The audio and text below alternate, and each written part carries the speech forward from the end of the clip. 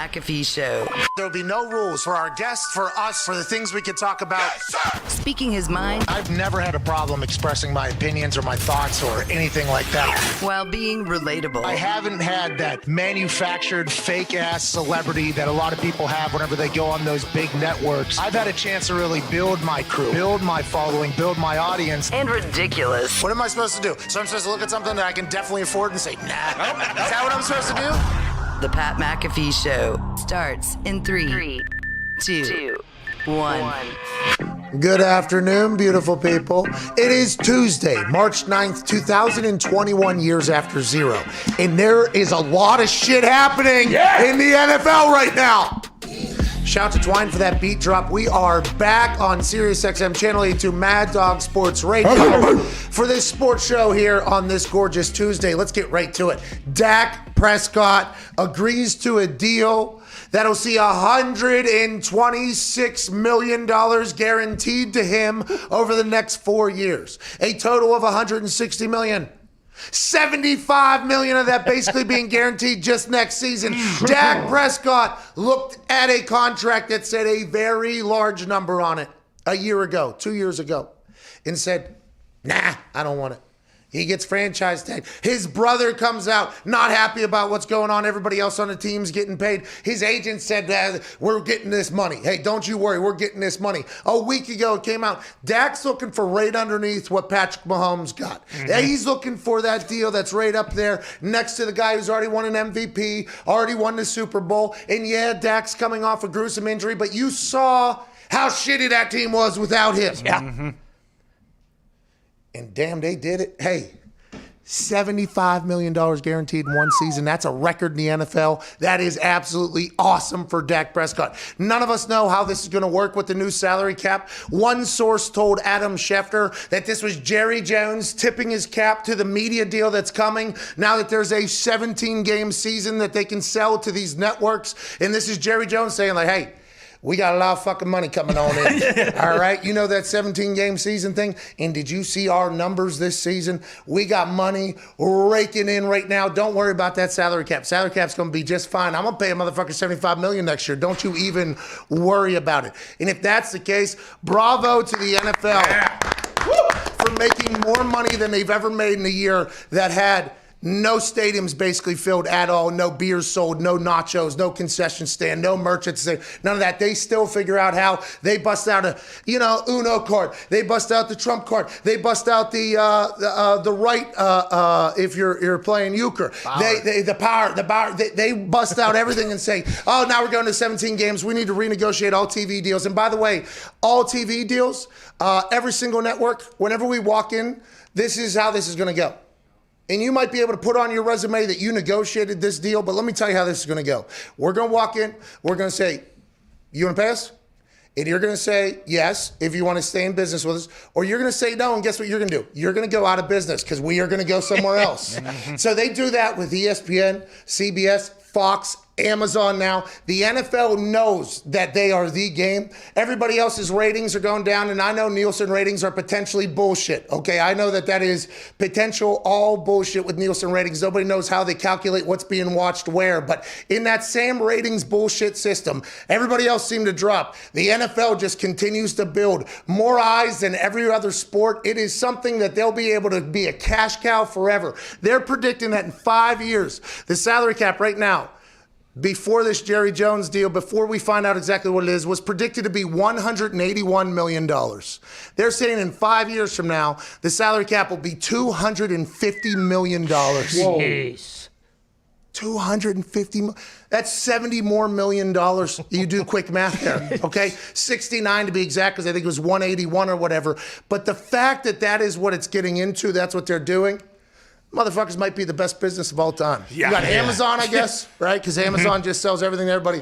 The NFL just continuing to rake in cash is absolutely awesome. That's a big credit to not only obviously the organizations, but the players that have put out an incredible product, the coaches, and let's just make the refs better. Okay, now, a lot of other things happening. Franchise tags are happening. Trades are happening. Restructuring's happening. We got a massive Tuesday. 1-888-MAD-DOG-6. We would like to hear from you at COVID Cowboy over there. Maybe that... What? Oh. Maybe that should be. It's at Tone Diggs with a Z, but at COVID Cowboy. Man. That might be the play. Something to think about. Tony. No, because then you'd have to get back, and we probably wouldn't be able to get back because Tone Diggs with a Z would get taken from somebody. I got it. I'm Okay. not saying that I would ever leave the COVID Cowboy No, life. you're going to. We know you're going to. There will be a new season There's of a something. show that I'm going to love. You might be a surfer guy. At some point, there'll be some Probably. surf community mob, okay, that takes over something. Diggs is going to start walking in here, Hawaiian shirts, beach, and flip-flops of this whole thing. It's like, I'm just more relaxed now than I was. Sandy Tom. But big things are happening in the NFL right now. Yeah. Big things. You got to feel pretty good. Bud Dupree officially on the market. Okay? Thank you, Bud. Bud Dupree was a absolute powerhouse for Yes. the Pittsburgh Steelers. His injury was a big deal for that Pittsburgh Steelers team long term. Him coming off the edge with TJ on the other side, although Cam Hayward and the boys on the D-line did a great job, he was a massive loss to the Steelers this year. He's becoming a free agent. He would look great with the Indianapolis Colts. This dude is a certified killer. He will go and get it, and I think he works his ass off. Oh, yeah. As a Steelers fan, you get Ben Roethlisberger back a week ago. Now Bud Dupree's definitely gone. What's going to happen with Juju? This might be a whole new team out there. Yeah, I mean, Bud's gone. Mike Hilton is unfortunately probably gone. James Conner's probably gone. Juju's probably gone. There's a lot of turnover, but Do you guys stink? no. Oh, no. Okay, good. I mean, That was, by the way, I don't want anybody coming after me. I got a lot of friends in that organization. I'm just wondering if, in Diggs' mind, with all this turnover, with quarterback or a lease for 1 year, do you guys stink? Is what people are wondering. no, because like the question. players that are leaving, Juju, Steelers are really good. They have really good wide receiver depth. James Conner, that doesn't matter at all. Jeez. My God, Friend of the show. Tony. Friend of the show, James. Yeah. I mean, you can plug and play. Great interview. He was an incredible Great interview. human Back being. is huge. Huge. Yes, turn sideways and go through the goddamn door. Great human being. This What I'm guy saying beat is, cancer. Come on, Dave. New York Times bestseller. He is a New York Times bestseller. He's whatever. Get him out. Tony. but I'm saying those guys can be replaced. By the way, there was no rebuttal. No. I heard what you guys just said. I heard it doesn't even warrant a response. But this is going to be something that's going to happen around the NFL. A lot of teams are going to look very different. I mean, Trent Brown just got traded back to the Patriots from the Raiders. The Raiders have released like 6 rather well-known players from their team, and they're not going to be the only ones. There's a lot of people that the Saints are getting rid of people. They're restructuring things. There's a lot happening, all because the potential salary cap. And then people now are saying that Jerry Jones is tipping his cap that the salary cap is going to be more. Or some teams going to be pissed off with the cuts that they made because they thought the salary cap was going to not move as much, and then it ends up doing. And are there teams that are completely out of touch with where that's going to be? There's no way, right? I would assume every team knows the same amount of information that Jerry Jones knows, right? You would think. Yeah. And if they don't, shame on them. Well, that's what. Because if this is Jerry Jones tipping his cap, or tipping a cap to what he thinks the new media deal is going to be worth, and Jerry Jones. Now, I'm not 100% sure. Adam Schefter reports that one league source on the Dak Prescott deal. You know what this is? This is Jerry Jones tipping off the extraordinary TV deal that is coming. Okay, so does Jerry Jones know stuff that everybody else doesn't? Because everybody else are just cutting players because they think the salary cap's going down. And if that's the case, are you a pretty pissed off NFL owner if one guy knows a little bit more than you do? That means there's no way, right? There's no way that could be possible. Because I assume Jerry's not just working these side deals by himself. Everybody would have to know the same information. You would right? think so. Yeah. You would think. I mean, tampering. Can't have it. I mean, fraudulent reporting, can't have it. Not in our league. You think Jerry's going to the owners' meeting? He's like, I don't know, guys. This Boys. TV deal is not going to be what we thought it was. Hey, it's a bubble, okay? And that bubble's going to burst.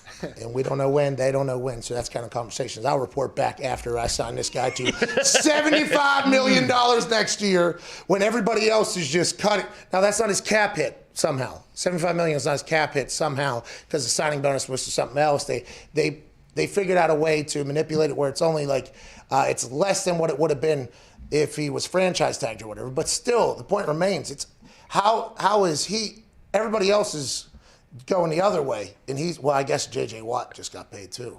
True. But nowhere near $75 million. $75 million next year. Good for hey, I'm fucking pumped for Dak. Oh, I yeah. want to let you know, Awesome. anytime somebody gets paid, I'm happy for them. I hope everybody makes $1 billion and is happy and does everything. Like, that's legitimately how I feel about every situation. It feels like the only people that are actually doing that, though, are the owners in the NFL. The money just keeps coming in for them. It's unbelievable. Well, it just makes no sense, too, because you look at, the Packers, they're big. Everyone's talking about, hey, they might be players. They might go grab a couple guys. Like, their big acquisition is bringing Funchess back. I mean, it's like they have so much. Hey, I won't let you. Yeah, Funchess was on the Colts, okay? Yeah. Funchess, at Ty Schmidt, at Boston Connor, by the way. Great to have you boys here. Everybody in the back, you guys are the best. Foxy is getting a lot of hate around the internet. Mm-hmm. I can't wait to hear him open up a little bit. Yeah. But Funchess, he was a Colt, I guess. Mm-hmm. Okay? What? Why are you doing it? He was a Colt, I guess. I mean, it's just funny. But I didn't recall that until I saw the photo of him making a catch there for the Colts. Score, not just a catch. Or it's a drop, and they're throwing him under the bus.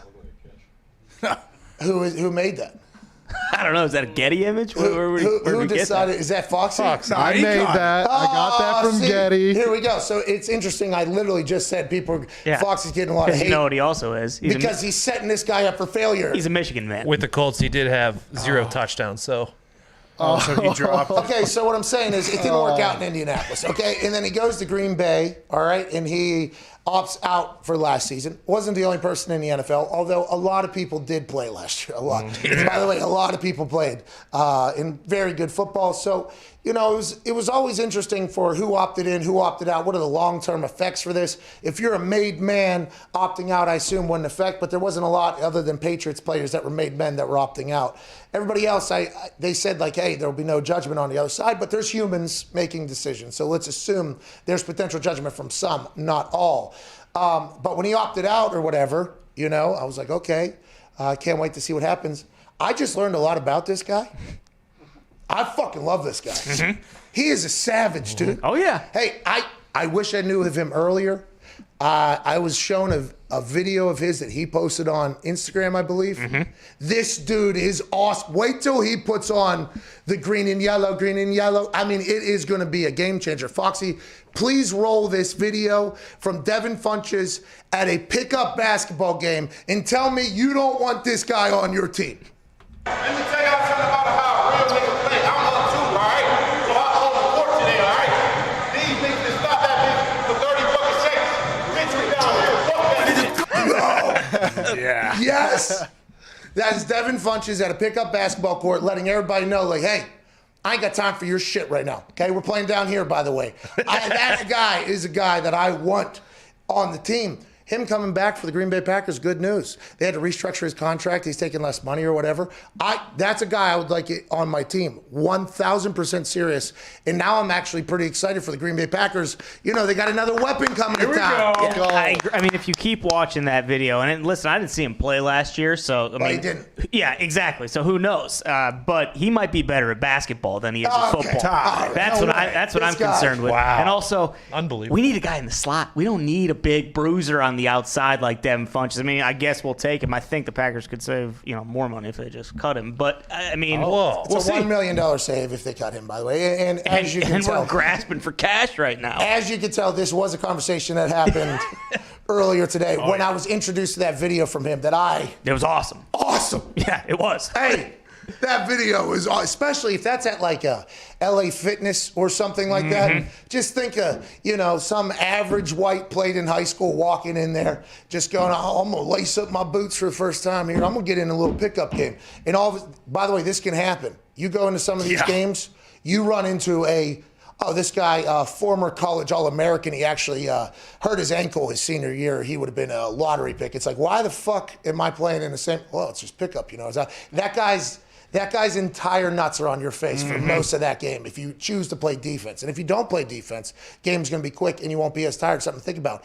Funchess on the court if he's that same guy on the field, he might be my favorite player. Yeah, I mean, if he shows what he showed on that basketball court on the football field next year, he'll score like 15 touchdowns. He's an explosive athlete. Shout out to Devin Funchess, by the way. We would run your entire highlight video here so everybody could see it, but the song is just, we can't. They'll shut our entire business down. Can't do that. At Boston Connor, big Patriot fan. Oh my God, who's in the game? Who's back in the game? After a season of having a massive disappointment, not Cam Newton's fault, but Cam Newton comes in. The offense has Connor Campbell playing wide receiver. That's right. You know what I mean? A lot of players opted out last season. Not a lot of wins. No. Tommy Foxborough goes on to win a Super Bowl somewhere else. Naturally. It seemed like the tide was really turning on the people of New England. Yeah. And then all of a sudden, $66 million in cap space. Let's bring this offensive tackle back to town from Las Vegas. That son bitch knows how to play. We need a little bit of that. Now he's going to spend some more money. People are saying Van Noy's going back to New England. Oh, yeah. You got to be pumped about free agency here. Here comes Bill. All these other teams in the NFL, they're scrambling for cash. Ty's talking about cutting Funchess, who's throwing down dunks just for $1 million. Bill's out here slinging cash all over the place. We still got $55 million after the $11 million for Trent Brown, and we talked about it before. Hopefully we can rework some signing bonuses somehow, get even more cap. Then, who knows? Maybe AB comes back. Maybe we bring AB back. Kyle Van Noy next week. I mean, there's plenty of options. Gronkowski's going to be a free agent. Gronkowski's a free agent. Shit, we might take a run at Brady if they don't get that extension. Why not? Hey, we'd like to trade. Might happen. Who says no? Could you imagine if in a blockbuster trade, the New England Patriots have traded for Tom Brady? Oh, my God, it would be awesome. If I know anything about relationships, it always works when you get back together after the break. Yeah, it's always like, one older gentleman described it to me like this. I was obviously much younger, coming out of a relationship. We went on a vacation, my boys and I. While we were on the beach, we ran into a man, who is a elder man. This guy, by the way, very successful man, okay? He actually flew us back in his plane. So we flew to beach, commercial. We flew back in this guy's plane, okay? So guy had money or whatever. And, we were having a good time, so he came over. He was an older gentleman that liked to have a good time, so he came over, started partying with us or whatever. And he goes, so you guys are broken up? And I go, yeah. He goes, now don't go back into that fridge, my friend. And I said, what are you talking about? He said, it's always interesting to me. People put, the milk back into the fridge after it's been expired, and then they shut it, and then they get to a point where they're like, you know what? This milk was good at one point. It was, wasn't it? It was really good milk at one point. And you're like, you know what? I'm going to go back in there and I'm going to try to drink that. And it's going to be just like the good old days. And then you drink that shit and guess what? It's more spoiled than it was before. And that first sip, you might not have noticed because it was cold or whatever, but it's going to happen quick and you're going to immediately regret your decision. So don't go back into the fridge, my friend. And he raised up like a glass. It was like a magical moment there. That's real. And that is something I think that would happen potentially with the Patriots and Tom Brady, especially after Tom got to experience what life was like with Bruce Arians. Hey, remember, Tom said he didn't want to throw Wednesday. I said, fuck, don't throw Wednesday. He was never able to do that with Bill. I mean, there's no way. But if Bill Belichick starts becoming a destination place for free agents, look for them to potentially win some more games, huh? Yeah. That's right. There's no lemon chunks in the Patriots' milk, okay? We can go get AB or maybe Allen Robinson. We know the Lions aren't going to franchise. He's breaking news right now, right? Allen Robinson, yeah. Allen Robinson broke some NBA news this morning. Yeah, Andre Drummond signing with the Nets. Per sources, he said. LOL. So I saw that tweet, and I was like, okay, this is a different Allen Robinson. I go in there, and every response to that is like, yeah, what the fuck are you doing? Hey, I like that Allen Robinson's getting in the source game. Yeah. I hope now we have great relationships with insiders. Mm-hmm. Oh, yeah. Okay, we have great relationships, and there will always be news for insiders to break. I mean, they have friends that don't. I like the thought of players, though, being insiders for their friends and things like that. I like that a lot because you can, I mean, that's a big deal. This tweet is a big deal. Oh, yeah. And if he and Andre Drummond are boys or whatever, like that's quite a bone to give to your friend. I remember A.Q. Shipley, whenever he was going to go and sign somewhere. You remember this? Oh, yeah. I was like, hey, will you just let me know whenever you sign somewhere? He's like, yeah, absolutely. No problem. He says, no problem. Then all of a sudden, I'm reading Shefty tweeting about AQ Shipley signing with the Tampa Bay Buccaneers. I'm like, I knew this 3 weeks ago. I could have said this 3 weeks ago. I want to get in. He goes, I didn't even know. Okay, Schefter knew before me. These guys know. Like the owners, like Shefty has ins with like the lead counsel with teams. Like, and Rappaport has these high up sources. So sometimes players can't do it. Andre Drummond doing that for Allen Robinson, awesome. Look for Allen Robinson to potentially return the favor to Andre Drummond for what Allen Robinson's going to do. There we go. So let's keep an eye on Andre Drummond's social media account. If he's going to New York, maybe then Allen Robinson will follow him and go to the Giants or the Jets. Oh, you think they're such good friends? He's like, you know what? My buddy's there. I just came from Chicago. It was awesome. Mitch Trubisky. I want to go to another place that Cold City isn't sure. Give me Bob Sala. Has a quarterback that stinks. Whoa. Who? Dude. I mean, You talking about Sam Darnold? yeah. No. Oh, Todd. You just stirred the pot with all those QB gurus. Orlovsky's going to hear this and not be happy at all. What were you going to say, Foxy? I was just going to say Allen Robinson from Detroit. Andre Drummond spent a lot of years in Detroit, so it does make sense that they're boys. That's right. Okay. Speaking of, It made sense at the time. Still does. Was Allen Robinson in high school whenever he was there? Did he play in Detroit? How many years did he play in Detroit? Detroit, you? Oh, he's from Detroit, I'm saying, so he probably spends a lot of his time in Detroit. In the offseason. Yeah, so he goes to the NBA games in the offseason, meets up with Andre. Got it. But does anybody spend their offseason in Detroit? Yeah, Calvin Johnson still lives there. Barry Sanders still lives there. Mike Posner says, he's made love in every city, but he'll be buried in Detroit. Bingo. Right? Yeah. That's where he's from. But I don't think that's where you put things when they're dead and buried, Pat. That's where he's from. Okay, have a little respect. But never in that song did he say, like, I visit Detroit. Yeah. You know what I mean? He just said, I'll be buried in Detroit. He loves it. I've gotten into a big Mike Posner kick, by the way. Really? Oh, big Mike. Got some bangers. Heaters. Yeah. He has a song called, like, I Can Write a Song. It's basically him high as hell explaining why he's good at writing songs. Pretty good banger, too. The melody's important. It's just high guy music at all levels. What do you got, Dix? So speaking of Detroit and wide receivers, it was expected that Godwin, Robinson, and Galladay could all be franchise tagged. Godwin was franchise tagged. We don't know about Robinson, but we do know that Galladay will not be franchise tagged. Get him out. So a true number one is going to be on the mark. Tom Pelissero, the Lions don't plan to tag wide receiver Kenny Galladay per source. No final decision on whether Detroit may use a tag on someone else, but it appears Galladay is headed to the market. Yes. Congrats, Kenny Galladay. Yes. No. I'm sorry. Come on, Kenny. I'm a Motor City Dan Campbell guy. Would be a great coach. Come on. Yeah, but this helps. He would be a great coach, as would Allen Robinson. Anybody that can catch balls well and is on the market, come on down to Indianapolis. We need you. And Carson Wentz, wait till you see what he can do, okay? You haven't seen it for a bit, but wait until you see him back. It's going to be nice. But when you talk about the Detroit Lions, moving on from Stafford, not tagging Galladay, I know the conversation was they were going to keep him around for another year, but it feels like this is hey, let's go ahead and restart this thing. Let's go ahead. We got a new owner. Okay, we got a new way of doing things. We all communicate here. Let's go ahead and start from the ground up. Yeah, we got Goff playing quarterback. We get it because he came with the thing. But let's go ahead and build this thing from the ground up. Maybe expected now at this point, but this is good for 31 other teams that Kenny Galladay's on. Yes. Yeah. Who the hell is Goff going to throw to now? Is Dan Campbell going to suit up? And then Antoine Randall-Wells up there coaching. Yeah. T.J. Hawkinson, dude. Yeah, and they got T.J. Hawkinson, who I watched a couple clips from Bussin' with the Boys with him. He looks awesome. Okay, that is the guy I want on the team that I'm on, okay, for sure. What's that, Nick? They just signed Tyrell Williams, too, who busted out of Oakland. Yeah, he was one of the guys who left Oakland. Okay, here we go. Las Vegas. All right. I don't think it matters, by the way, who's on the team. No. Really? Why is that? It doesn't. Those boys are going to run the ball, by the way. It does not Dan matter. Campbell. Yeah. Dan Campbell. He could have you on that team, dude. Yeah. Were you not here for the experience didn't that get was? to experience No, Dan I Campbell. listened, but here's the thing. Oh, no, you did not experience it. I absolutely understand Dan Campbell, unbelievable football guy. They're going to be biting off kneecaps.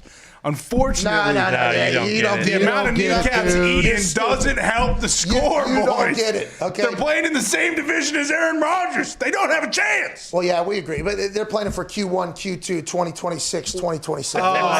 Fair. That's why they're building. That's Fair what enough. I'm hoping is that they actually give Motor City DC the leeway to get this thing done, because I tell you what, it'd be a real shame if they go 2-15 next year and just shit can his ass after 1 year. That's what I'm saying. Right, let him build it. All right, it is Tuesday, March 9th. That MCDC slander, okay, by the toxic table. No slander. Yeah, I love the guy. No slander. I'm a huge Lions guy. Just trying to, look at the whole picture. You let Connor come back in here and sway your opinion. No, I'm just looking at the whole picture, boys. Do you forget what it was like talking to Dan Campbell? Yeah, that's what I'm saying. I'm a huge Dan Campbell guy. I love the Lions. But they may go 2-15 next Their wide year. receiver situation is troubling right now. When you look at Do you it. forget about watching Jared Goff? I mean, let's get to a break. We'll be back in 4 minutes. Darius Butler will join us on the other side. Woo! Talking Dak Prescott deal. This is a mega deal. Also, I think he might potentially have some thoughts on other quarterbacks around the NFL that you were just making fun of, maybe. This is Pat McAfee Show, Tuesday, March 9th, SiriusXM Channel 82, Mad Dog Sports Radio, and youtube.com/The Pat McAfee Show. We'll see you in 4 minutes.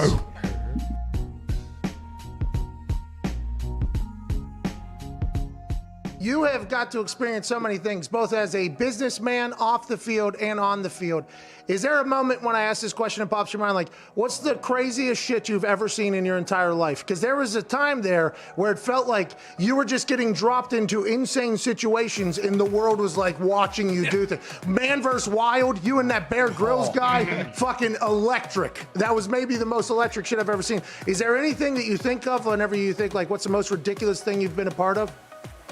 Probably some of the most ridiculous shit I ever been a part of was, I had got the restaurant which I'm in right now, and when we first got it, I would come in here and I would clean up and go outside in the front, sweep up, make sure everything looked nice and shit. And one morning I got up here and I noticed, damn, this is a funky ass smell. And I looked, to the side of my front door, and it's a big ass pile of shit. And I'm talking about human shit. Yeah, and it's right on the side of the door. So I'm like, somebody done came and popped the shit right in front of the door. Like, oh, this shit is crazy. Like, I can't be in here serving food. Motherfucker come walk in and they smelling straight ass cheeks when they come in there. Like, I don't think that's the restaurant I need to eat in. So, man, I get the water hose and I'm hosing it down, and I see, we got a couple, dolphins that usually walk back up in front. Hey, man, did you do this? Like, oh no. So, one of them owned up to it. I said, man, check it out. So you don't do this no more. Look, you come by here, we get you we get you a broom, and you help us, we help you. You feel me? And we put together a little. I put a proposition together for him, and I ain't cleaning up shit no more. It's a win-win. It's a win for everybody on that one. Hey, one of your former teammates. Yeah, hey, everybody wins. You're helping the people, man. That's awesome. That's why people love you. But hey, one of them owned up to it. Just a line of questioning. The line of questioning. His name was Willie. Willie owned up to. Matter of fact, he just left out. He's saying sweeping up. He's like, hey, what's up? Oh boy, I've been looking for you. You feel? Okay. Yeah, we bust down together up in the front of the restaurant to get it all cleaned up and everything. Hey, you're helping people. Hey, Willie went from shitting outside to working inside. Let's go. Yeah. All right. Let's go, Willie. Let's go. Give it up for my boy Willie, man.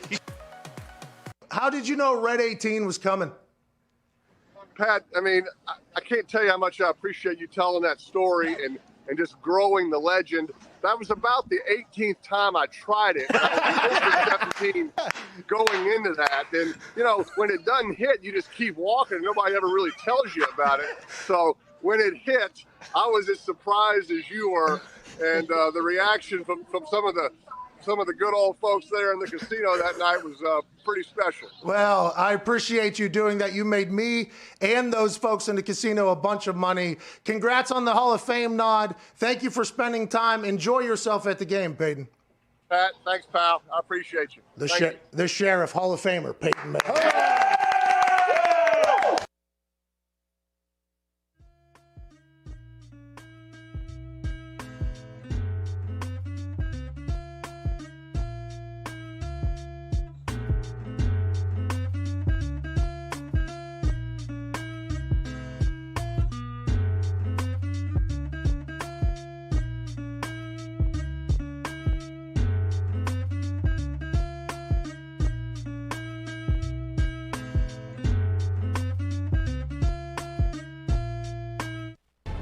This is the Pat McAfee Show on Sirius XM Mad Dog Sports Radio. We thank you for taking the time to seek out this small regional show that streams internationally. Here's Pat and the boys. I want to let you know that Raycon is awesome. Hell yeah. Yeah. Raycon is disrupting the electronics industry by designing premium wireless audio for half the price without compromise. Ooh. They're doing things differently than the other brands out there, from the way they design their products to the way they price them. Raycon prioritizes their customer experience from start to finish. That's what I'm talking about. No fucking around. Not a lot of places do that anymore. This is going to be for you from start all the way to dance with me. Finish. Raycon offers their wireless earbuds in a range of fun colors and patterns with a variety of fit options and no stupid dangling wires or stems. Thank God. I have to wear these every day because they don't have the technology to Bluetooth from the Raycons into the show thing. Unfortunately. But when they do make that thing, it'll be awesome. Oh, yeah. And we tried one of those things, and it was shit. Yeah, no dice. Yep. This company has not paid us. We don't know who they are, but this is shit. They stink. Thanks. This is a waste of money here. Yeah. Don't buy it. I thought I was going to be able to use my Raycons every single day with no wires, and I thought I was going to be able to be a little bit more active without being attached to my ass, which has a pack on it. Sure. This thing stinks. Yeah. It's a piece of shit.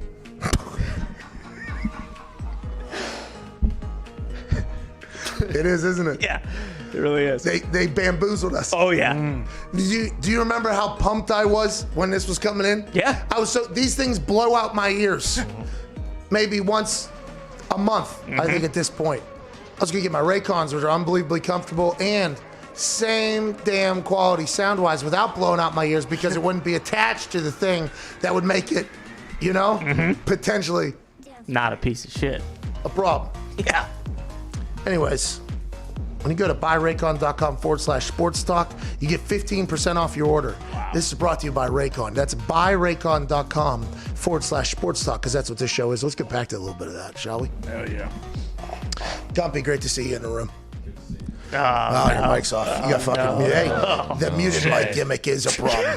I mean, that'll get you every single time. Joining us now is a man, I hope his mic isn't muted, because friend of the show, an incredibly intelligent man when it comes to the football world. He's a co-host of the Man to Man podcast, which is one of our favorites here in the office, him and Antoine Bethea. Ladies and gentlemen, joining us now, Darius Butler. Fellas. How are you, man? I'm good, man. Was that Ray J's Raycon? Yeah, Ray J's the founder. And other celebrities like Brandy, which is Ray J's sister, so you would think she would support. But J.R. Smith. Melissa Etheridge. Come on. They all love them. Gotta try him, man. For me, I would wear them every day if I could, but I can't because this thing. You know what I mean? I have to have this thing on. Let's get right to it, Darius. A football player is making $75 million next year. Let's fucking go. Yeah, big time.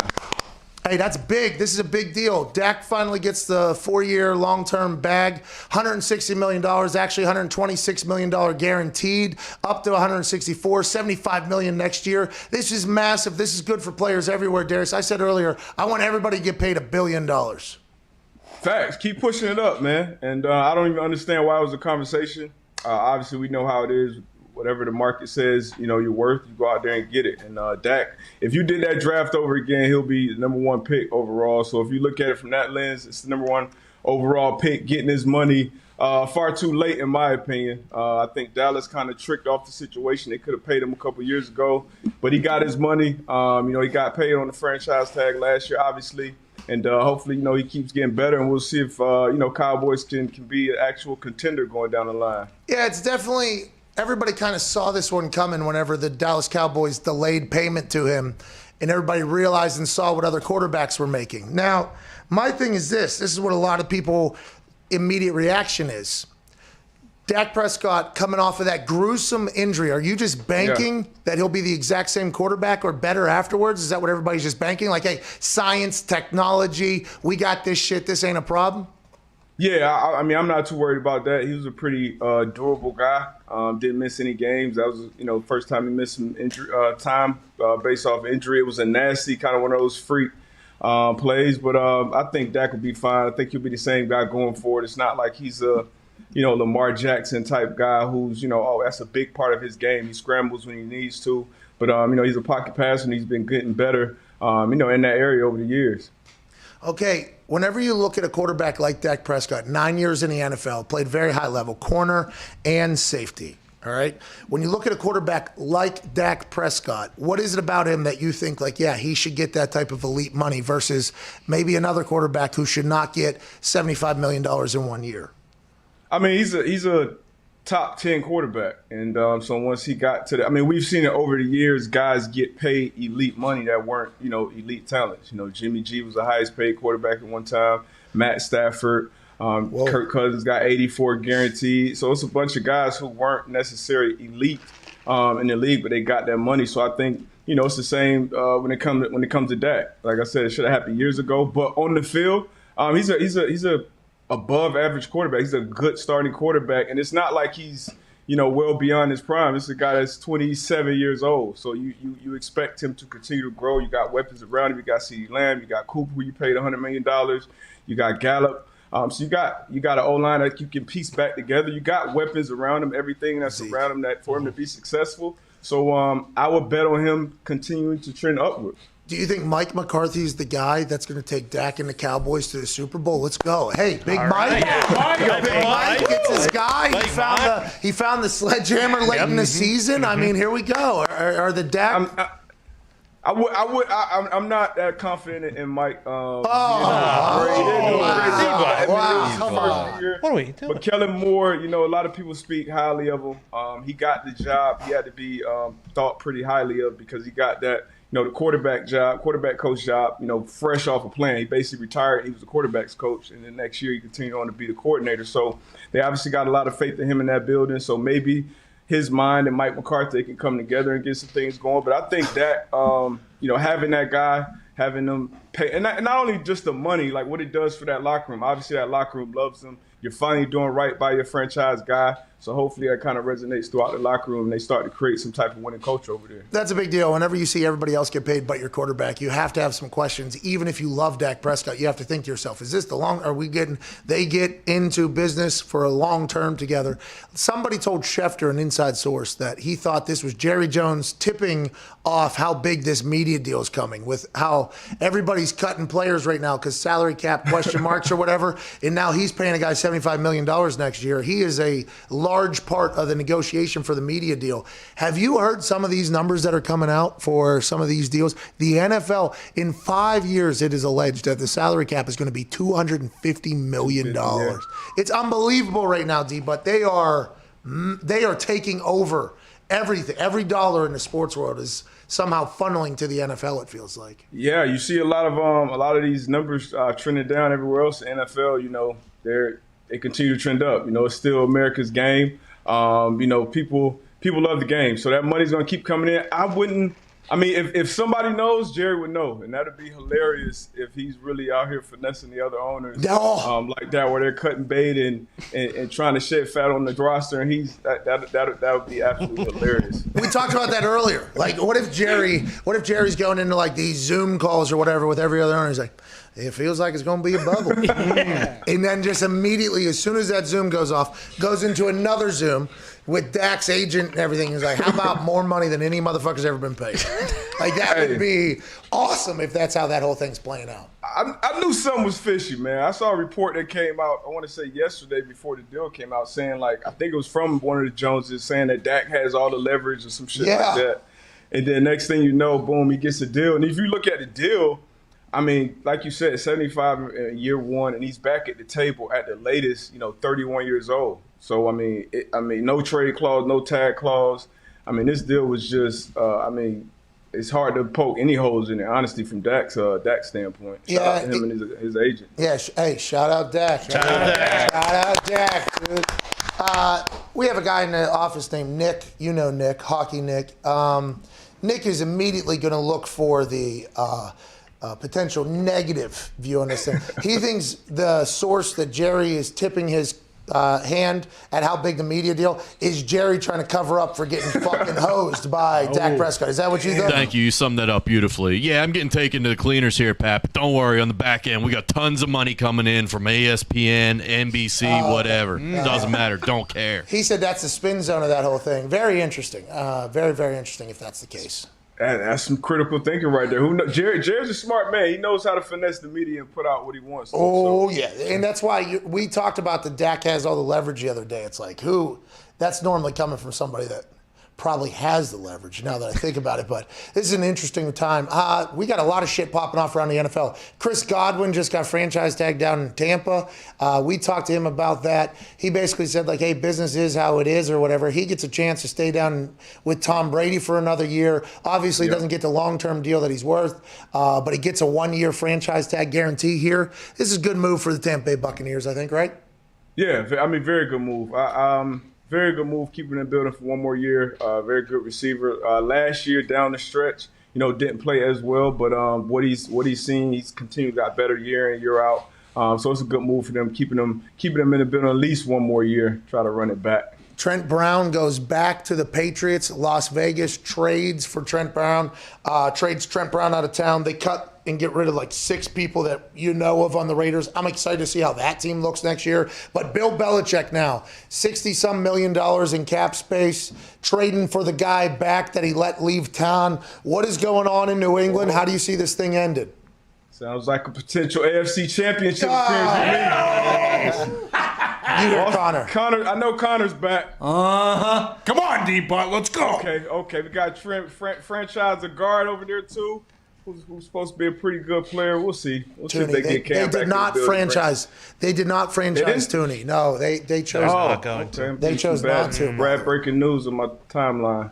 Oh, Darius. Hey. Did you get a dart? You got to look. It's treacherous out here, man. Bro, I get killed out here. Watch out for BR Gridiron, D-Butt. Oh, yeah, yesterday. Oh, I thought they were legit. Yeah. Oh, well, that'll get you. So did we. Spinning yarn over there. That is what we're. Now, listen, I do think they take a lot of hacks, right? They're covering everything. But, boy, there's been a couple that they've gotten us into some real shit. Oh, yeah, I already know you took that Odell shit, huh? Yeah. It was Fitzmagic and Fitzy. Yeah, and then Fitzmagic was retiring, and then Fitzmagic wasn't retiring. I mean, it was, and then I get DMs from people like, I never said what you're saying. I'm like, well, the graph, it was a wild day yesterday. Wild day, Darius. A lot of people, Kenny Golladay is going to be a free agent. Okay. Yep. Allen Robinson, probably going to be a free agent unless he gets franchise tag, but I guess could still happen. But with these weapons that you have to have, if you're a team that needs weapons, what should they be looking for, you think, in the wide receiver? Like what, for Carson Wentz, for instance, this is our Colts real quick. Need a wide receiver. What type of wide receiver do we need for Carson Wentz, you think, to make him better? I mean, you need a guy with a big catch radius. And also he can create separation. I mean, there's not too many guys around there walking around like that. Obviously, Galladay's one of them. Allen Robinson's definitely one of them. Because those guys can make, even when they're covered, they're open. And if you got a quarterback, I think Carson's good enough with those weapons around him to be a good quarterback. But if you got a big body guy who can also create separation and consistently win one-on-ones, that's what you want. Even if a guy's not big, like Stephon Diggs, he creates so much separation in his routes. That's going to make that quarterback better. You're going to see that evolution with whatever quarterback's throwing the ball. You wish you were a quarterback? I do. Shit, this money, man. Hell yeah. 75 in 1 year? Immediately following, by the way, one of the most gruesome injuries we've ever seen. Facts. Like, I love that Dak got paid, but there was no way in fucking hell I thought he was going to get the money he just got. No way I thought there was no chance. Because if you didn't think he was going to be in that number 2 spot? I didn't know, just because with the salary cap question everybody had, and then obviously if Dallas doesn't pay him, is there going to be another team that's going to be like, okay, we don't know this guy? Oh, yeah. You thought so? Oh, yeah. If he hit the market, he would have got that on the market as well. Probably more, but I mean, it was only after that injury. You thought? His quarterback, like you said. I mean, we see guys tear, ACLs and Achilles and all type of injuries and come back and be better. And he's a 27-year-old quarterback. You know what I mean? It's not like a lot of his game. This dude threw for almost 5,000 yards last time he was healthy. Like, it's not like a lot of his game is on, scrambling, been outside the pocket. So, absolutely. And that team fell apart completely after he got hurt. I guess his people were actually saying, like, yeah, the injury. Did you Did you see before and then after what had happened was? You see, exactly. I'd actually like a percentage of the star. I think we would actually we'd like the top little triangle of the star. That is what we think we deserve in this entire thing. D-Bud, we appreciate you joining us, man. Appreciate y'all, man. Appreciate y'all. It's always fun. Hey, what do you got going on? I see you're teasing something about Sam Darnold because Ty said that he stinks at quarterback. It sounds like you've done some research on him. What are your that's actually exactly what got me to the lab. Sam Darnold stinks. I actually said that to Dan Orlowski. He was raving about, Sam Darnold is just everything, hey, let me tell you about these 40,000 picks, but I'm going to tell you why and what could potentially be great going forward. So I'm like, hey, look, Sam Darnold stinks. Could potentially be better if he has blah, blah, blah. And I said, you know what? I don't like to say guys stink without, actually digging in there and doing a deep dive. So he's the guy I started with. Obviously, the Jets are picking at the top of the draft, so it's a lot of questions about should they stay with him? Should they go to a new college guy? So I'm jumping in the lab on Sam Darnold. I'm going to get some answers, man. I'm going to get some answers for the people. And this will be at Darius J. Butler. This will be on my socials, Darius J. Butler on Twitter, on Instagram, also on the Everything DB, and on the Man to Man Pod. So wherever you follow me, you better catch it. Let's go. I can't wait to see it, by the way, because I've done all the film study on Sam Darnold. I have my own thoughts. I can't wait to hear yours. Hey, gotcha. We'll pick each other's brains. I did not watch all of his film, so I am. Well, you do the film watching. I'm going to watch, and that's probably going to be pretty influential into my thoughts into Sam Darnold. So a lot of pressure there. Let's go ahead and do this right, huh? Let's make sure. Oh yeah, I got you. We got Sam. We got Dak coming up. We got whoever. I'm gonna start putting out polls out there so we can vote on who's next. And I would like to say this as somebody who was a teammate with Darius. Legitimately one of the smartest football players walking this earth. I got a chance to experience this in team meetings. Chuck would ask questions to the defense. It would normally get passed around to a couple people. No answer. Call a friend. Darius comes in. We should do ba ba ba ba ba. And Chuck goes, yeah, you're fucking right, Darius. We need somebody other than Darius to get these questions right. And then they go to the next one, and the same thing would happen over and over again. So I think a massive part of your game was actually film study, right? Like you were basically smarter than everybody on the field. Well, I wouldn't say smarter than everybody. I put the work in though. You had to put that work in. That's how I built the confidence to go out there and make plays, anticipate things. As a DB, you guarding the Julios, the ABs, the DeAndre Hopkins. You can't just be out there just trying to, okay, I'm gonna guard everything. You got to anticipate some things, be able to eliminate certain things based off concepts, splits, all this type of stuff. So I love that part of the game. A lot of players do, some players don't, but I love that part of the game. It would be awesome if you were athletic enough, like if I could one day do that, to walk up to Julio on like a Sunday game and be like, "Whatever you got today, dude." Good luck. I'm just lining up. Whatever you got. Yeah, that Julio shit different. Yeah, it's different. You're gonna stay up a little later, watch a little more film when 11 out there. I cannot wait to see what your film study says about Sam Darnold, ladies and gentlemen. Darius Butler. He's the best, dude. Oh yeah. Those meetings were awesome.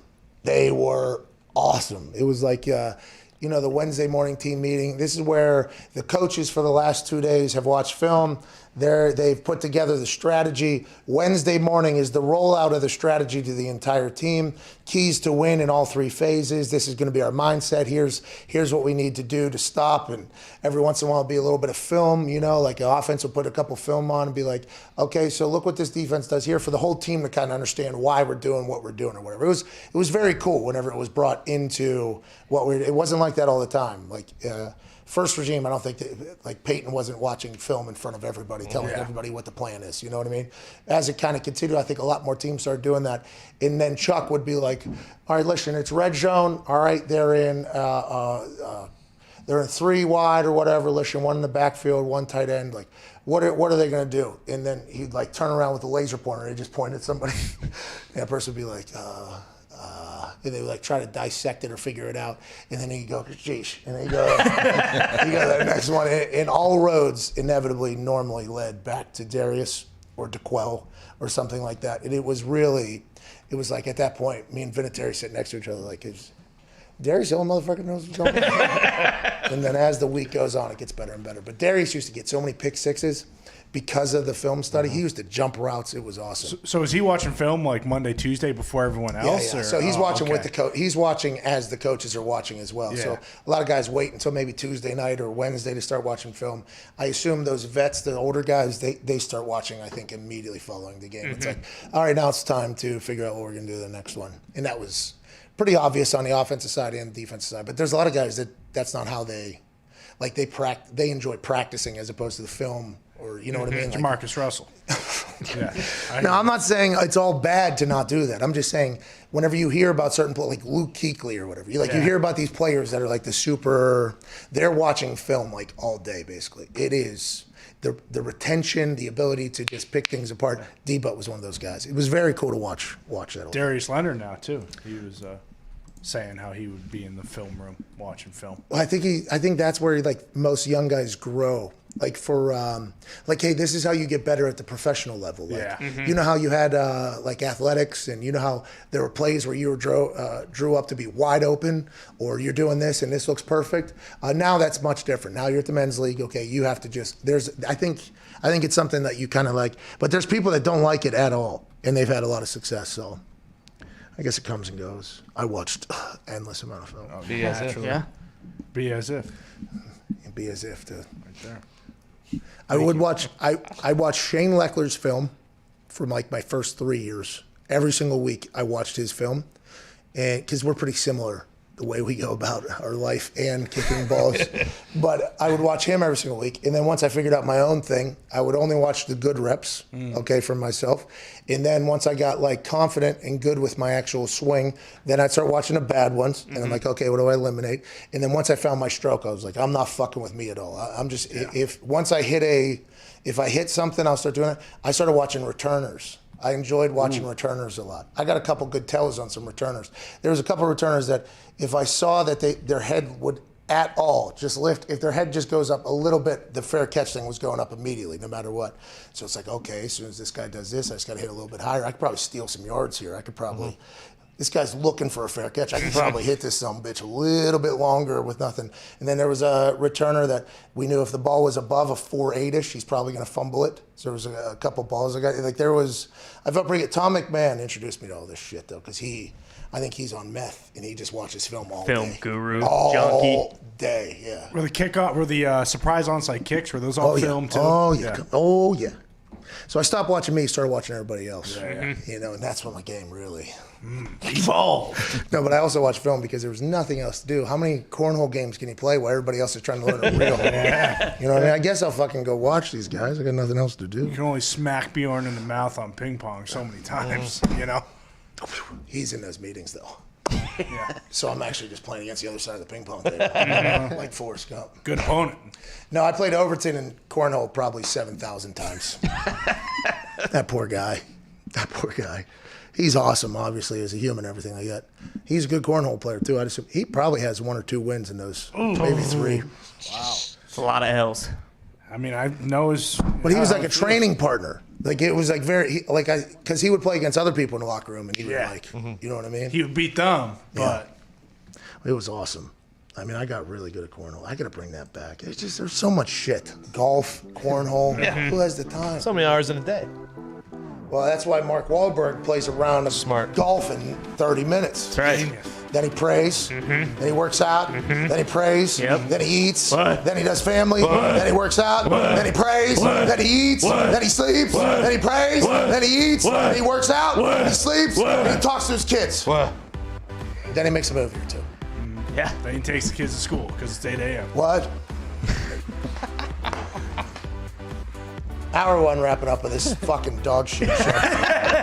This is Tuesday, March 9th, 2021. Almost 30,000 people are watching on YouTube. We'll be back in about 6 minutes. We appreciate the hell out of all of you. This is the Pat McAfee Show on Sirius XM, Channel 82, Mad Dog Sports Radio.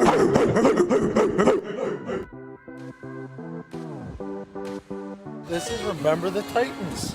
How's it going? My name is Pat McAfee. I do a lot of things. Today I am a professional analyst getting ready for the Thursday Night Football opener in beautiful Nippert Stadium with the Cincinnati Bearcats here at Higher Ground. this secluded world.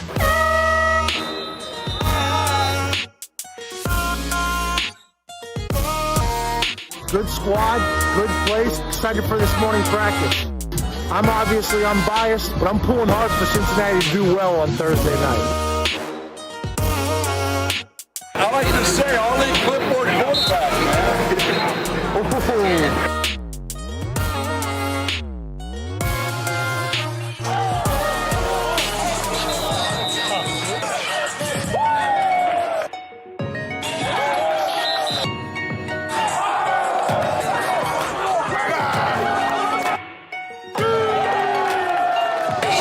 This is awesome.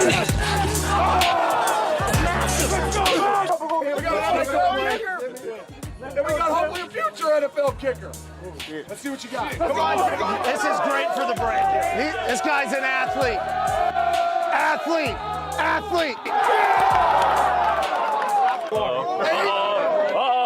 Hey, let's go.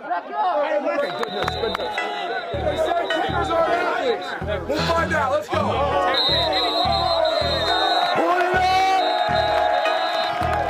Heads up.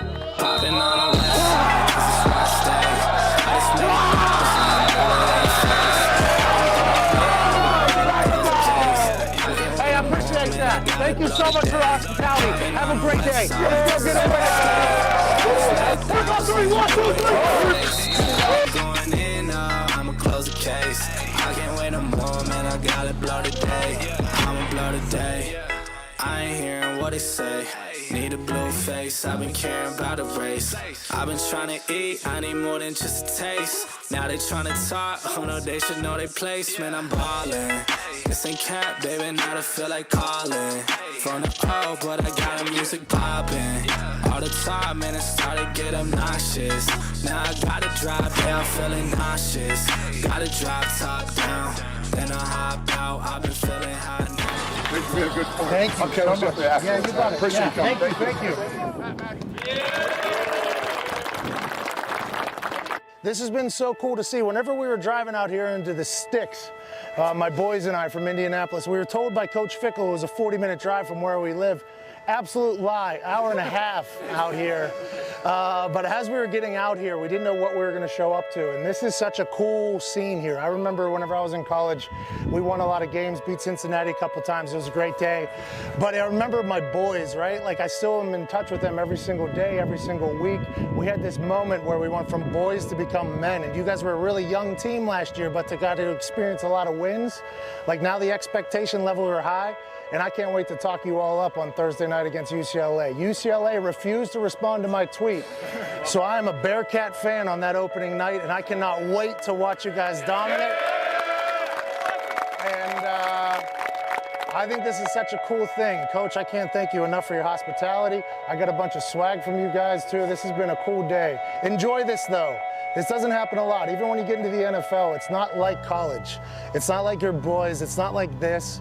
It's a whole different world that you'll remember forever. And I was honored to be here to watch you today, and I can't wait to watch you guys go win the thing on Thursday night and then throughout the rest of the season. Thank you so much. Cheers, boys. Thank you.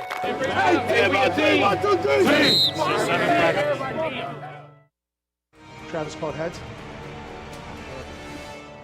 No! Sorry. You're not sorry.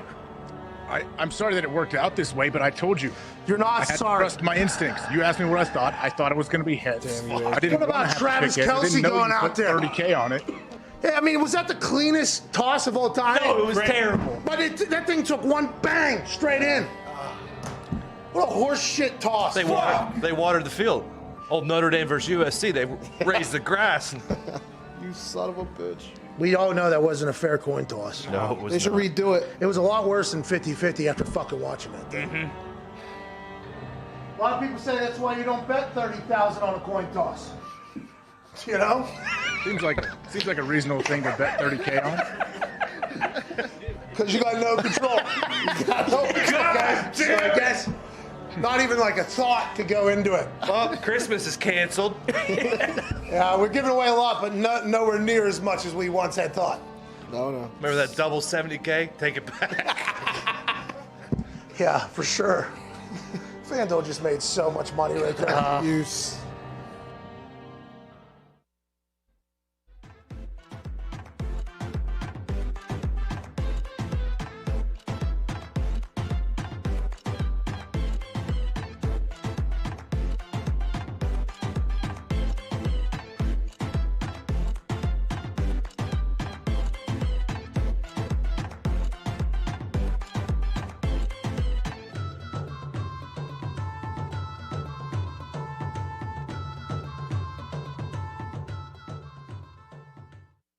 The Pat McAfee Show. There will be no rules for our guests, for us, for the things we can talk about. Speaking his mind I've never had a problem expressing my opinions or my thoughts or anything like that. while being relatable. I haven't had that manufactured fake-ass celebrity that a lot of people have whenever they go on those big networks. I've had a chance to really build my crew, build my following, build my audience. And ridiculous. What am I supposed to do? So I'm supposed to look at something that I can definitely afford and say, nah. Is that what I'm supposed to do? The Pat McAfee Show starts in 3, 2, 1. Welcome back to that show. Today is Tuesday, March 9th, 2021. A lot of shit happening in the NFL. There's some more breaking news. Shout out to Twine for that beat drop. Let's get into this thing. Here on SiriusXM and YouTube, we can now report that Kyle Long is coming back to football. Kyle Long was on the show, I believe, a week ago, maybe a week and a half ago, and I talked about his brother and he actually said, "Hey, I'm pretty ripped up right now. Chris can get it. I live right down the street," is basically what he said. Chris can get it right now. Chris Long is confirming a report from Greenlight Pod insider Macon. Mm-hmm. Macon? Sure. Or Macon. Macon? Macon Gunter, who tweeted out that 3-time Pro Bowl offensive line Kyle Long is returning to the NFL. He is 315 pounds, healthy, happy, nasty, and shredded, and is signed with Jeff Nally of Select Sports Group. Ooh. So now Kyle Long is back in the NFL. Let's go, Kyle. I talked about his exit from the Chicago Bears, where he talked about being a hurt and bitter man whenever he left the Chicago Bears. And I assume that he maybe had a little frustration with the game of football whenever he decided to retire, got a chance to step away from it a little bit, look back as a fan, become a fan. And I think once we talked to him, it was really nice to see that he seemed to be in a very happy place. He's getting a lot more active on social media, by the way. It feels like Kyle Long, a man that I got to meet at a Pro Bowl. His rookie year, he was at a Pro Bowl, by the way. Incredibly cool, hilarious dude. It seemed like there was a time where football maybe didn't make him feel the same way it did at one point. Now he gets a chance to come, and this might be wrong. He has never told me this. We are not that tight. I'm just saying from an outsider looking in. Getting like Gronkowski, right, who got away for a little bit, got healthy, got happy, got a chance, maybe felt a little jaded by the game, which I think a lot of guys do whenever they eventually retire. And then once you step back and you start viewing it and thinking back about the good times, not just the terrible times in the moment, you miss the game and want to get back to the game, and you still got it. I'm happy Kyle Long's back. He's a great fucking football player, and their offensive linemen needed in a lot of different places. Basically, every team would take a good offensive lineman. Let's assume Kyle Long can still play. The Chicago Bears have officially released him. He is good to go wherever he wants to go. Shout out to the Greenlight Pod. Chris Long breaking news on his brother. Well, and, there's one team that comes to mind who needs a tackle, who has a quarterback who might feel a little jaded towards football. He is a guard. Oh, he can play tackle, though. He's athletic enough for sure. He can move him out to the left, and he can also, teach Carson Wentz a thing or two about, appreciating the game, loving the game, coming to work every day. Hey, this doesn't stink, bro. No. I was retired. It's awesome. It's not bad. You're going to miss it, man. Hey. Start enjoying it. Hey, bro, I felt like you, all right? I felt like you. I felt I was getting bamboozled, run out of time. Then I got out there and I was like, you know what? Still got a lot of shit. I can still. He actually said to his brother, hey, he can get it right now if you want. I'm feeling really good with where he's at. I'm pumped Kyle Long's coming back. If it was with the Colts, I'd be elated because he'd be in the same city as us and he is awesome. But I assume there's going to be a lot of people that would like Kyle Long on their team. There's also another team that just released 2 of their starting guards who his dad played for a long time. Raiders. Good point. They have no offensive linemen. No. None. Kyle Long's like, dad played there, legend there. Vegas, not a bad city, I guess. and I can still move, right? I can still move. Oh, yeah. Oh, yeah. I think Gruden's hilarious. He'll let me be me. He's cool. I can go move some humans around over there in the desert for him. Not a bad play. Great running back. Great running back. Yeah. Now, who's playing QB? I mean, TBD, I guess. Possibly Russ. Possibly you. Possibly me. Possibly. It's going to be Derek Carr, obviously. Oh, yep. Also, breaking news in the NFL. What was it? Hunter Henry. Oh, yeah, that's a fucking big deal. Yeah. Hunter Henry officially released from the Chargers, basically. He is clear to go to free agency. There is a photo of Bill Belichick and Hunter Henry hugging each other. If you just scroll down just a little bit, I think if you can. Can you scroll down? Oh, no. Oh, no. There it is. There it is. There's Hunter. There it is. Oh, yeah. There is a photo that was tweeted alongside of this announcement by Shefty of Bill Belichick and Hunter Henry hugging each other. Hunter Henry is somebody that the New England Patriots fans are already pitching to come to New England, need a good tight end. Who's going to be the quarterback? Nobody knows. Possibly Jimmy G, possibly you. But Hunter Henry coming to the team alongside Trent Brown coming to the team. Are the Patriots trying to build this thing back up once again? Hey, you bring Cam Newton back on the cheap. I mean, look what he did in 2015 with a really good tight end, Greg Olsen. He took that team to the Super Bowl and he won the MVP. Let's bring in Hunter Henry. Yep. Let's resurrect Cam's career. Yep. And let's go get this goddamn thing. We got an offensive lineman. Yep. Okay, just brought him back. Okay, we made a mistake. We made a mistake. We're on to trading him back. Okay, so they bring him back, make the thing happen. Only got to pay him $11 million next year for a very good tackle or whatever. I mean, the Patriots are building at this particular time. Hunter Henry is going to be able to move. Will he end up as a Patriot or elsewhere? That is going to be something we have to keep an eye on. What's up, I mean, the Cowboy? Patriots can bring back whoever they want, but it doesn't matter if they don't have a quarterback. And Cam cannot throw anymore. It's not 2015, so I don't know what to tell you, dude. That's a little bitter. Tony. Come on. You know, look on It's the like bright kind of a side. feel-good thing. Like the Patriots are almost back there. Yeah. No, there's no. When it comes to the Patriots, there is no feel good. Okay, hey, listen, I respect that you feel that way, and I'm sure a lot of people do, but I got caught up in a moment there a little bit of thinking of Bill Belichick kind of bringing these pieces back and almost the evil villain guy rising from the ashes almost and coming all the way back with a big suck-it tour next year with an entire team. But you're saying we don't want that. Let's not Hey, forget I don't want that. Let's not forget what he did to Tom. Okay, Ran him out town, Tommy Foxborough. Tom just wanted to have a good time. Look at Tom Different now. guy now. Everybody loves Tom. Everybody loves Tom. Yeah. He's getting dragged out of boats. You know what I mean? Yeah. He's drinking. Having a good time. Avocado tequila. Avocado. Bill's like that guy who runs the Monstars in Space Jam. No. Okay, that movie's Whoa, coming back, by dude. the way. That movie's coming back, by the way. I think it's going to be good. Hey, It's on and I just fire want to right now. I just want to. Yeah, I'm asking some real questions here because I did not grow up watching any of this shit. Okay. Yeah. Okay, it is documented, it is proven. I just learned of a Pepe Le Pew character. Scumbag. How did that slip by all y'all motherfuckers' families and everything for as long as it did? I watched one video, and I guess I'm an adult now. I was introduced to Pepe Le Pew this morning. I didn't know it existed. 1,000% serious. I had no idea it existed. I saw a video, and I was like, oh, that flew for how long was that thing just go? That thing was around for a long time, old Pepe Le Pew. Long time. Jeez, who created Pepe Le Pew? We got questions. Mr. Tunes.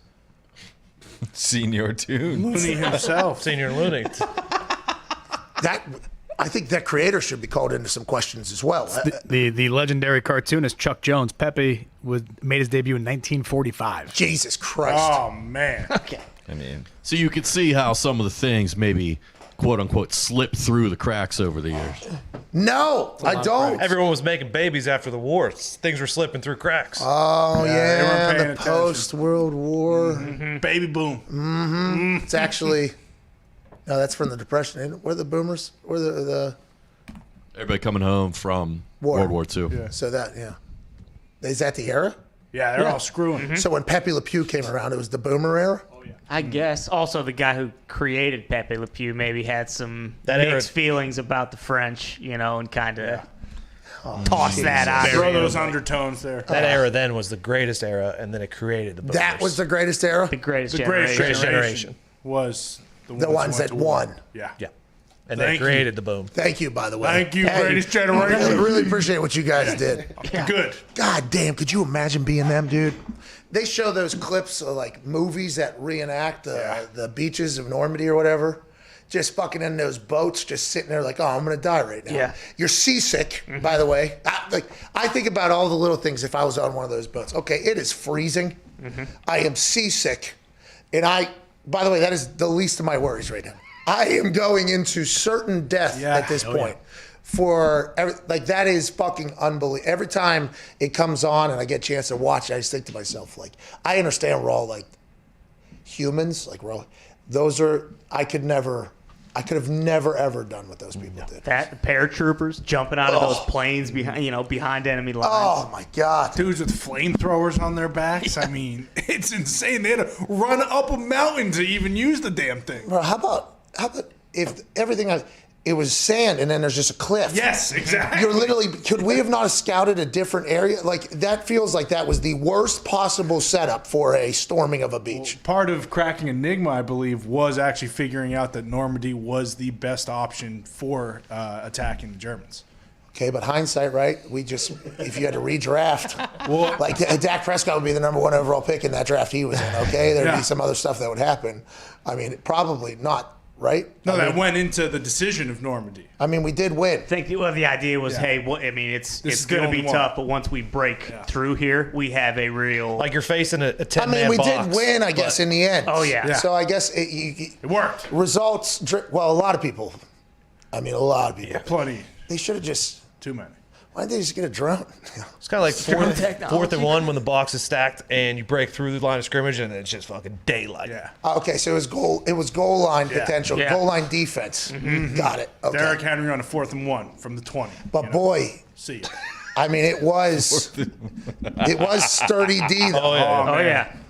But it does feel like we potentially, like Derrick Henry, we're outrunning folks on the other side of that thing too. For sure. Shout out to the greatest generation.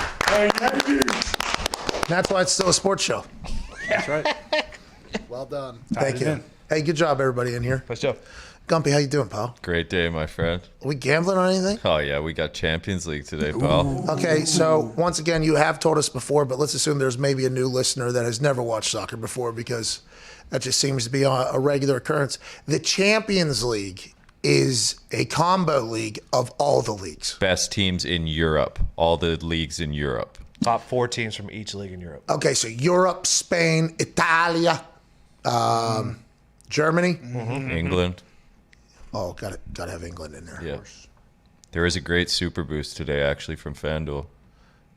What is it? Juventus and Dortmund both to go through from -110 to plus money, I believe. Okay, so let's take Juventus is in Italy. Yeah, Dortmund's fucking right, dude. Dortmund's up 3-2 from the first leg, and they have 3 away goals. So they even. So now we're in the aggregate area. Yeah, this is like playoffs. Even if they tie, Sevilla, we're good. So this is the championship of the Champions League. We're in it. Juventus is down 2-1 on aggregate. But they have the away goal. So if they win 1-0 and they tie, they have the away goal. They go through. What? Cristiano rested on Saturday. Yeah.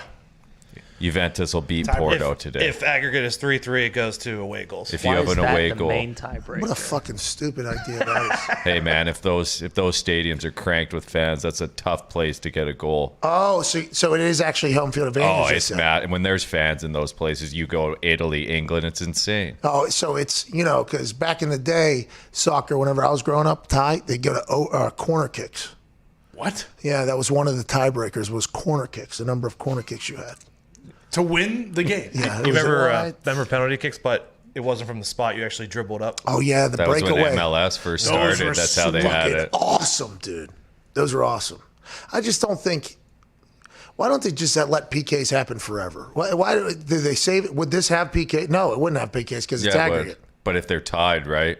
Like if there is no away goals or if the away goals are tied, it'll go to extra time and then penalty shots. And the extra time is for the 2 games, not just this game. No, extra time is to win it all, to go through.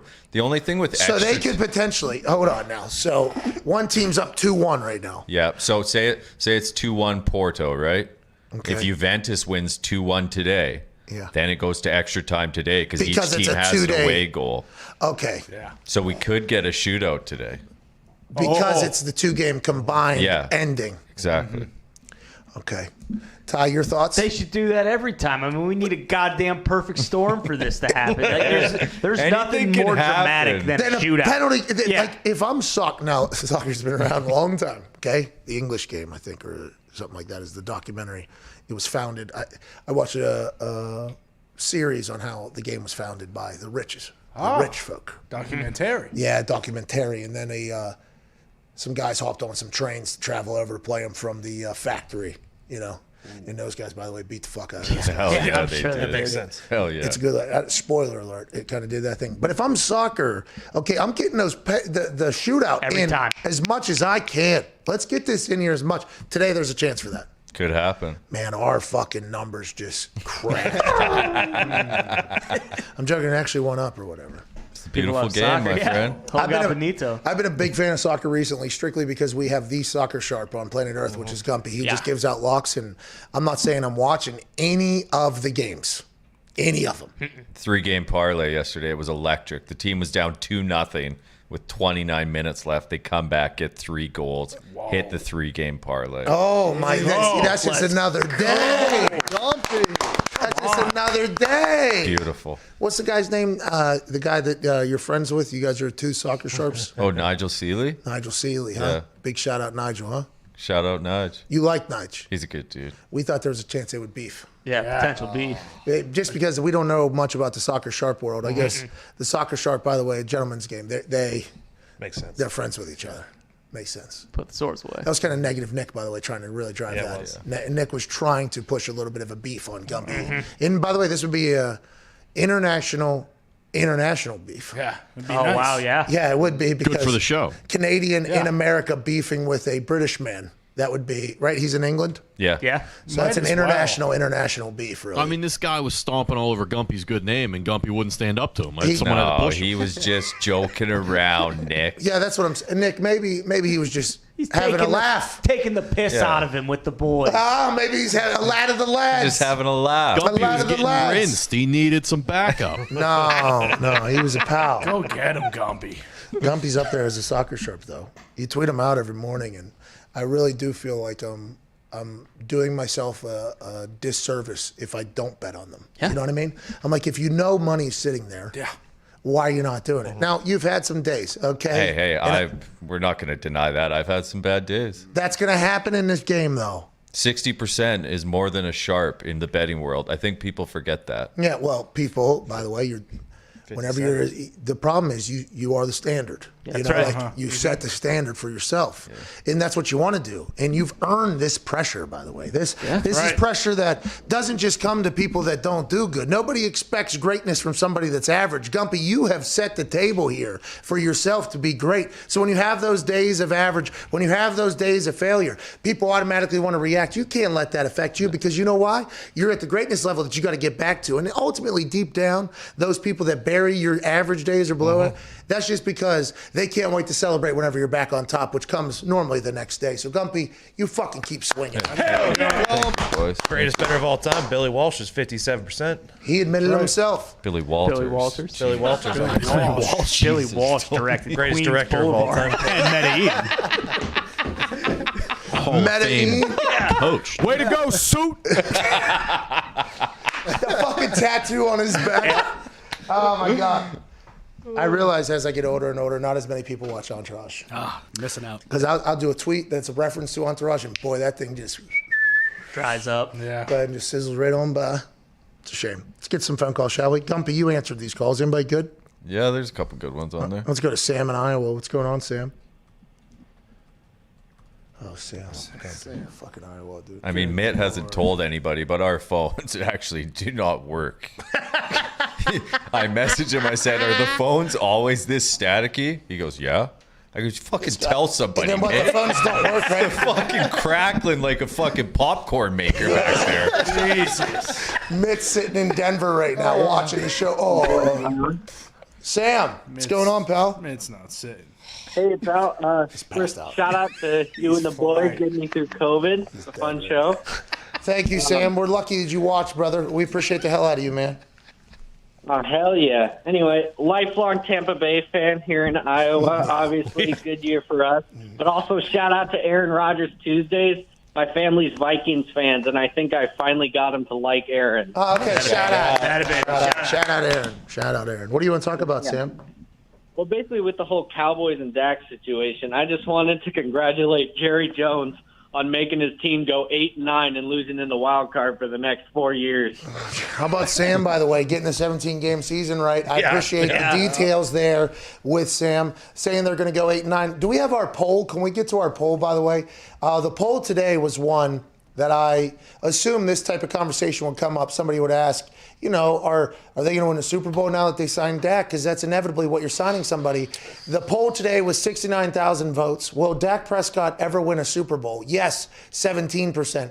No, 83% of the people. Jeez. That's crazy, right? That's very crazy because he's making $75 million next year, you would think, to win the Super Bowl. That is why Jerry brought him back.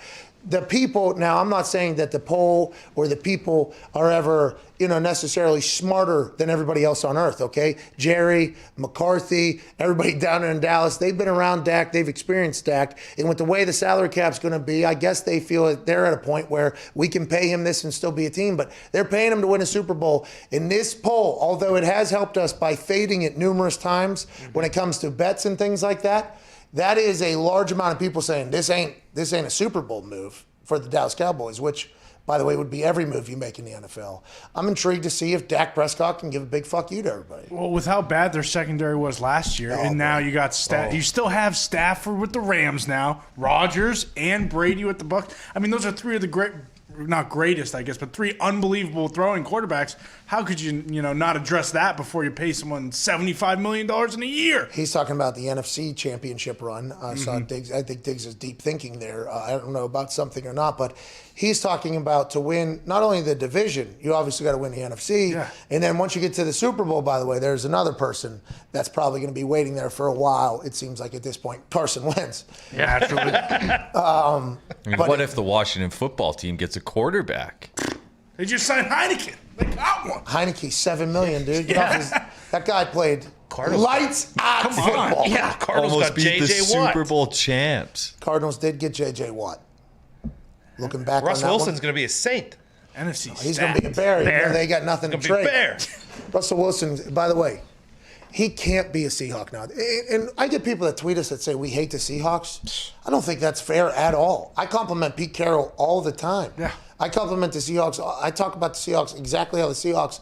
Now, granted, last year, Aaron Rodgers Tuesdays, Russ was MVP.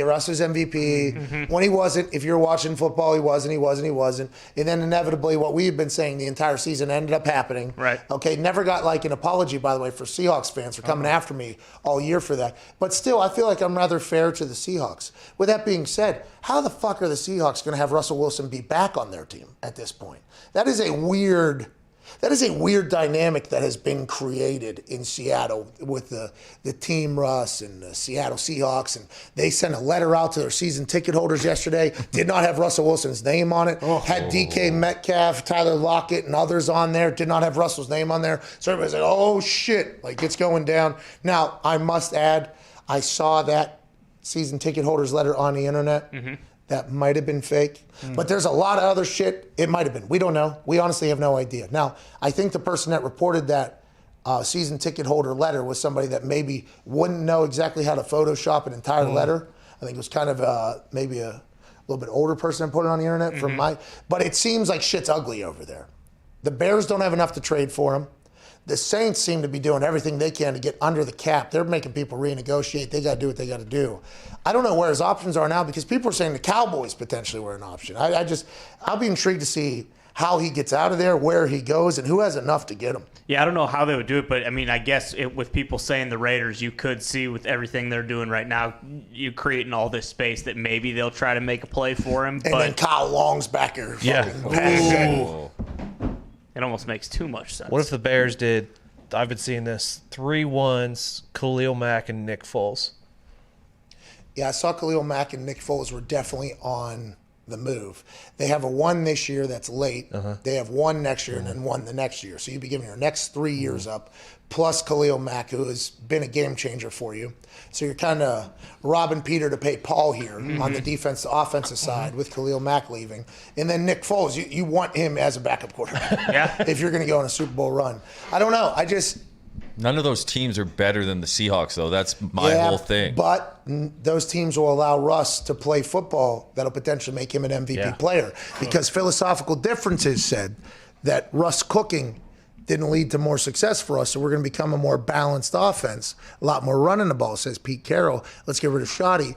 Maybe one of those places will become a place that just lets him open it up. But if you want to be an MVP, you got to win. Yeah. Do you think because this whole thing is fractured so quickly that they may have like backed themselves into a corner and they might not get as much in return? Because it does feel like it's hard to believe that he will be playing quarterback for the Seahawks next year. Think of the leverage that Russell Wilson and his people have right now if he wants to get out.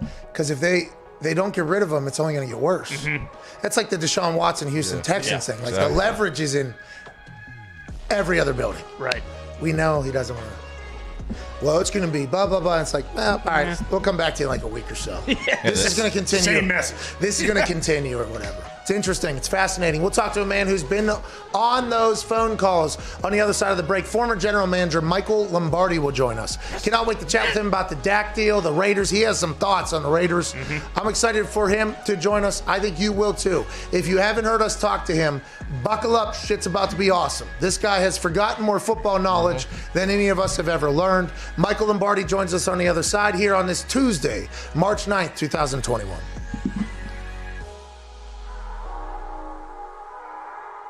I was told by Del Curry, Scottie Pippen struggles on a golf course, right? Right.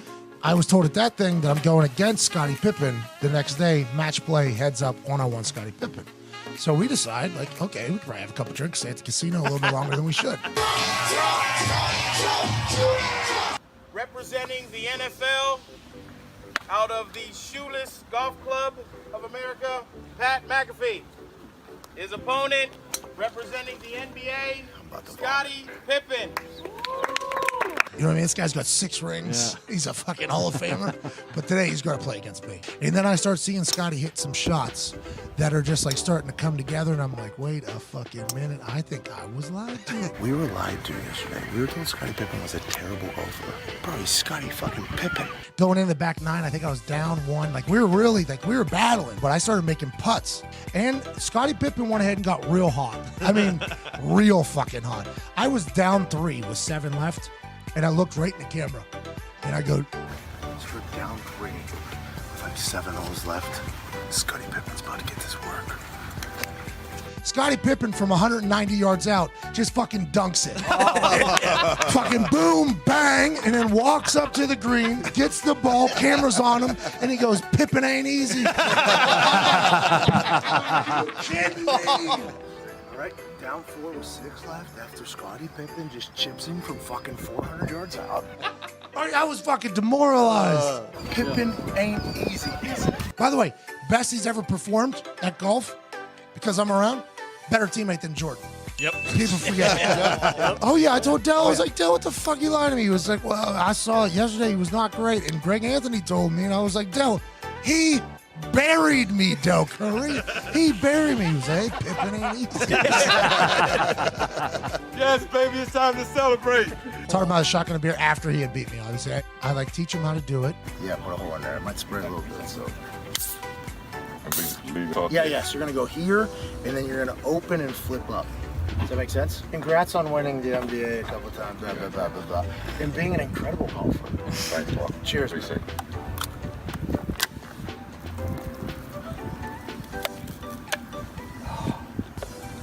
Hey. Damn. Okay, That's the Scottie. best Bud Light I ever had. Hey, there's no Scott King up here. You right.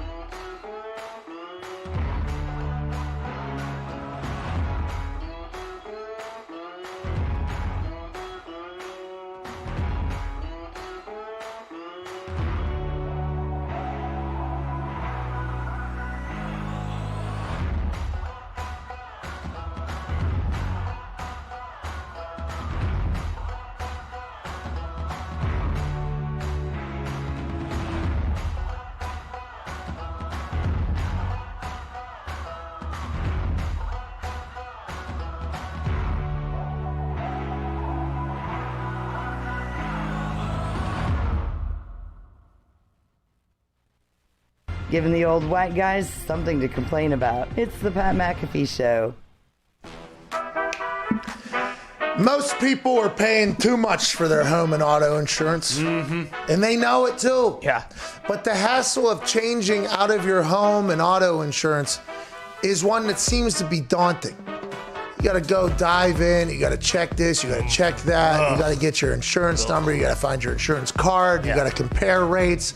And most of the time, you're not getting accurate information anyways.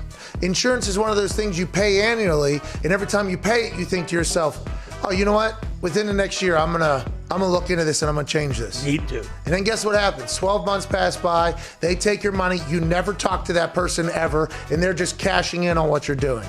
And every year you think to yourself, I should not be paying this much. There's no way I should be paying this much. Getting screwed over somewhere. Well, now there's a way to go ahead and fix that problem that you have once a year. Okay. Now there's a way to save yourself some money. Now there is Gabby Insurance. Yeah. Gabby takes the pain out of shopping for insurance by giving you an apples-to-apples comparison on your current coverage with 40 of the top insurance providers like Progressive, Nationwide, Travelers, you name it. Just link your current insurance account, and in a few minutes you'll be able to see quotes for the exact same coverage you currently have. This is what you would be paying for what you have right now somewhere else. It's remarkable. 7 out of 10 people that get a quote see savings. And for the people that buy, they are saving over $961 per year on average. They'll never sell your info, so no annoying spam calls.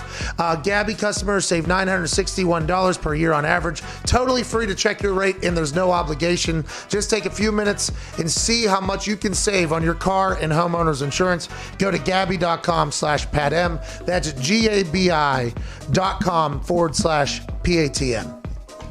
They take the hassle out of saving money. That's always nice. It's pretty good. Oh. It is pretty good. It's a good tagline. Take the hassle out of saving money. That's not bad. That's pretty good. Did someone use that already? I don't think so. No, they should though. That's right.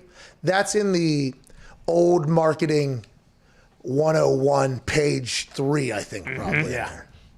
On a billboard. You hear that, you're like, oh shit. Okay, I had to check it out. Money, no hassle, win-win. Why wouldn't I try this? Is this a slot machine? Yeah. Oh my God. Joining us now is a man who's been waiting around far too long while we talk about this. A guy who's former general manager in the NFL, daily newsletter writer, the Daily Coach. He has the GM Shuffle podcast. He works for VSiN. He's got the Lombardi Shuffle line. No, the Lombardi line. This guy works harder than any human I've ever encountered. And I think he writes also for The Athletic. Ladies and gentlemen, Michael Lombardi. Be here, Pat. Nice to be back with you. How are you? That is a great. Hey, you look good. You look very good right now. Daily Coach thing. Thank you. I'm trying. I put the fork down. It's the fork thing, Pat. Well, the season is impossible. Like during the season, I put on 25, 30. I eat stress, I'm unhappy because I eat, and I eat because I'm unhappy. So it goes both ways right there. So I try. I'm trying. It's great to have you back on here. I feel like I learn so much every time we talk. Right now, there's a lot of decisions being made around the NFL. You were in a lot of those conversations with every job that you've ever had in the NFL, which is basically all of them. Jerry Jones pays Dak Prescott $75 million next year, $126 in fully guarantees, $164 can go up to in total. No trade clause, no tag provision. This, if you think back to last year and include the franchise tag, is a 5-year deal ultimately from when the Dallas Cowboys and Dak had the 4-year, 5-year discrepancy. But with this amount of money being paid to Dak Prescott, is this Jerry Jones telling the world that the salary cap is going to move up much more than we thought with the media deal? Or is this just him trying to get a deal done as fast as possible? I think this is surrender. I think the white flag went up in Dallas. I think this is surrender. I think he had no choice but to surrender. He wasn't going to play the game. Mahomes' deal came in at $45 million, and then Watson's deal comes in at $39, and Jerry's trapped. He really had no leverage. Even Jerry, the way Jerry acts and behaves, he said, look, I don't have a chance. Dak has all the leverage. And so he made a deal. You know, he overpaid. He could have done a deal probably earlier, but he thought he had the leverage at that point. This is a miscalculation of leverage, and Dak did it brilliantly. Todd France did a nice job of understanding where the market was going, never doing a deal before Mahomes, never doing a deal before Watson, waiting, letting them escalate the market, and then taking advantage of it. And I do think, based on the TV revenues that are going to come in and how impactful these new TV contracts will be, the cap will go up. I think we're in a little bit of a depressionary state this year, but next year or the year after, this contract will be able to be adaptable within his framework. Yeah, the renegotiating of TV deals because there's a 17th game and the extra wild card weekend games. I mean, there's more product available for people to buy, and people are going to buy the NFL. So Jerry Jones also part of that negotiation, I believe, with the media. But let's talk back to Todd France that you just said there, his agent. Is there agents around the NFL that GMs know, like, okay, because it came out, Todd France, like his thing is getting the most amount of money for his clients or whatever. Is there some agents whose reputation maybe precede them a little bit, or is there guys that GMs know, like, okay, this is going to be a battle? Yeah, I mean, you do know that, but I think you have to be able to put yourself in the other person's shoes, right? I mean, that was what Al Davis used to talk about all the time, is you got to think like the person you're negotiating against. What is his leverage? And I think Jerry miscalculated the leverage that Dak was going to have, because, unless he was willing to say goodbye to Dak and go on with another quarterback, he really had no choice. And once he franchised him, then he got into this really bad cycle.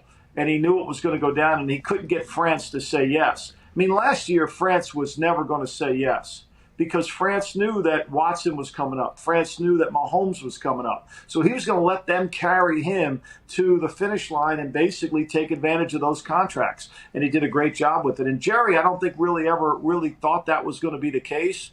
But, Jerry's sitting there saying, look, you're not better than Russell Wilson. He makes $33 million. In theory, that's correct. In theory, that's absolutely correct. In reality, it's not. Because when you're negotiating quarterback contracts, it's just that's the way it goes. The next person up is the next person up if you're going to put them into that world. Water seeks its level, right? So if you're free, freedom means if I can get to the freedom line, I'm going to get rewarded for going there. And there's no discount for waiting that long. So, yeah, I think Jerry miscalculated that one. And look, he got a deal. Jerry, one thing about Jerry now, he's got a lot of cash. He can print it. He can write checks pretty quickly. My hands don't get cramped. He's done a good job of saving money. I mean, everybody thinks the Cowboys spends, a lot every year. They've done a good job of holding back, and their cash outlay isn't as high as people think every single year. Well, that's fascinating because it does feel like they pay somebody the biggest contract every other year at a different position. And now they get the Dak deal done, which is a massive question mark around the Cowboys' future, even though it's only for 4 years. Who knows what Mike McCarthy's going to do with that? Let's pivot out of Dallas and let's go to Las Vegas. I know you have some thoughts. John Gruden and Mike Mayock over there at the Raiders, they are making decisions now that kind of make previous decisions not look great. They seem to be in trouble with the cap issue. They got all of their offensive linemen out there now. What do you think's going on in Las Vegas, and how do you see this playing out long term, if you had to guess? I think, look, Mike Mayock is in a really hard situation because he's working for a coach that is really not the best personnel guy. He's impatient. He wants veterans. He falls in love and out of love quickly. I mean, if he was on Match.com, he would have, it would be just constantly rolling over constantly because he falls in love, falls out of love. I mean, it's just Gruden's nature. It's like if you literally give him players in April, by May he'll hate them, by June he'll want them traded. It's just how he motivates himself. I wrote about it in Gridiron Genius. John as a coach is a good coach. John as an offensive coordinator is a good coach. John running your entire operation, what we're seeing in Las Vegas is the result of a guy that doesn't understand the big picture. He can't put all the pieces together. Go back and read his quotes about LaMarcus Joyner when he signed him. Like, they made no sense. Like, you were signing an undersized 5'9" guy who's going to cover Travis Kelce? Seriously? You're going to pay him all this money? Seriously? Made no sense because the big picture of how to build a team is way different for a coach than for an executive. So Mike Mayock, though, has no out here, right? Because if he says, I want to kind of take over that duty, he's being paid much less, and Gruden was the one that got him hired, right? No doubt. He works for Gruden. I mean, what we don't want to understand is John Lynch, and I don't mean this in any disrespect to John Lynch. I think John Lynch is one. John Lynch works for Kyle Shanahan. Mike Mayock works for John Gruden. I mean, that's the way it is. And, you know, and I worked for Bill Belichick, and I was happy to do that. I didn't tell Belichick what to do. Why would I? Right? That's the role you play. But what happens is Belichick will listen. You could say, Bill, I don't think this is the right thing. Belichick's more of a big picture, wants to discount. He's the Warren Buffett of this. He wants to get cheaper. John wants the guy now. I want him. I'm in love with Terrell Williams. Sign him. No, I'm in love with Nelson Aguilar. Sign him. Like, you can't run a team like that. And then when you don't draft well, you pick Colin Farrell, the 4th pick overall in the draft. You pick Abrams in the 20s. He can't cover anybody at safety. Where are we going with this? Like, where is the blueprint? Where's the plan on how we're going to win a title? Like, where's the plan? And right now, Derek Carr is their quarterback, and everybody's saying he's going to get an extension or whatever. And then as soon as Russell Wilson's available, you hear a bunch of Raiders fans are like, oh, if we can get Russell Wilson in here, let's do that. And I would assume Gruden's the same way. He's like, hey, well, I'll tell you, if we can get fucking Russell Wilson in here, let's try to do that. That whole place is a question mark right now. Yeah, I mean, he's very reactionary. There's no plan. Look, he's got a 10-year contract. Makes $10 million a year. He walks in there. He really should have walked in with a plan. Here's how we're going to build this team. Here's how we're going to just dramatically build this team inch by inch by inch. But instead, he's grasping and pulling things around. You'll see next year they'll cut all the guys they signed the year before, whether it's the linebacker Kwiatkowski, whomever they sign, they're going to end up cutting those guys because they're going to be overvalued. He has to get it under. He needs a strong personnel guy that will say, John, no, we can't do that. But John doesn't want that. He needs Michael Lombardi. Yeah. So I would rather have 20 hours of root canal in one day than have to do that. Because he's impossible to deal with. You can't deal with him. How do you know this? I've worked with John in Philadelphia. I've worked with John in Oakland. And John in Oakland Al Davis was in between. John couldn't make any decisions on personnel in Oakland unless Al signed off on it, or unless we all signed off on it. When we signed Jerry Rice, Al was not in love with doing that because it was going to affect James Jett. But we all agreed he would be a better player, so Al kind of acquiesced to us. So there was a lot of hurdles to go through. But look at John independently in Tampa and his drafts evaluation. Look at John in Oakland and his draft evaluations, and in Las Vegas. That says somebody like, I need help building this team. And that's not what he wants. He wants to if he wants it, he wants it. And that doesn't how you build championships. You have to think of this job as a stockbroker, as a money manager. That's what you are. You're a high-profile money manager. And if you keep making mistakes, look, think about this, Pat. You pay Gruden $30 million over 3 years. Add up all the contracts that they've given out with the draft picks and these free agents that they've cut. It's gonna be over $150 million. Has it been worth it? Well, right now, I assume a lot of Raiders fans are questioning that. I did not know that you and John had history like that. That is. I wrote about him in my book, and I have respect. Does he hate you? Does he hate you? Huh? Does he hate you? I don't know. It doesn't really matter. I'm just being honest. Like, I've evaluated. Like, one thing about, what I tell people this all the time. I wrote the book. I have personal freedom. I really don't care because it's all on paper, right? If you want to disagree with it, you can do whatever you want. I wrote it. It's where I believe in. But John, and I gave John, look, John as a coach is really good. John motivates himself through convincing himself he has no players. Look at these guys they've given me to play with. I can't win with this guy. When we were in Philly together, every player in Green Bay was great. When we got to Philly, we had no players. Now, we had Ricky Waters, Charlie Gardner, Irving Fryer, Jason Dunn. We had a bunch of guys that were good players. When I got to Oakland with them, Philly had good players. We had no good players in Philly. So it's just that way he motivates himself, and that's really good. But if you do that, you got to have somebody to stop him from himself. Hold on. With you saying that, now, I've never met John Gruden, but with you saying that whole thing, like, we got no players, that's probably how the rumor started that he hates Derek Carr. Right, because I'd assume that he sent like, our guy does this instead of this, and that's probably somebody who's never been around him who's like, this is probably that makes a lot of sense on how that got out there when he's very emotional. He's a lot like he's awesome on Monday Night Football. There's a great basketball coach. You should get him on your show sometime. He's tremendous. His name's Larry Brown. He lives in Charlotte now. He is tremendous. I love Larry Brown to death. I learn a lot talking to him. But Larry Brown is a lot like John is a lot like Larry Brown. They're very impulsive, and when they want to make decisions rapidly. Larry Brown was the head basketball coach at the Denver Nuggets in the ABA, and he was going to the NBA, and he wanted to get bigger, stronger players. So he wanted George McGinnis from the 76ers, and he was on Al Atlas's butt, his general manager, to trade for George McGinnis. Finally, 2 years later, they trade for George McGinnis. They give up Bobby Jones and a first-round pick. They get George McGinnis. After the first practice with George McGinnis, Larry comes off the court and says, we got to get rid of him. He's not good enough. That's awesome.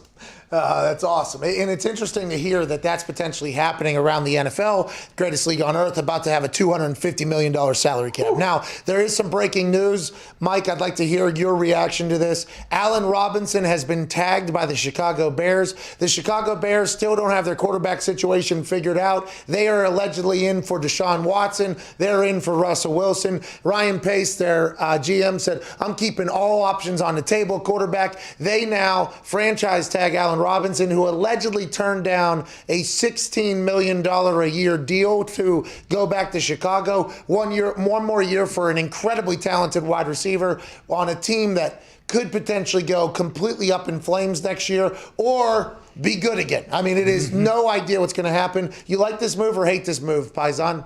I think you got to protect your team, right? I think you have to, Cam Robinson with the Jaguars. Is he worth 13.7? No, but to replace him, it's going to be a lot more.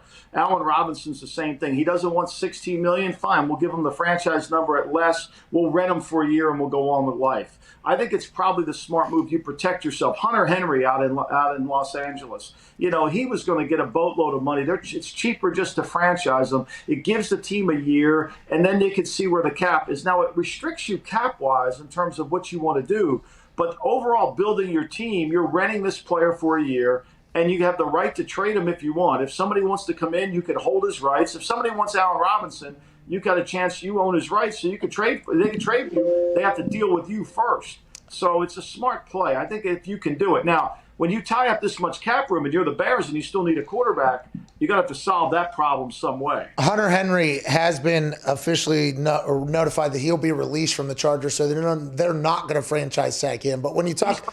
boatload. He's going to be the prettiest girl in school. He's free. Everybody's going to want him. Everybody's going to want him. He will be a huge free agent signing because the tight end position in pro football is somewhere to control the middle of the field. There's so many guys that want that. So, I think he's going to be – Hunter Henry is a lucky guy right now. Okay, so Allen Robinson's franchise tag will be higher than the standard wide receiver price, costing the Bears $17.88 million. This is just coming out right now.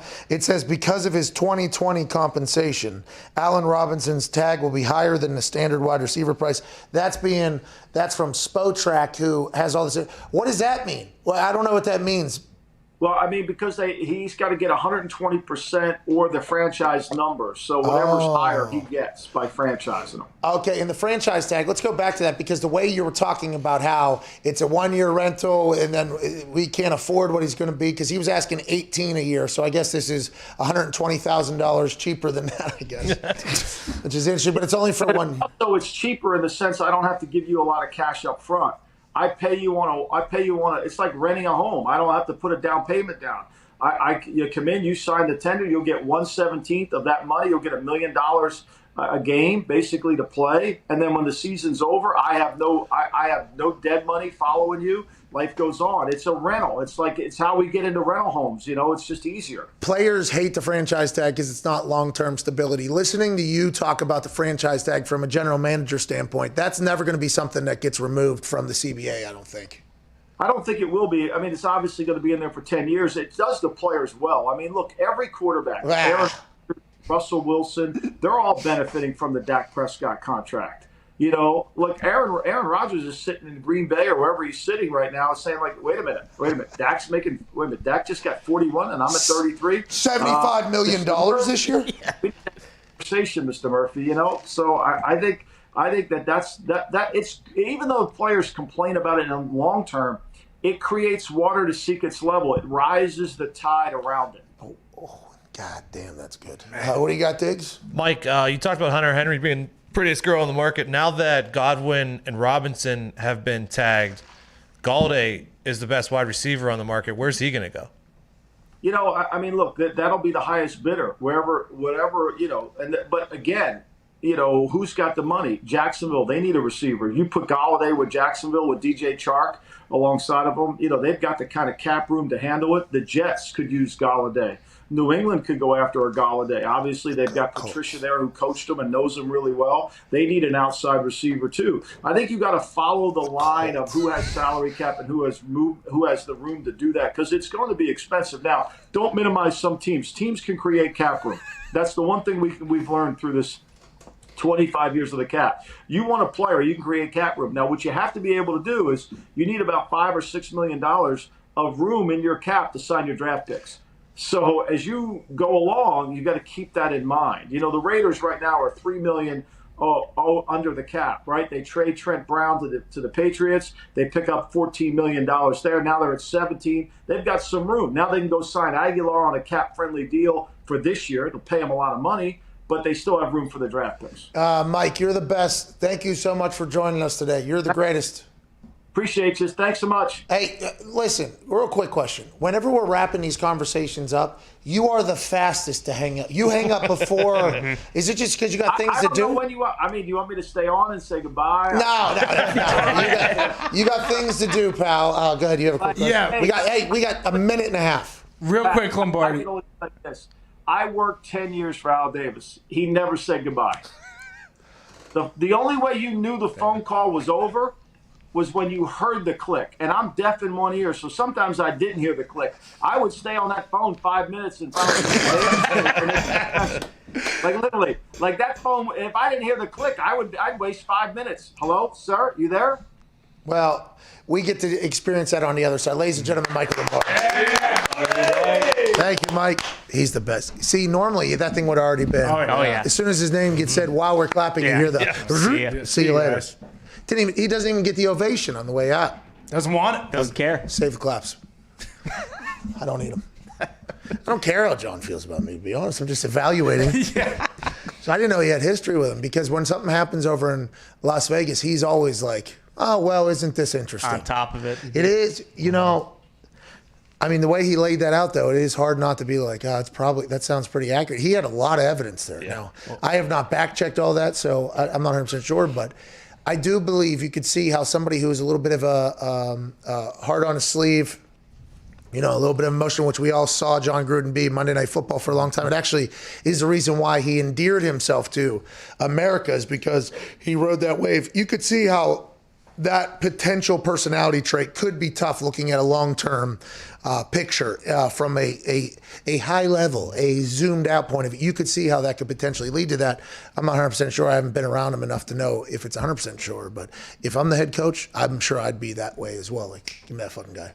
That guy stinks. Get him out. Well, it makes sense, too, why they drafted Colin Farrell at the end at 4 when nobody knew who he was, because Gruden probably fell in love with him in March, you know.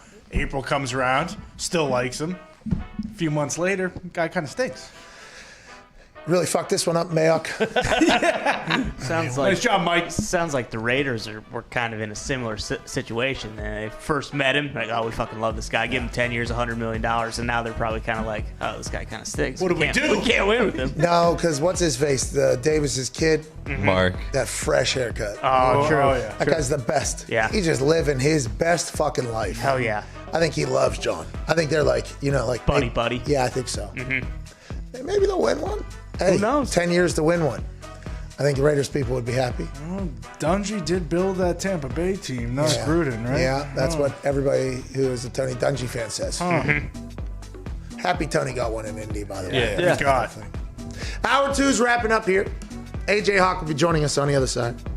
Talking about big money moves, trades, cuts, renegotiations, deals, all that shit and more. This is the Pat McAfee Show, Tuesday, March 9th. We'll see you in 6. He's saying don't go off the top, it's too shallow.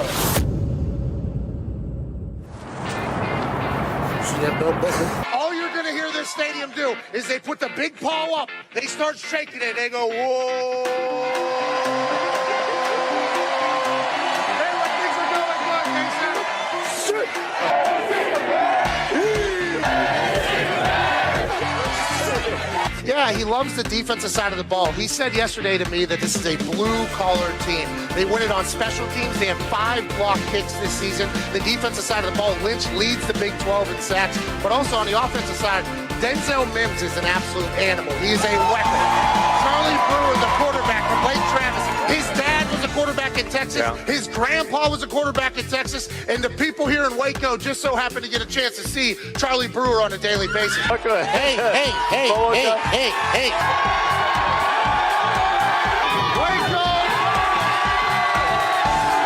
Yeah, Boomer here is going to mean a little bit different than what it means on the internet currently. And hopefully here in Baylor, they hope they're not hearing a lot of Boomer sooner. Everybody wants to be a punter, including quarterbacks. If I was a quarterback, I'd want to be a punter as well. 0 yards on that punt. That's an embarrassing situation. The Dak dance that gets on national television has led to a lot of losses, but you got to respect the hips being able What sign am I going to make for college game day? Well, I want to make something creative. I want to make something fun. No, to hell with it. I don't like OU. It's so thick. Look how thick that thing is. That's years and years of patience. You're headed right for the boat. Right now? Okay, let's do it. We are out here on the Brazos River, which you can take a boat to the game. One of the only stadiums in the country that you can do that. It's beautiful out here. A lot of people would say, this is the last time I'm going to be on game day. The last time I allegedly did what I'm about to do, I ended up in a jail cell. Let's go!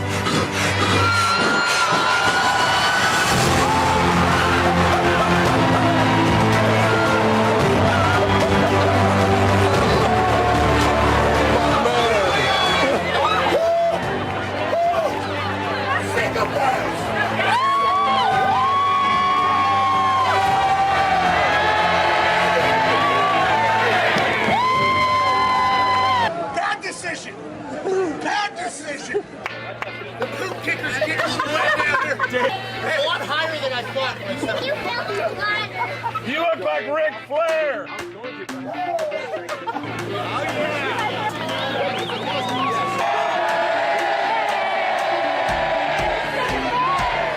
That was a sellout, by the way. That was beautiful. Do we have any other shirts? Yeah, hold on. You need to go get changed before you get sick. Great work, Russia. I'm actually not that cold. Hey, I went for it. My chest hurts.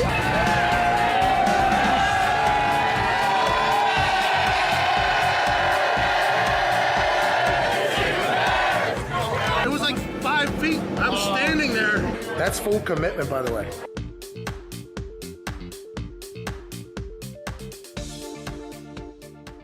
Couple people, one college kid, took a shot at my swag.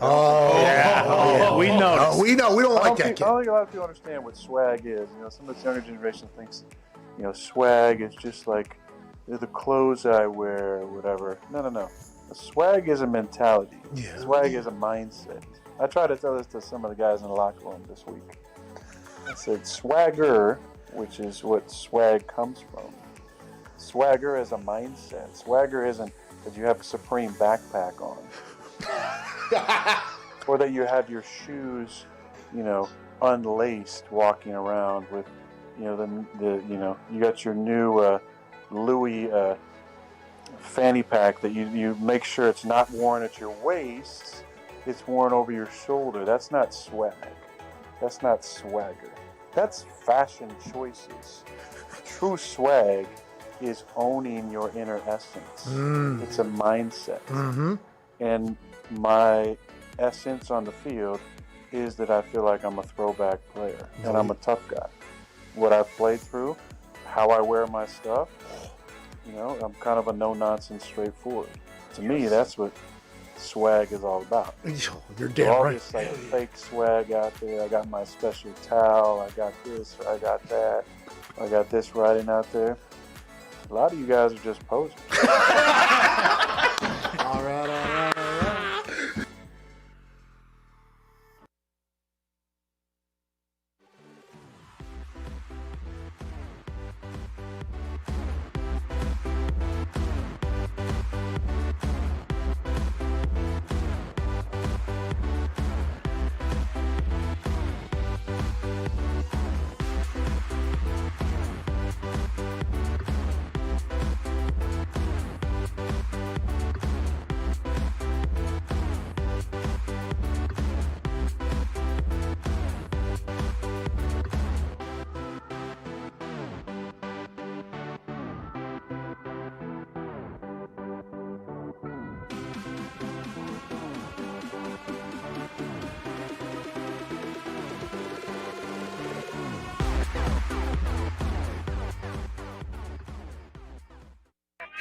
Pat McAfee Show. There will be no rules for our guests, for us, for the things we can talk about.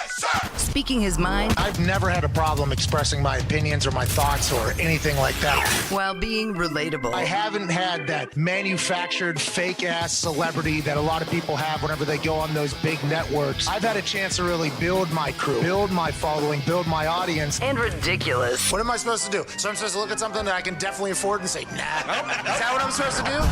The Pat McAfee Show starts in 3, 2, 1.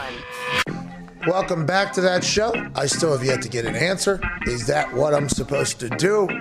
If I want something, I can afford it. I'm supposed to be like, nope, don't want it? That's wild.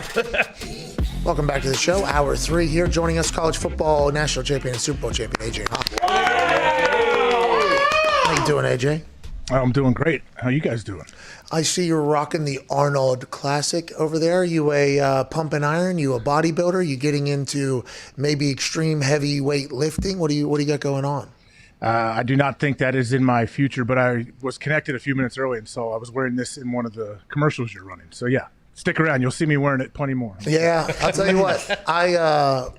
Every once in a while at night, I'll go through, like every other night or so, I'll go through the YouTube, see how things are doing and read through the comments and everything like that. And I try to guess what day it's from the shirt that I'm wearing, because that's really all you see most times. Boy, there's a couple times where I've worn the same shirt close to like maybe every fourth day or every third day or something like that. Really gets me fucked up. I'm like, wait a minute, is this one? No, it's from 2 days ago. Got it. It is. It's difficult deciding what shirt to wear, especially. I mean, we got a shirt coming out that has Connor's face on it. Yeah. I'm going to start wearing that one. I think that's going to be one I'm going to get going. But you're right. The Arnold Classic has been a classic for you. We appreciate you joining us. How about Dak Prescott getting $160 million, 126 guaranteed, $75 million next year? How do you feel about this? Love seeing somebody get paid, but this is insane to look at.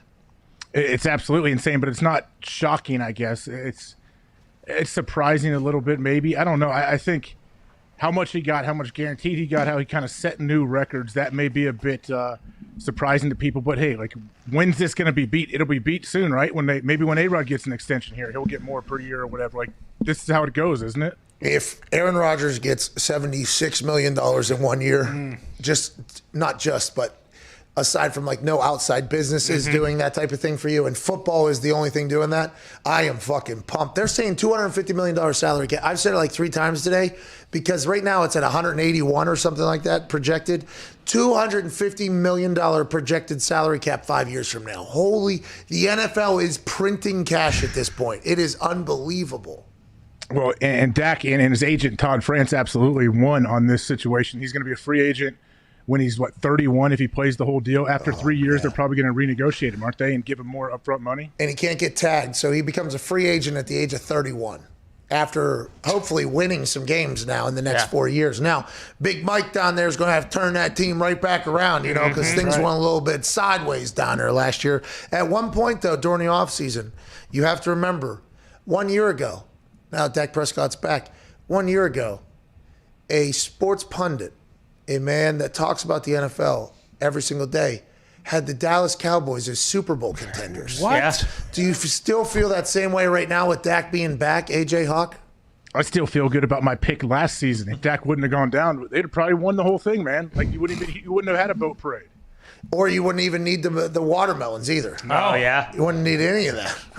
I mean, what are the question is, what do the Cowboys do, like, with Zeke's deal in another year or two? Like, what happens to the rest of their team? Well, that's the big question, and that was kind of the whole conversation that revolved around whether or not they'll pay him. It's like, because if you paid everybody else, will you pay Dak? Because if you do that, that's obviously going to affect other things. Now, Mike Lombardi just told us that their cash output or cash flow is actually better than people think. I don't know how that's possible because they pay everybody. But Lombardi knows more about that than I do. I don't know how they're going to build the team around Dak. I don't know how they're going to continue to win, but I'm fucking pumped Dak got that money. I hope it continues to happen. It's like the Rams, though. They paid their wide receiver, they paid their running back, they paid their quarterback. They had to let go, all 3 of them, but they let go Cooks and Gurley before they let go of Goff. So they paid wide receiver. They paid the running back. They paid their D tackle. Yeah. They paid their corner. Then they paid their quarterback. Then they had to cut everybody and then get rid of the quarterback. Somehow some teams are able to manipulate that cap better than others. The Chiefs have been able to do it at an incredibly, efficient manner, being able to lock everybody up. I don't know if the Dallas Cowboys are going to be able to do the same or not, but is this Jerry talking about what the salary cap is going to be? Are we underestimating or are we overestimating the salary cap hit that's coming? Because everybody seems to be cutting and trading and trying to get out of the salary cap, and Jerry Jones is signing big deals. Does Jerry know more than everybody else, AJ? I think so. I mean, anything I've read over the years, when those owners, think about it, when all the owners in the room together, or they're negotiating with the TV networks, whatever they're doing, they said Jerry's like one of the ringleaders. Think about it. He's been around for so long. He's such a high-profile guy. I think he's one of the main dudes that can speak, and all the other owners actually listen to him. But what if he wasn't speaking and they didn't have a chance to listen and he was not telling them about the salary cap? Because people are just cutting. See ya. You got to renegotiate. You stink. You're out. Have a good one. You're going to be on the market. And then all of a sudden, Jerry's like, hold the horses. We're actually paying everybody more money because these motherfuckers don't know what's going on. Imagine if that thing goes from like 181 projected to like 190, 200 next year. That would change everything. People would be like, whoa. We cut a bunch of people. It will. It has to, doesn't it, with the new TV deals coming out? Well, that's what you would think with this Jerry Jones deal. Is like, okay, this salary cap's going to go up a lot more than anybody could have predicted, I'd assume. And Jerry feels comfortable doing this. It's just interesting because just a few days ago, we were living in a world where everybody's like, if they get paid at all, guys are going to get cut because this salary cap's not going to move. It's like, well, is this saying something different? Is this saying the salary cap's going up? Do you think that's why we were calling this Massacre Monday, Massacre Week, and really it doesn't seem like we've got the bloodshed that they were expecting. We even created something for Massacre Week, like expecting whenever something gets titled Massacre Week, we made something for when it came, and it was...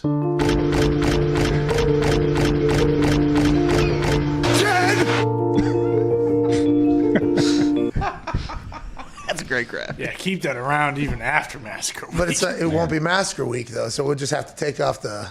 Just Massacre. Just Massacre.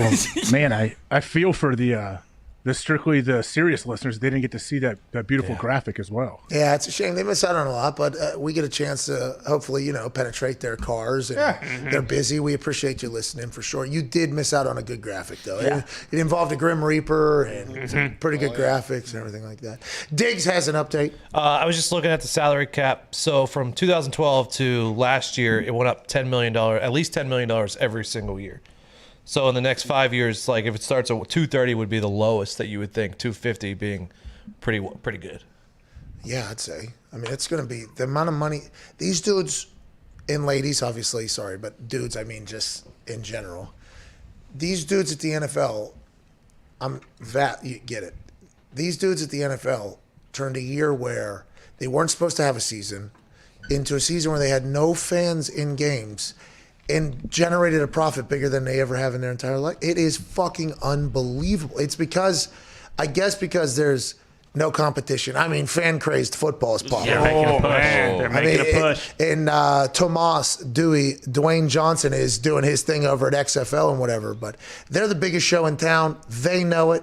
There is no competition. People are always going to love the NFL, and they walk into these networks and be like, yeah, last year was a little bit of down year, so you know what that means? You're fucking going to go ahead and pick up the tab a little bit. And you're going to do it. Yeah, you're going. That's how it's good. Double it. Hey, what'd you pay last time? 8. Okay, double it. Oh, you don't want? Okay, Jeff Bezos. All right. Yeah. Don't worry about it. Hey, don't worry. We've had a great relationship. We love everything you've done for us. Don't even worry about it. We're going to go. Yeah, you can't use any of it for any of your shows either, by the way. Okay, yeah, we're going to go over. Oh, you will. Oh, that's interesting. You found the money now. Okay. Okay, now we're done with this one. We got to go somewhere else and do the same conversation. Hey, how you doing? You want to exist? Yeah. Okay. Well, double. All right, here. That's how it is, though. It feels like that's legitimately how it is, and there's nothing anybody can do about it. It's like, yeah, no. They're right. They're 100% right. It's the NFL. Like the NFL is king when it comes to like appointment watching TV. That people will sit around and actually watch it. It's one of the last things left. People talk about it all the time, but don't you think throughout this whole process with COVID and putting the season on and being profitable, and they're going to probably double their TV rights, like they have to feel untouchable. I'm sure the owners already had a high level of confidence, but now they have to feel like there's nothing we can't handle. Bro, they probably walk, into those meetings, sit down in a slow fashion because a lot of them are very old. Mm-hmm. They probably put their feet up on desks and they say, with their hokas. I assume they have cowboy boots on in this particular. In my head, they were wearing cowboy boots. Okay, just so, not the Hokas. Okay, if they're wearing the Hokas, I understand because they are incredibly comfortable. And the all whites, by the way. Still can't get to that thing. Damn nice. But I assume they put their legs up on the desk and say, are we the fucking greatest ever or what? We are the smartest humans to ever exist.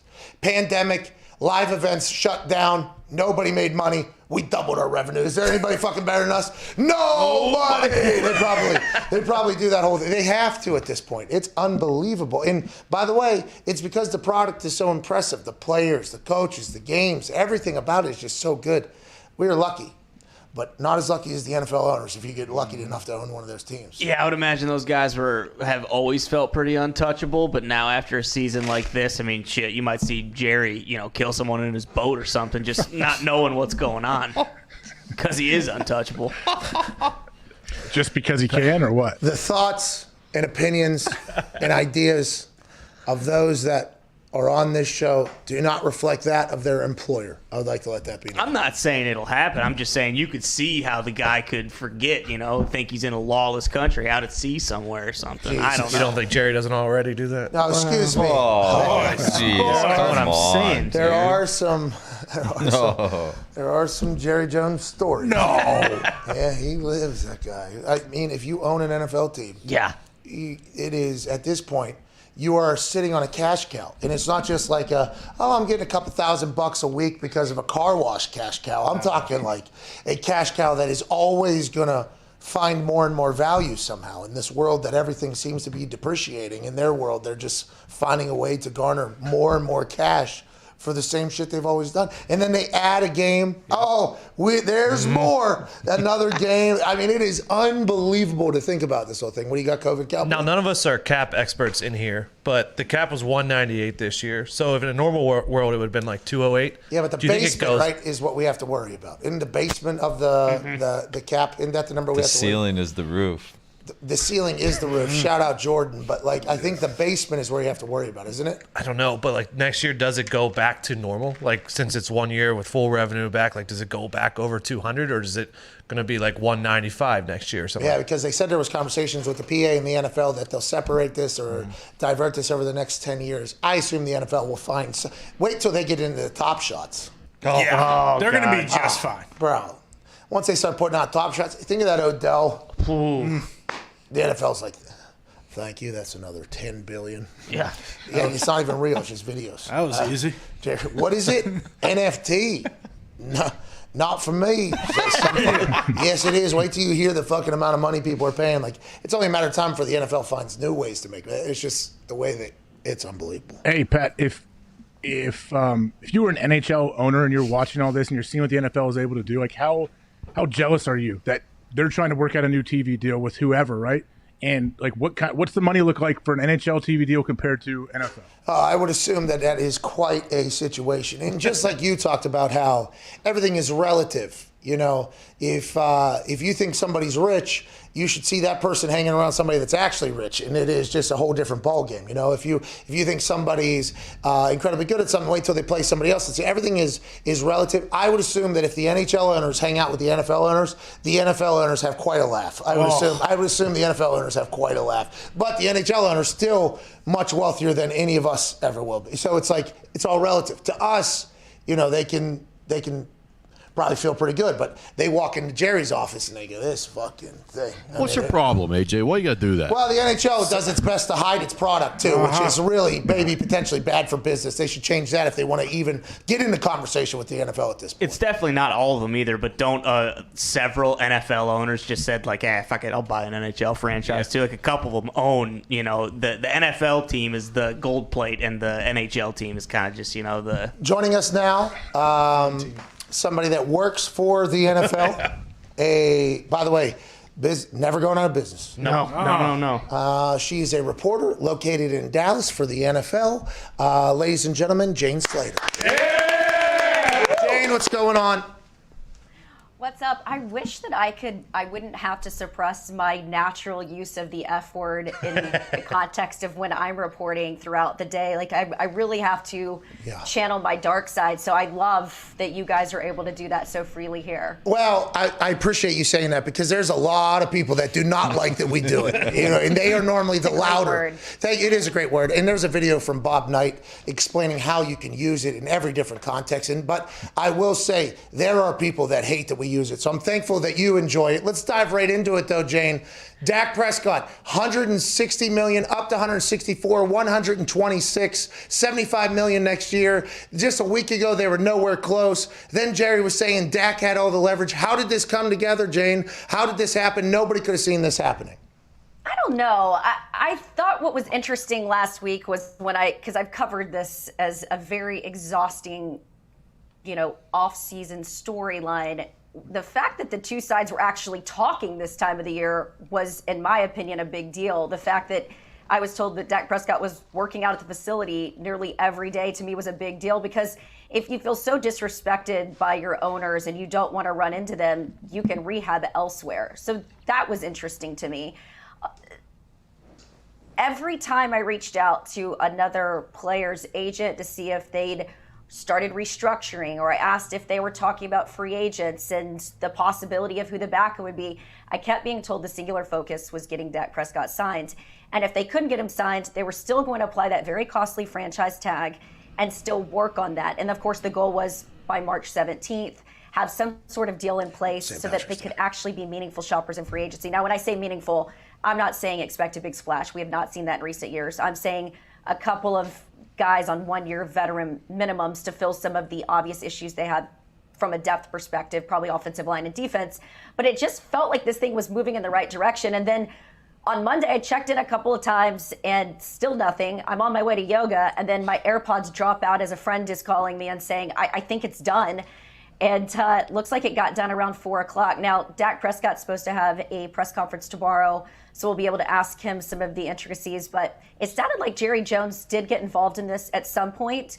And I think he's got some idea of what these TV dollars are going to look like. Okay, everybody's You don't want to start having to negotiate a deal that's just going to keep going up. We've talked about Lamar Jackson and, of course, Josh Allen are going to happen at some point. You could have gotten Dak done 2 years ago when we scoffed at $30 million, and now here we are at $40 million. But I think they both got something out of this. The Cowboys got their guy, and they don't have to gamble on the open market next year because, as one GM told me, a lot of people may not see him as a 1 through 5 quarterback, more of a Kirk Cousins 6 through 10. Some teams got to convince themselves to pay whatever number he's demanding. And do the Cowboys really want to get into that sort of bidding war? He's their guy.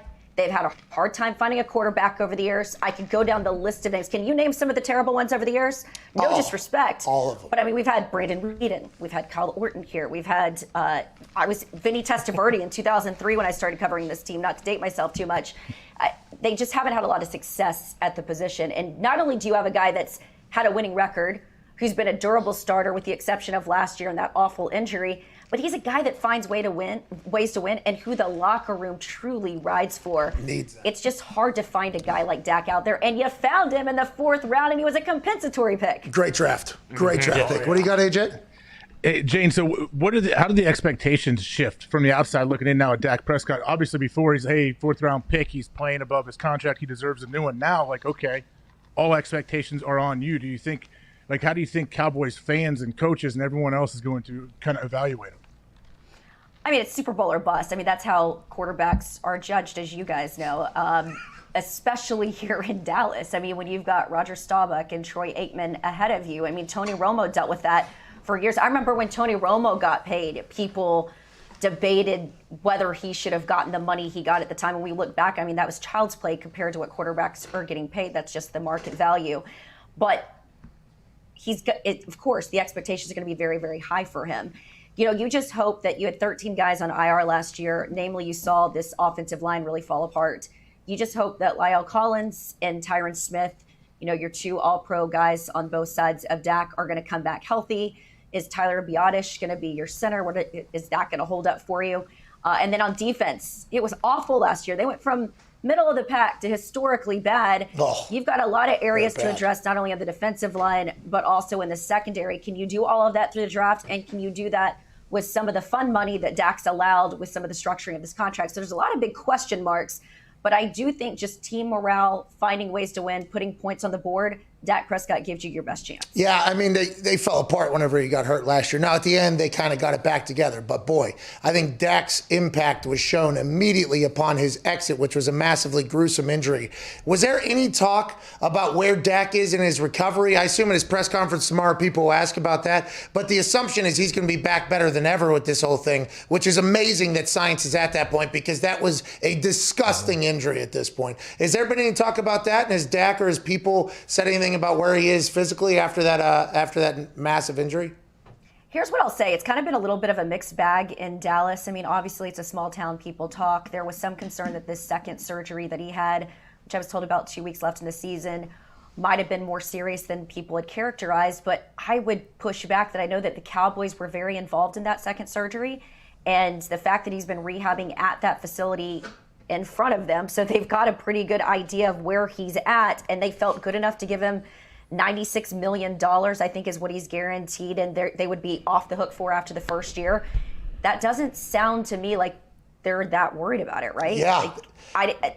Again, they haven't officially filed this thing yet. They're going to place the franchise tag on him as a procedure. There's a no tag, there's a no trade clause, and he got all of this money up front. That says to me they're not worried about that ankle. And I would say this about Dak. He is incredibly durable and has been in Dallas. He didn't miss any start ahead of this. And if there's a guy I just don't bet against, I mean, going back to his high school and his college career, he always won the starting job because of another person's injury. He's just kind of this remarkable kid that you actually wanted to see get a win here. And you know that the team is excited to get him back. You know, again, science is remarkable, but I also think a lot of it's mental. He's got a lot of the right mental makeup to come back from something like that, too. That's awesome. I can't wait to see how it goes. Jane, thank you so much for taking time with us today. You can follow more at Slater NFL. I appreciate it. And you had my girl on last week, Diana Rossini. Way to start upgrading your show these days, guys. Hold on. We are getting much better. Thank you. We appreciate that. It's been documented at this point. The show's getting better at this point, and it's probably because of you guys. Diana Rossini came on, though, and she came in here and dropped a bomb or two that, you know, we appreciated, obviously. I assume she had to answer for. She did. She put a tweet out. But she's killing it, as are you. Thank you so much, ladies and gentlemen. Jane Slater. Show, guys. Keep it up. Thank you. Thank you. I thought she was potentially going to drop a fuck there. Yeah. Mm-hmm. But she does work for the Shield. Right. But it's good to know she appreciates the word. Yeah, well, yeah. Most people, no, I think a lot. I mean, obviously numbers. But it does seem like there are some people that don't appreciate it. And I understand, but they can go fuck themselves. The Dallas Cowboys facility being a part of his second surgery that he had, training him, getting him back, that answers all the questions that I have about him physically. Like, oh, they have him in the building. They're like, this is good. We're good, you know? Don't you think they may have talked before he was going in for surgery, and maybe afterwards that, hey, I know you have to make a decision. You can go do whatever's right for you individually to get healthy, but if we're going to be talking about giving you a big-time extension, it probably would help if we get to see you every day. We'd like to know that we're on the right path, at least. Mm-hmm. Let our doctors get their hands on you. Let us rub our metal thing on your scar tissue. Yeah. All right, we're going to get to a break. Big thanks to Jane for joining us. Big news in the NFL world. Obviously, Dak signing. There's trades. There's franchise tags. Plus your phone calls on the other side. 1-888-MAD-DOG-6. This is the Pat McAfee Show, Tuesday, March 9th.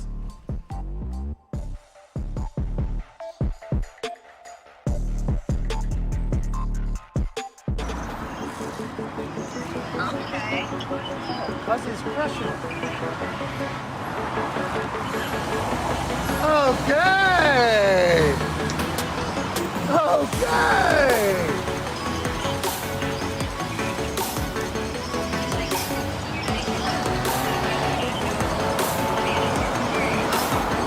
Oh my God! Best sign spinner in the world!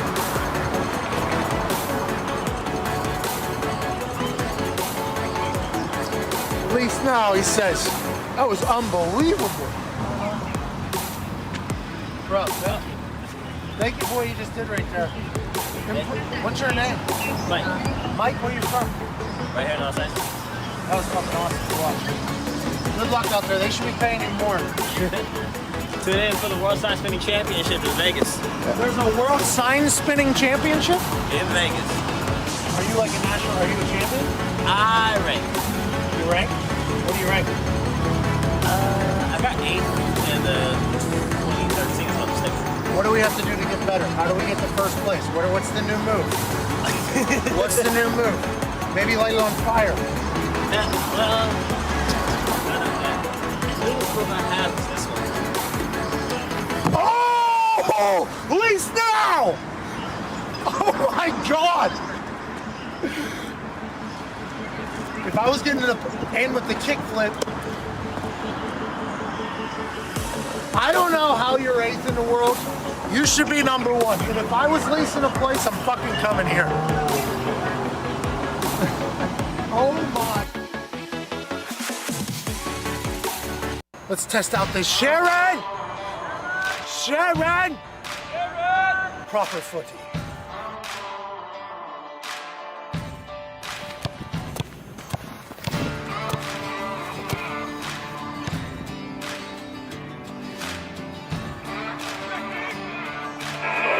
Seems like it has a bigger sweet spot.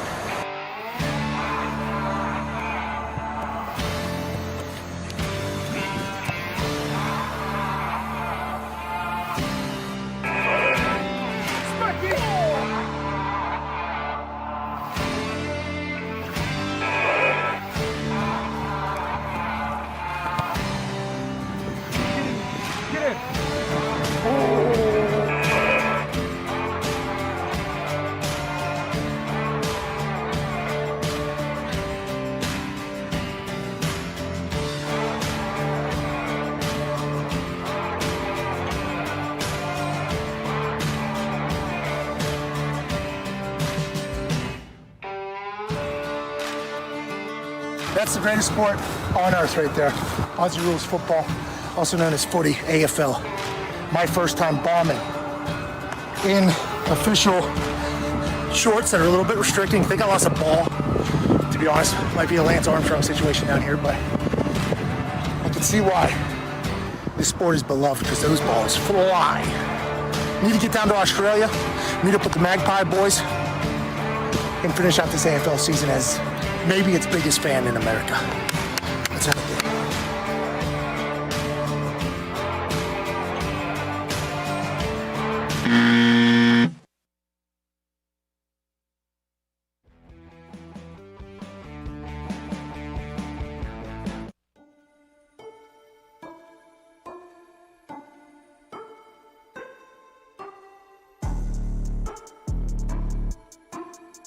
Give us a call at 888-MAD-DOG-6.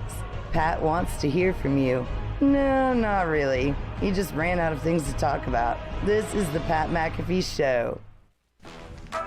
Pretty accurate. Welcome back. AJ Chris Carson will not be franchise tagged. He is on the move. Taylor Moton will be franchise tagged for the team that he plays for. You all right? Yep. What was that? What team would that be? I'll tell you what, there are some people that I've been reading about in these things that I have never heard about, and I think I cover the NFL and follow the NFL rather closely. There are some names getting thrown out there that are getting franchise tag and stuff that I've never heard of, but I want to let them know I'm happy they're making money. I hope they make all the money in the world. Yeah, I got to see a little bit of your Lombardi interview. I loved the shout out to Colin Farrell, the great actor. Yeah, we had that reaction as well. And to be honest, as soon as he said Colin Farrell, I thought of the White as well, the actor, White or whatever. And I was like, this must be another. Because, by the way, over the last day or so, reading a lot of these names, it's kind of like almost like, man, I don't know shit or whatever. So when he said that, I was like, maybe that is somebody I don't know. But and then as soon as we get to a break afterwards, all the boys are like, that was not that guy's name. Like his name is not Colin Farrell, obviously. I did not know that in the moment, though. I thought I potentially missed something. He talked about the Patriots basically just stinking, though. Yeah. No, that's not what he said. He said Hunter Henry, the prize pony, is Belichick's, right-hand man. He's basically a lock for New England. The Pats might go to the AFC Championship again. Hunter Henry, it sounded like Michael Lombardi said, if you can get Hunter Henry on your team, you get him on your team. He's going to get super money, huh? Good for him. I didn't know that. Yeah. Well, he's not going to get super money from the Patriots. They don't ever do that, do they? Well, they just traded back for Brown. They admitted fault in letting him leave the building. Let's bring him back. No, they didn't admit fault. What do you mean? They let somebody else pay him a bunch of money. Now they can bring him back for cheaper. I mean, that would be a great way to spend it if you're Bill Belichick. But also, we should have fucking kept you around, potentially now. I mean, granted, let Gruden and Mayock pay this guy so he gets comfortable. Then he can come back and do the Patriot way thing with us or whatever. Kyle Van Noy. Same exact situation. Is allegedly going back to New England. I don't see that happening, obviously. Who's the quarterback going to be? Cam. He thinks Cam. Or Jimmy G.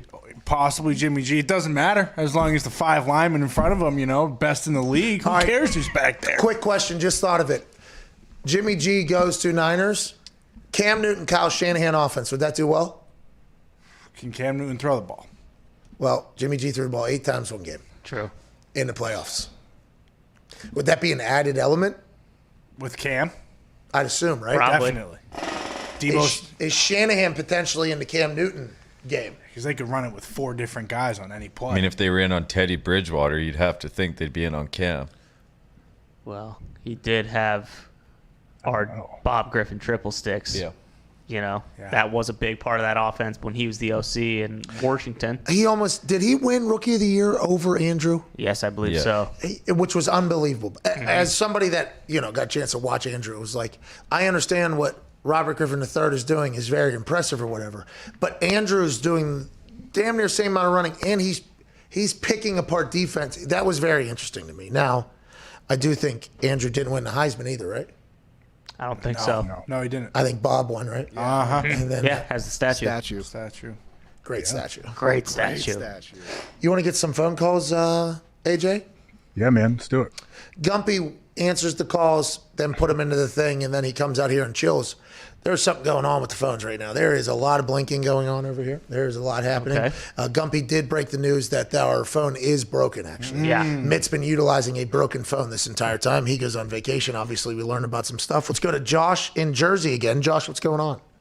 Hey, 2 days in a row. Let's go. Yeah, we'll make sure that doesn't happen ever again. But what do you want to talk about? This is Gumpy being new on the phones. What do you want to talk about, Josh? What's up, Pat?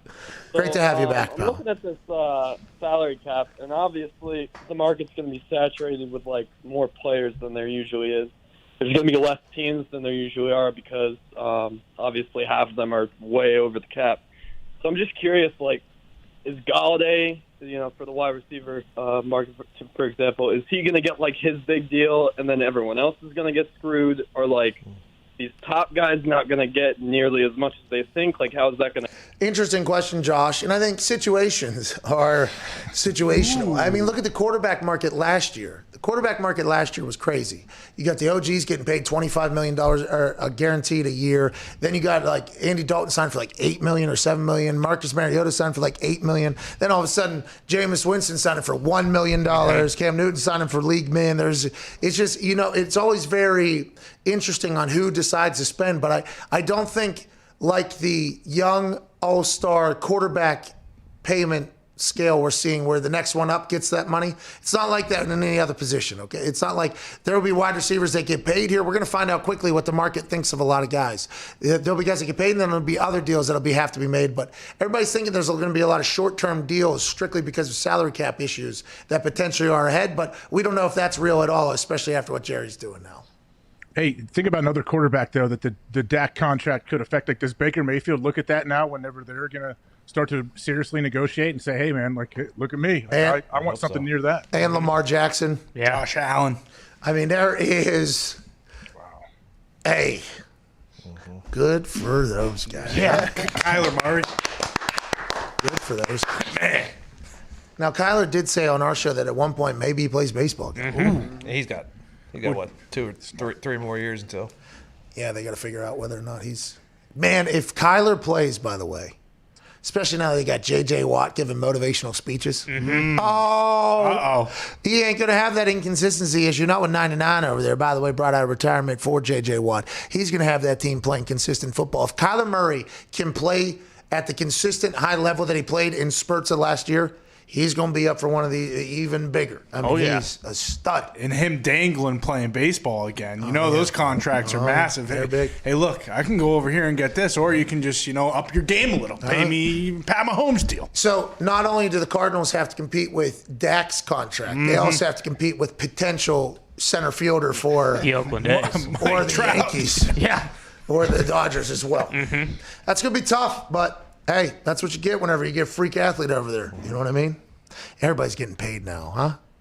Oh, yeah. I mean, it does seem like that because we only hear about the big ones. But, I mean, there's a big chunk of most teams that aren't getting these crazy amounts of money. Yes, league minimum's amazing, but actually, we only hear about the blockbusters. Yeah, and those guys, a lot of those guys are getting completely fucked with these big deals that are coming, actually. There's a lot of players on the Cowboys roster that, special teams, maybe backup linebacker or something like that, that they're seeing this deal happen and they're like, okay, well, probably going to be a lot of rookie mins, not vet mins for a lot of these things. But that's to each their own on how you construct your roster. I mean, we'll find out if this works. Can we get the poll back up? We had a poll today, AJ. I'm intrigued to hear your thoughts on this. And I've used the word intrigued today a lot. Going to have to go to the thesaurus and find a fucking replacement. But the poll right now is at 104,000 votes. The question is, will Dak Prescott ever win a Super Bowl? The percentages have remained the same since it was at 69,000 votes. 17% say yes. 83% say nah, they ain't going to win a Super Bowl. Isn't that what you're paying for, I feel like, AJ? And this is intriguing that 104,000 people are overwhelmingly being like, nah, not going to win a Super Bowl. Is that because of Dak or is that because of the roster? I mean, I think we won't be able to ask all 83% of 104,000 people why they voted that way. But that is an alarming number. Of course, yeah, it's alarming, but does it mean anything? Like, if it was flipped the other way and 83% said yes, like, would you say, oh, yep, Cowboys are definitely going to do it? No, to be honest, we'd probably fade. That's kind of what we do to those polls normally. But this one feels like, last night I put out Instagram post with me, Foxy made. It was awesome. I had this little monoscope thing, and then right at the bottom, it said the announcement of the deal and then thoughts. Man, there was a lot of people that immediately upon seeing somebody earn themselves $126 million guaranteed, their immediate thought was, fuck that, ruining the team. It was like, oh my God, dude. Like, that is immediate, the first thought. And I guess that's how you have to think of it if you're a fan, but I'm not sure everybody's sold that roster is going to be able to win. I don't think that's with or without. I think that's with or without Dak. Can Big Mike get the team back? I'm not 100% sure. Well, that's real too, right? Like, oh, sorry, go ahead. No, go ahead, AJ. My bad, Connor. I don't know if it's a complete, it's not a lack of trust in Big Mike. He's only been there a year. I don't think people completely know what they have with Big Mike. I think it's just a lack of trust in the organization. The Cowboys, their roster, they always have big-name guys, but they just haven't really been able to get over that hump since, Troy Aikman? Yeah, I believe Troy Aikman, because after that, you heard Jane talk about Vinny Testaverde. I forgot he was a Cowboy at one point. Oh, yeah. Then Quincy Carter. Oh my Quincy God. Carter. And then obviously that John Kitna. Tony Romo. Oh, jeez. Tony Romo was in there. Romo. How about that? They haven't had a good quarterback, she said, since Vinny Testaverde or whatever. I'm like, oh, old Skechers, Tony. Shots fired. Hey, who did Romo replace? Oh, shit. That came out of nowhere too, right? Bledsoe, I think, yeah. Bledsoe, yeah. Bledsoe's got some good wine, doesn't he? Oh, yeah. Best blueberry wine you're going to find on the West Coast. I see people get boozed up with Drew's stuff, dude. Yeah. Boozed up with Drew's stuff. You know what I mean? Let's get to Anthony in the Bay Area. What's going on, Anthony? Should print that in a bottle. I've had a couple today. Yeah. I've had a couple taglines today. We're great, Anthony. Thank you. What would you like to talk about, pal? Well, first of all, shout out to the boys. Shout out to you. Shout out to AJ. I've been listening for a while, and you guys' show, the pod, dynamic. Oh, I agree, by the way. The Todd and That's Hockey Talk. Hockey Talk. What's that? Oh, well, come on. Hockey Talk, that goes without saying. Yeah, I did kind of bury Hockey Talk there without even. I don't want Nick back there slitting his wrist. I think that goes without saying. I think Nick's got a great show going on. Easy, AJ. AJ, calm down. Please. What are you turning your head like that for? Just wait. He's going to chime in here in a second. No, he's not. He decided to go into his hole like you told him. He's going to find a way to personally attack myself and my family, which I can handle. What an unbelievably rude thing to say. No. Yeah, you started this, Anthony. No. Yeah. What I got to talk about today is actually a couple weeks ago, you, Pat, in your show got me out of a speeding ticket over here. Oh, nice. Good for me. How'd that happen? Well, I was, maybe going a couple miles per hour over the speed limit, but, that's just he say, she say. But he pulls me over, sees me watching the YouTube on my phone on the dashboard, and goes, "Oh, you watch the Pat show?" I was like, yeah, every day. And he goes, "You know what? How you doing? Keep it moving. Go on and get on with your day." Hey, shout out that cop. Now, there is numerous laws being broken by Anthony. Shout out that cop. Shout out to Anthony. We appreciate you. I don't. Is that what people do? I saw some. It was kind of weird. I was driving my F-150. It was a little bit jacked up. Okay. Yeah. And I was. You know what I'm talking about, AJ? Good choice. Yeah, you're a man of the people. I know. Yeah. Shout out to my F-150. Baby. Shout out. I mean, got a Bentley there. Got a Tesla there. That's right. Got a Shelby there. Okay, got an Audi there. Got a couple Harleys there. Got an all-terrain vehicle there. I mean, I got a lot of stuff there. F-150 is what I drive because it's my favorite. Because you're built Ford tough, Pat. Built Ford tough. Hawk doesn't know anything about that. He drives a Tonka truck from the dealer. Yeah, he has no idea. He doesn't even know what that means. Couldn't change a tire if he had to. But I was driving that thing. I'm jacked up, sitting next to a delivery truck at a red light. Old buddy has us suction cup to the screen. It's literally my face on this guy's screen while I'm watching it. And he's just staring down at the phone like this. Light turns green. He's chilling. I'm gone. Okay. He's 5 to 10 seconds away from, and then he's laughing as he pulls away. I'm like, are we causing maybe more harm? Hey, be safe out there. I mean, appreciate it, obviously. I appreciate it. I almost Jesus gave him a... Christ, good to know that when I'm driving home on the highway, people are watching the show and just switching lanes willy-nilly. That thing turned green, and he just was chilling. I ain't never seen it. I ain't never seen it that long before, I don't think. And I was the direct reason why. And it was very interesting to me. Well, we were. I assume it was right before you said be as if. And that son of a bitch was like, oh, be as if a driver on the fucking road. Let me go back to this whole thing. He was driving slower. That's all I heard from you is that the light turned green. He was taking his time. He got a lot of packages in the back. Yeah, he doesn't want anything to fall over. I am so incredibly thankful that people listen and watch this show. Hey, Pat, they shouldn't. But that last caller said that he got out of the ticket because the cop came up and he saw his phone watching your show on the dash. Don't you think if you got pulled over and you were watching something on your phone, you were streaming something live, you'd maybe put it down, like face down in the seat next to you? Yeah, you definitely. You fake the seatbelt thing immediately upon you. You fake the seatbelt thing. You put away anything that could potentially lead to a what's that? You know what I mean? They don't need any of that. The phone would definitely, especially California, right? They probably have There's probably no texting, no. Guaranteed. Oh, yeah. I would assume in California they have that law. Yeah, but in this case, shout out to that cop though. Yeah, it helped him out. And this, maybe you do leave the phone up because maybe there's a connection. Yeah. Also, maybe put drugs up there too because the cop might like the drugs. Yeah. True. You know what I mean? Just something to think about. Well, if you're in Oregon, let it eat. Yeah. Do what you want. How's Oregon doing? They got that meth law. Mm-hmm. And heroin. I haven't seen any headlines. Me neither. Just kind of. I think they're keeping it. Inside the state borders. Those headlines. Are you saying numbers aren't being reflected? Perhaps. Whoa. It wouldn't be the first time. Whoa. Just saying. Much like the bodies, they are sweeping those under the rug. Whoa. Jeez Louise. This is your fault, AJ. Love you, Nick. Let's go to James in New Orleans. What's going on down there, James? Yo, what's happening, boys? How you doing, man? When you called in, was it just all staticky? Oh, it was all fucked up. Oh, okay, good. We'll try to get that fixed, I promise. Didn't know it was happening. For all those that have called in and experienced a hellacious sound in your ear while waiting, we apologize. Mitt didn't let us know that was happening. Gumpy figured that out. We'll get that fixed. Thanks for calling in, James. What do you want to talk about?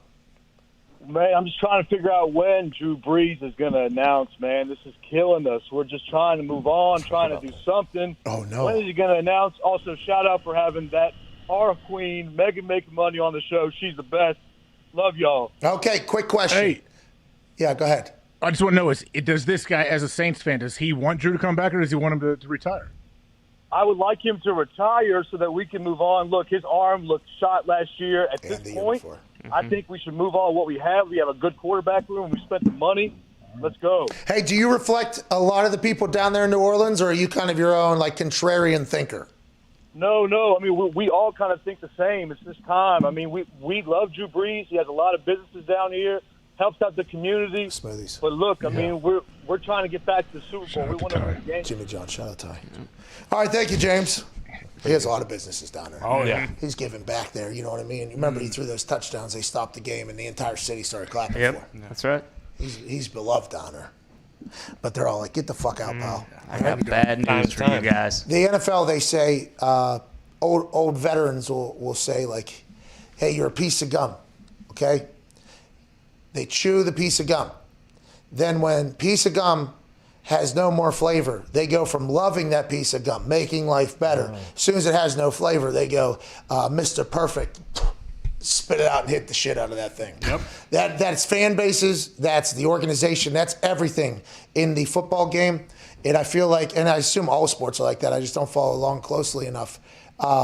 It feels like Drew Brees potentially is at that point with New Orleans fans where it's like, we gave it a go. Okay, Minneapolis Miracle, fucking phantom pass interference, Kyle Rudolph pushes off, then this whole thing happens with Tom Brady. We appreciate you, but it's time. It would make sense if that's how they feel. It would make a lot of sense if that's exactly how they felt. Well, I mean, their elected official, their mayor, is making recruiting videos to Russell Wilson in Team 3. Spinning that umbrella. I want to let you know. Drew, get the fuck out, okay? Take that ratty-ass Jimmy Johns off the street, too. What if that's what the mayor ended that with? That would be fantastic. Pushing sleds like he's 23. Further than when he was 23. Yeah, Nobody's ever done new what he's course done. record. Drew's got a little fight left in him. Yeah. He's not going down without making this about him one last time. Oh, my God. I could have predicted that. Ty, you are such a terrible person. Okay, let's go to Greg in Los Angeles. Greg, what's going on? Jesus. Oh, cool. I got on. What's up, guys? Hey, shout out you, Greg, dude. Shout out, Greg. Hey, fellow punter to fellow punter. What's up? Hey, well, I want to let you know, Nick is in the back screaming for me to hang up on you for saying what you said to start this conversation. I do not feel that way, especially because it's punter to punter here, Greg. Let's have a conversation. What do you want to talk about? I want to talk about the Chargers and my off-season habits, because it seems like when I follow the team pretty intensively, all the trades, all the signings, they seem to stink the following year. Okay. And then when I kind of just like wait back, don't really care, whatever happens, they go 12-4 and then lose to the Patriots. Yeah. So I don't get it. Well, Greg, I would say that Greg, I would like you to look in the mirror and stare at the guy that the Chargers' record is dependent upon. You know what I mean? If you pay attention, pal, they're going to be bad. They're going to be nervous. If you don't pay attention, Greg, that team's going to fucking win some games. Justin Herbert's going to be a better quarterback next year because Greg is not paying attention to the Los Angeles Chargers, and I appreciate that is legitimately how some fans feel with shirts that they wear, underwear that they put on, cigarettes that they smoke in one day, mustaches that they groom. That is the greatness of the NFL and of fanhood. But I would like to let Greg know that ain't nobody in that building give a single fuck about whether or not you're paying attention. That's so. Was he serious? Like, that's his question. Like, hey, if I read a few articles and I click on a few links on Twitter, they're terrible. But when I don't do that, they're good. Yeah. And how long has he been actually, self-scouting? Was there 1 year he paid attention, they did bad, and then another year he paid attention, they did bad, and he was like, oh, I hate this team. He stopped paying attention, they did good, and he's like, well, that's it then. That's what it is. I gotta stop paying attention. Because if that's the case, Greg, for the sake of your fanhood, stop fucking paying attention. Yeah. All right? Justin Herbert would like to win a Super Bowl. Maybe stop reading shit. It is possible that Herbert calls him right after this. He's like, dude, I know it's tough, but you got to stop going on Chargers.com and you got to unfollow the Twitter account. Yeah, everybody's talking about you, cousin Greg. I told you to hang up on that guy. My cousin Greg. Nick has good instincts. He literally said, oh, cool, I got on. Nick, literally, as soon as that kid said that, Nick, stood up and was like, dump him. Get him off of there. Let's go to Adam in Arkansas. What's going on, Adam? Hey, what's up, Pat? What's up, AJ? What's up, boys? Hey, Woo Pig Suey. I'm doing good. I want to talk about Kenny about the Chiefs. I got a theory. Okay. What if Rob Gronkowski goes to Kansas City and pair up with Travis Kelce? Awesome. How fun would that be? Great, Adam. Thank you for calling. That is the type of thing I like to think about. Rob Gronkowski, Travis Kelce, Tyreek Hill, Sammy Watkins, Lev Bell. Oh, yeah. Jeez. but that would be awesome. Hey, listen, that would be awesome, Adam. You know what else would be awesome? Let's get Tom Brady, Patrick Mahomes, a quarterback for the Chiefs. Oh, you know what I mean? Yeah. Let's just go ahead and do this. Bring in Cam Newton to be like a change-up back, third down, maybe red zone. Yeah, that's what I'm talking about. But I like the way Adam's thinking. He's like, because by the way, could you imagine if they do get Gronk, which he's going to be a free agent, I guess, here for the first time in his career. Will he stay in Tampa, which everybody assumes? Yes. Rob Ninkovich, though, former teammate, says, hey, don't be, let's say, if a J.J. Watt deal comes across old Gronk's plate, is it going to be easy for him to say, oh, I don't want $33 million. I'd rather just play here? Or will he say, I got enough money to make elsewhere. I am just going to play good football with Tom? Just think we should pump the brakes. Last time that there was 2 tight ends that good on the same team, bad things happened. Oh, yeah, Gronk was one of them. Yeah. Uh-huh. Oh. Yeah, I played against that team. Very, very dynamic on the field. Yeah. Hey, I forgot about that, right? Because everybody tried to erase him from everybody's memory as quickly as possible. We'll actually do a jersey swap. Come on in. Mm-hmm. Let's do that. Whenever you watch those docs about Hernandez, the highlights they were showing, oh my God. He'd line up in running back, and they'd hand the ball off to him. Dude played tight end. I don't know how he was able to be that good while doing all that other shit on the side. Yeah, we get it. OJ rushed for 2,000 yards, too. We don't got to praise him. Yeah, but OJ, okay, at the time of the thing, as he was doing all this, he wasn't just out doing what he allegedly, just strictly because of lawsuits and everything like that. That wasn't while he was playing. You know, like while Aaron Hernandez was playing, he had a trap house, he was selling, he was killing, he was moving, and then he was just showing up at 7 a.m. Patriot way. Fuck, it makes... Scoring touchdowns. It is unbelievable how that happened. I did forget about him playing, though. You think, I assume you just had a memory in your head while he was probably running by you or something like that. Well, I just remember both of them. And I'm like, who are these dudes? Like, I knew of them from watching them. I think they were rookies that year. And I'm not a positive, but they were definitely young and weren't as known as they are now. And I was like, first off, this one dude, Hernandez, runs like a wideout, and he's gigantic. And then Gronk is just the biggest dude that you can't. He used his body so well to box you out. Like it's so tough to cover those guys. Travis Kelce and Rob Gronkowski, bring it back, bring it back. Hey, Gronk would help them in the pass blocking game too. You can use Gronk as almost like a version of a tackle at times. Remember, he was a blocking tight end at the beginning of this past season because of how good he was as a blocking tight end. By the way, everybody gets all caught up on Gronk making these big plays and Gronk spike. That's real. But the old school mentality of a tight end, like blocking and debunk, like Gronk does that too. It's just.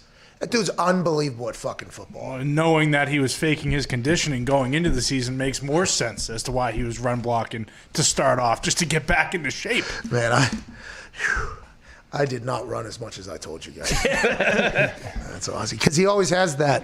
It's like this stance. Oh, yeah. He has like this stance where he has the leg cross, that whole thing. And he goes out and scores touchdowns. 2 of them in the Super Bowl. Breaking off a route, by the way. Oh. What they say, he has toilet seats as hands. He has toilet seats as hands. About a minute here. AJ, I only gave you 7 seconds yesterday, so today I'd like to give you a full minute here. Let me find the right song for this moment. No, we don't need a song. I had a question for you, though, and I don't know if you remember this. Remember when the Patriots lost in the Super Bowl and Gronk, there was a video of him dancing at their post-game party, and people were like trying to kill Gronk. How dare this guy do this? And then fast forward, and Gronk is everybody's favorite dude. Yeah, because he was hurt in that game, right? Yeah. And that was the batted ball, Giants? No, he played, I believe it was the Eagles Super Bowl. I thought he didn't play. So I don't know about not playing, but I know he was hurt in that Giants game, right? Because he was slow or something like that. They said if he wasn't hurt, he would have caught that batted down Hail Mary at the end here in Indianapolis. Do you recall that? I think he was hurt. 2012? I think he was hurt. Not sure. He's not hurt anymore, though. No. Now he's boat partying. Super Bowl championships. He's a free agent. Where will he go? We will follow that story tomorrow. Also, more franchise tags, trades, cuts, new TV deal information, massive guests, your phone calls. We got a massive Wednesday coming. We can't thank you enough. If you enjoyed the show, be a friend, tell a friend. AJ, anything to say to the SiriusXM listeners? Say hello to Mad Dog.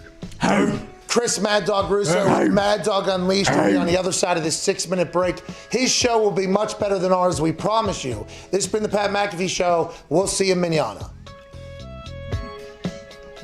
I always wonder, like, what does Mad Dog lead off with? Does he have like a monologue? Does anybody know?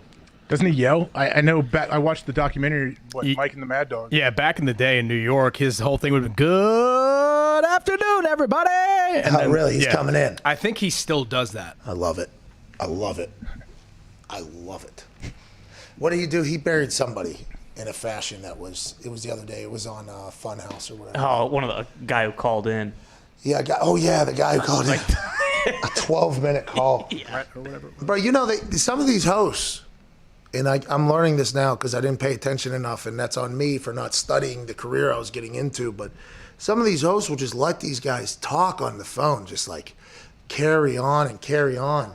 And I respect that, the ability to have the patience, but man, I don't know when that day will come for me to be like, shut the fuck up. We do not have time. We do not have time for that right now, you know? I wonder if we'll ever get to that point. Do they let them stay on when they're just trying to make a point? Or I thought they really, when callers actually stay on the line is when they're going back and forth, and like Mad Dog would be mad at the dude and yelling back at him. I would assume that. I'm not talking about Mad Dog, but I'm talking about like other. I've tried to listen into other shows. You know, I've tried to. I feel like research right now about other shows is something I've never done. So now I'm like, oh, what do other people do? I try to listen to some. I can't do it. I've listened. I enjoy Mad Dog because once he gets going, he gets going. Mm-hmm. But there are some other shows that are in our particular space that I listen to. I'm like, oh my god, it's a much different vibe. Much different vibe. A little bit. Just imagine a caller calling in on a 4-minute rant about something. Can't do it. And they let him stay on though. Like someone would really let him keep going. Yeah, and they don't step on him or anything. Like whenever we first got on Mad Dog or whatever, there was a legion of callers that are on that channel. They call throughout the entire day. They were not happy with how we were handling the callers or something like that. I'm like, what do you? So I tried to learn a little bit, you know. And I'm like, well, who was on before you came on this channel? Who was on this time slot? I'm not sure. It was that quarterback. Danny Cannell? Danny Cannell, and I never listened to that show. I assume it's good. Cannell buries kickers all the time, but I assume he's good. But there's just, I try to bounce around some channels. And I don't know, man. I assume we'll get lazy. I mean, there's nothing but to all the other shows' defense, has there ever been a show that you have ever listened to in your life consistently? No. Entourage. For more than 3 seconds. Hey, by the way, I started to watch a few episodes. Man, it holds up. Like, Entourage is good. Oh, you're saying it holds up? Well, I mean, no, it wouldn't be made today, but the show is still entertaining. Okay, good. I know a lot of people do not feel that way. What do they say? A lot of people say it does not hold up, actually. Well, they couldn't. The acting. It wouldn't be able to. There is a lot of. Yeah, it's a bit shocking at times because you couldn't get away with it now. What they say, what Ari Gold says a lot, how he treats other people in the show. Which, by the way, I've allegedly met the potential founder of the Ari Gold character. Allegedly. And this guy is electric. Mm-hmm. Listen, they're not really in the game. Okay, they don't matter. All right, so let's just not. It is awesome. Let's get to the phones. Listen, after saying what we just said about the phones, I'm excited to hear how this phone call is. Yeah. This is Dalton in Montana. I believe he's a Cowboy, right? Dalton in Montana. What do you want to talk about? This fucking guy. Hey, how you doing?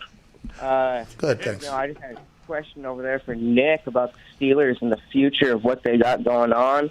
They're not franchise tagging one of their best linebackers in Bud Dupree. Mm-hmm. And I just want to know what he thinks about their defense and if they need to focus on their defense or if it's all their offense they need to worry about. Mm-hmm. Okay. So directed that at Nick, so he wanted a negative response, right? That was a strategery move there. I'd like to hear Nick's thoughts on this. Smart. Lays out his ideas on the roster and what's going to happen, and now initiates a response from Nick. I think overall pretty good call there. Okay. You know what I mean? Yeah. That's what I would say. That's what you want from the callers. Not questions for me. No. Yeah. I would like to hear concise, quick. Hey, this is what's going on. What is your answer to that particular question from Dalton? If they could have kept anyone, it would have been very nice to keep Bud. Can't keep him, no money. He's very good at football. Diggs posted a video of him headhunting a guy. I reposted it and said this guy would be a great fit in Indy. Now people are telling me that I'm promoting a bad Bad style of football. Rest in peace to Matt Moore. Matt Moore was great on Hard Knocks. Yes, he You was. watched that replay, though. I mean, It was hands to the chest. It looked like a What do clean you- hit. Yeah. what do you- Bud is what do you not want? a dirty player. What do you want out of the guy? I would like Bud Dupree on the Indianapolis Colts. A lot of teams, all teams should want Bud Dupree on the team. Matt Moore should have slid. Oh no. Oh no. Do we have? Oh no. Oh no. Oh, no. Do we have? Oh no.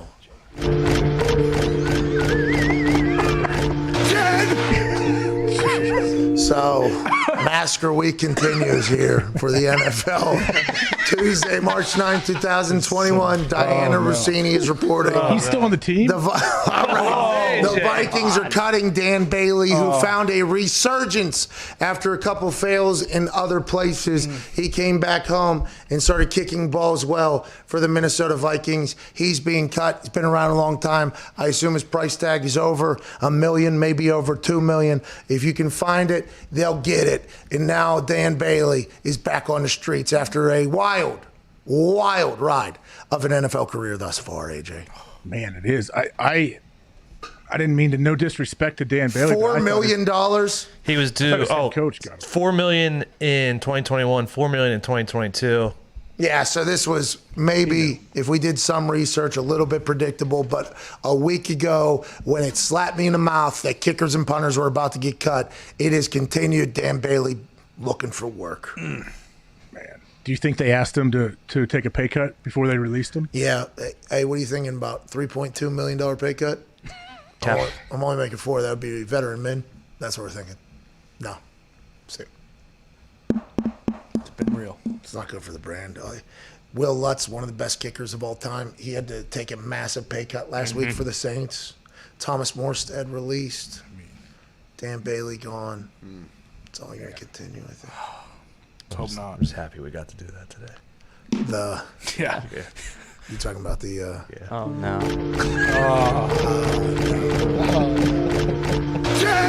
That's the best part. Dead. Yeah. Let's get some phone calls, shall we? Let's go to Matt in Michigan. What's going on? Hey, Dan. You're kicking a ball well. You'll find a job, dude. Not that we want anyone to ever get cut. No, we were just told that this was going to be a massacre, a slaughtering, a cut fest is what we've been told. And here's Dan Bailey finding himself at the guillotine. Good luck, Dan. Good luck, Dan. I don't like it. Let's go to Matt in Michigan. What's going on, Matt? Hey, what's up, guys? How you guys doing? Hey, not too shabby. I like this guy's energy early here. You got me in a little bit of a tired state, so maybe bring me back to life. What do you want to talk about, Matt? All right. Well, first of all, I was pretty pumped about MCDC coming to Detroit, his energy he was bringing. And then now I see Landon Collins was cut, Christian Jones was cut. They're letting Kenny Galladay walk now. I'm like, what the fuck's going on here now? I'm taking a little step back now. I was running. Okay. Now I just kind of got me in my tracks. Yeah, what do you think is going on up there? Well, I think it's a rebuild. You just so happen to have Jared Goff as your quarterback because that came alongside 3 different picks that you got with Jared Goff's contract coming to Detroit. I think this is a rebuild for the Lions. I think they're going to be patient. I think they want their people in there, just like they gave Matt Patricia a lot of time to build that thing. Yeah. I believe new owner, this is going to be a slow build. And I don't think Goff is going to inevitably be the quarterback of the future, but maybe a year or two you get out of him. Yeah, we got to remember we signed MCDC to a 6-year contract, so it's going to be a slow build, but just got to stay patient. That's AC/DC or no? Yeah. Yes. Thunderstruck. That is them. Yeah. Yeah. Billy Joel. Yep. That's what I was trying not to do. But it is Tuesday, not Friday. Friday, catch me on that on the other side. See how this thing goes. Foxy, did Foxy see where their GM, the Lions GM, Brad Holmes, said that we're kind of acting like, hey, yeah, we can look at a quarterback in the first round? I didn't see that, but that's awesome news. Yeah, there's a podcast coming out, Steve Weich of NFL Network. I saw him speaking to somebody in an interview. I saw it as a clip. I wish I could give credit. In the tweet, basically said that was captioning the video, and I know that could be wrong. Don't think that the Detroit Lions are out of the quarterback market. Wow. They are allegedly in the quarterback market. I love that. I love Justin Fields. I love Zach Wilson. What about Mac Jones? Chris Sims said he's incredibly quick-footed. Rising. It changes every week, though. Like, every day, I should say. 1 week, Zach Wilson's the best quarterback, and the next week, it's not. I mean, Justin Fields. I do believe it's potentially just throwing, darts just to see But that changes. That's the public, that's the public image of what these guys are and what the pundits are saying. It's not what the coaches and GMs are saying. Yeah. True. But also, what will be the actual narrative of these guys? Yeah. You know, we can't forget 1 year from now if somebody that was projected to be better than Trevor Lawrence all of a sudden. Trevor Lawrence has been the number 1 pick in the NFL for the last 3 years. Yeah. Okay, whenever he wants to go. They're thinking about changing the rules. He comes out, now all of a sudden quarterback gurus are telling us that he's actually not even the best quarterback or whatever. I'm like, well, where have you been for the last 3 years? How come this has gotten this far? And they're like, now we're focusing on the film, and Zach Wilson's better, Mac Jones is better, more accurate passer. It's like, wow, this is wild. And it seems to happen whenever, you know, draft conversations happen. Sure. It seems to be something that gets, you know, and we appreciate that for sure, but only 1 or 2 of these guys are going to make it. There's 5 or 6 of them that are allegedly the best. Wouldn't teams say something like, hey, we're not too sure about Trevor anymore, and Mac looks amazing, to hopefully maybe drop some guys and push others up? Hey, they're all playing a crazy game of poker. See what I think the Lions are doing. It's a good song. Yeah. And we say, oh, you say hi. I say revolution. You say hi. I got a chance to meet them for 6-7 seconds one time. Ooh, pretty sweet, huh? I introduced them onto a stage. Pretty good introduction, if I do say so myself. Never got thanked, but they did crush it. Damn.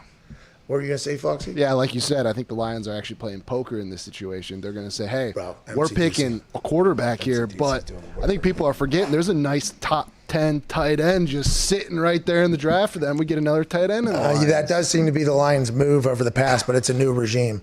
MCDC sitting at the table, stacking the chips. You know, he's doing the shuffle, the stack. You know what I mean? He's just sitting there. What are we doing, boys? Just fucking going around there. You know what I mean? MCDC ain't playing poker. He's playing fucking slapjack.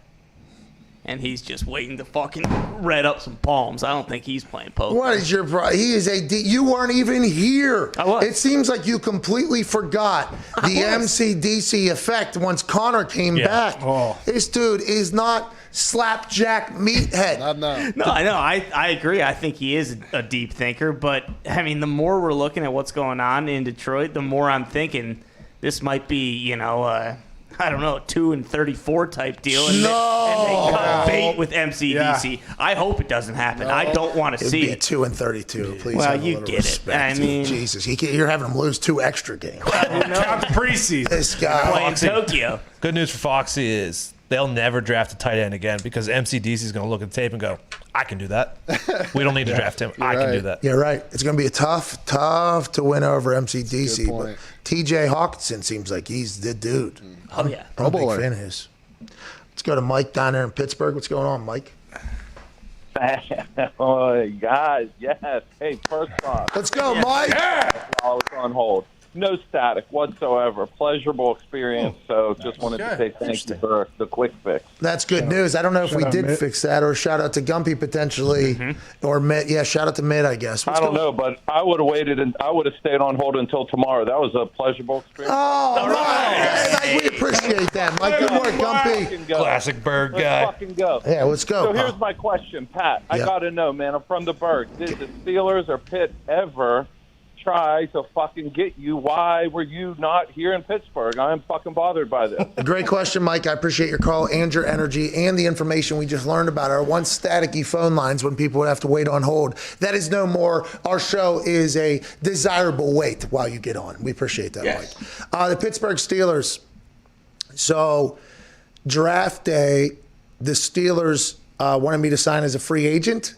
If I did not get drafted, they basically said, like, yeah, we're not going to draft you, but if you become a free agent, we'd like you to come in and kick or whatever, which would have been cool. Now, it would have been catastrophic for my career off the field, being in Pittsburgh with all my friends and having money.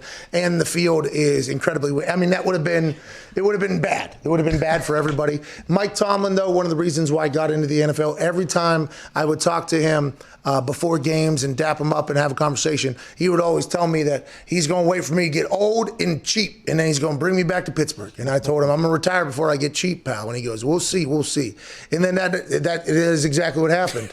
So although I do believe I would love playing for the Pittsburgh Steelers, there's never been any real conversation about me going back there. Some other places there have been real conversations. Steelers, not the case. Well, didn't the Steelers have that kicker that had equal charisma to you at the time? I mean, Jeff Reed was a character. You know what I mean? He was a character. Charisma is an interesting word to phrase beating up a paper towel dispenser in a gas station bathroom. Sheets. Now, I allegedly went swimming, so I mean, we weren't there. Did we see the paper towel dispenser? Did we see? Well, it was decimated.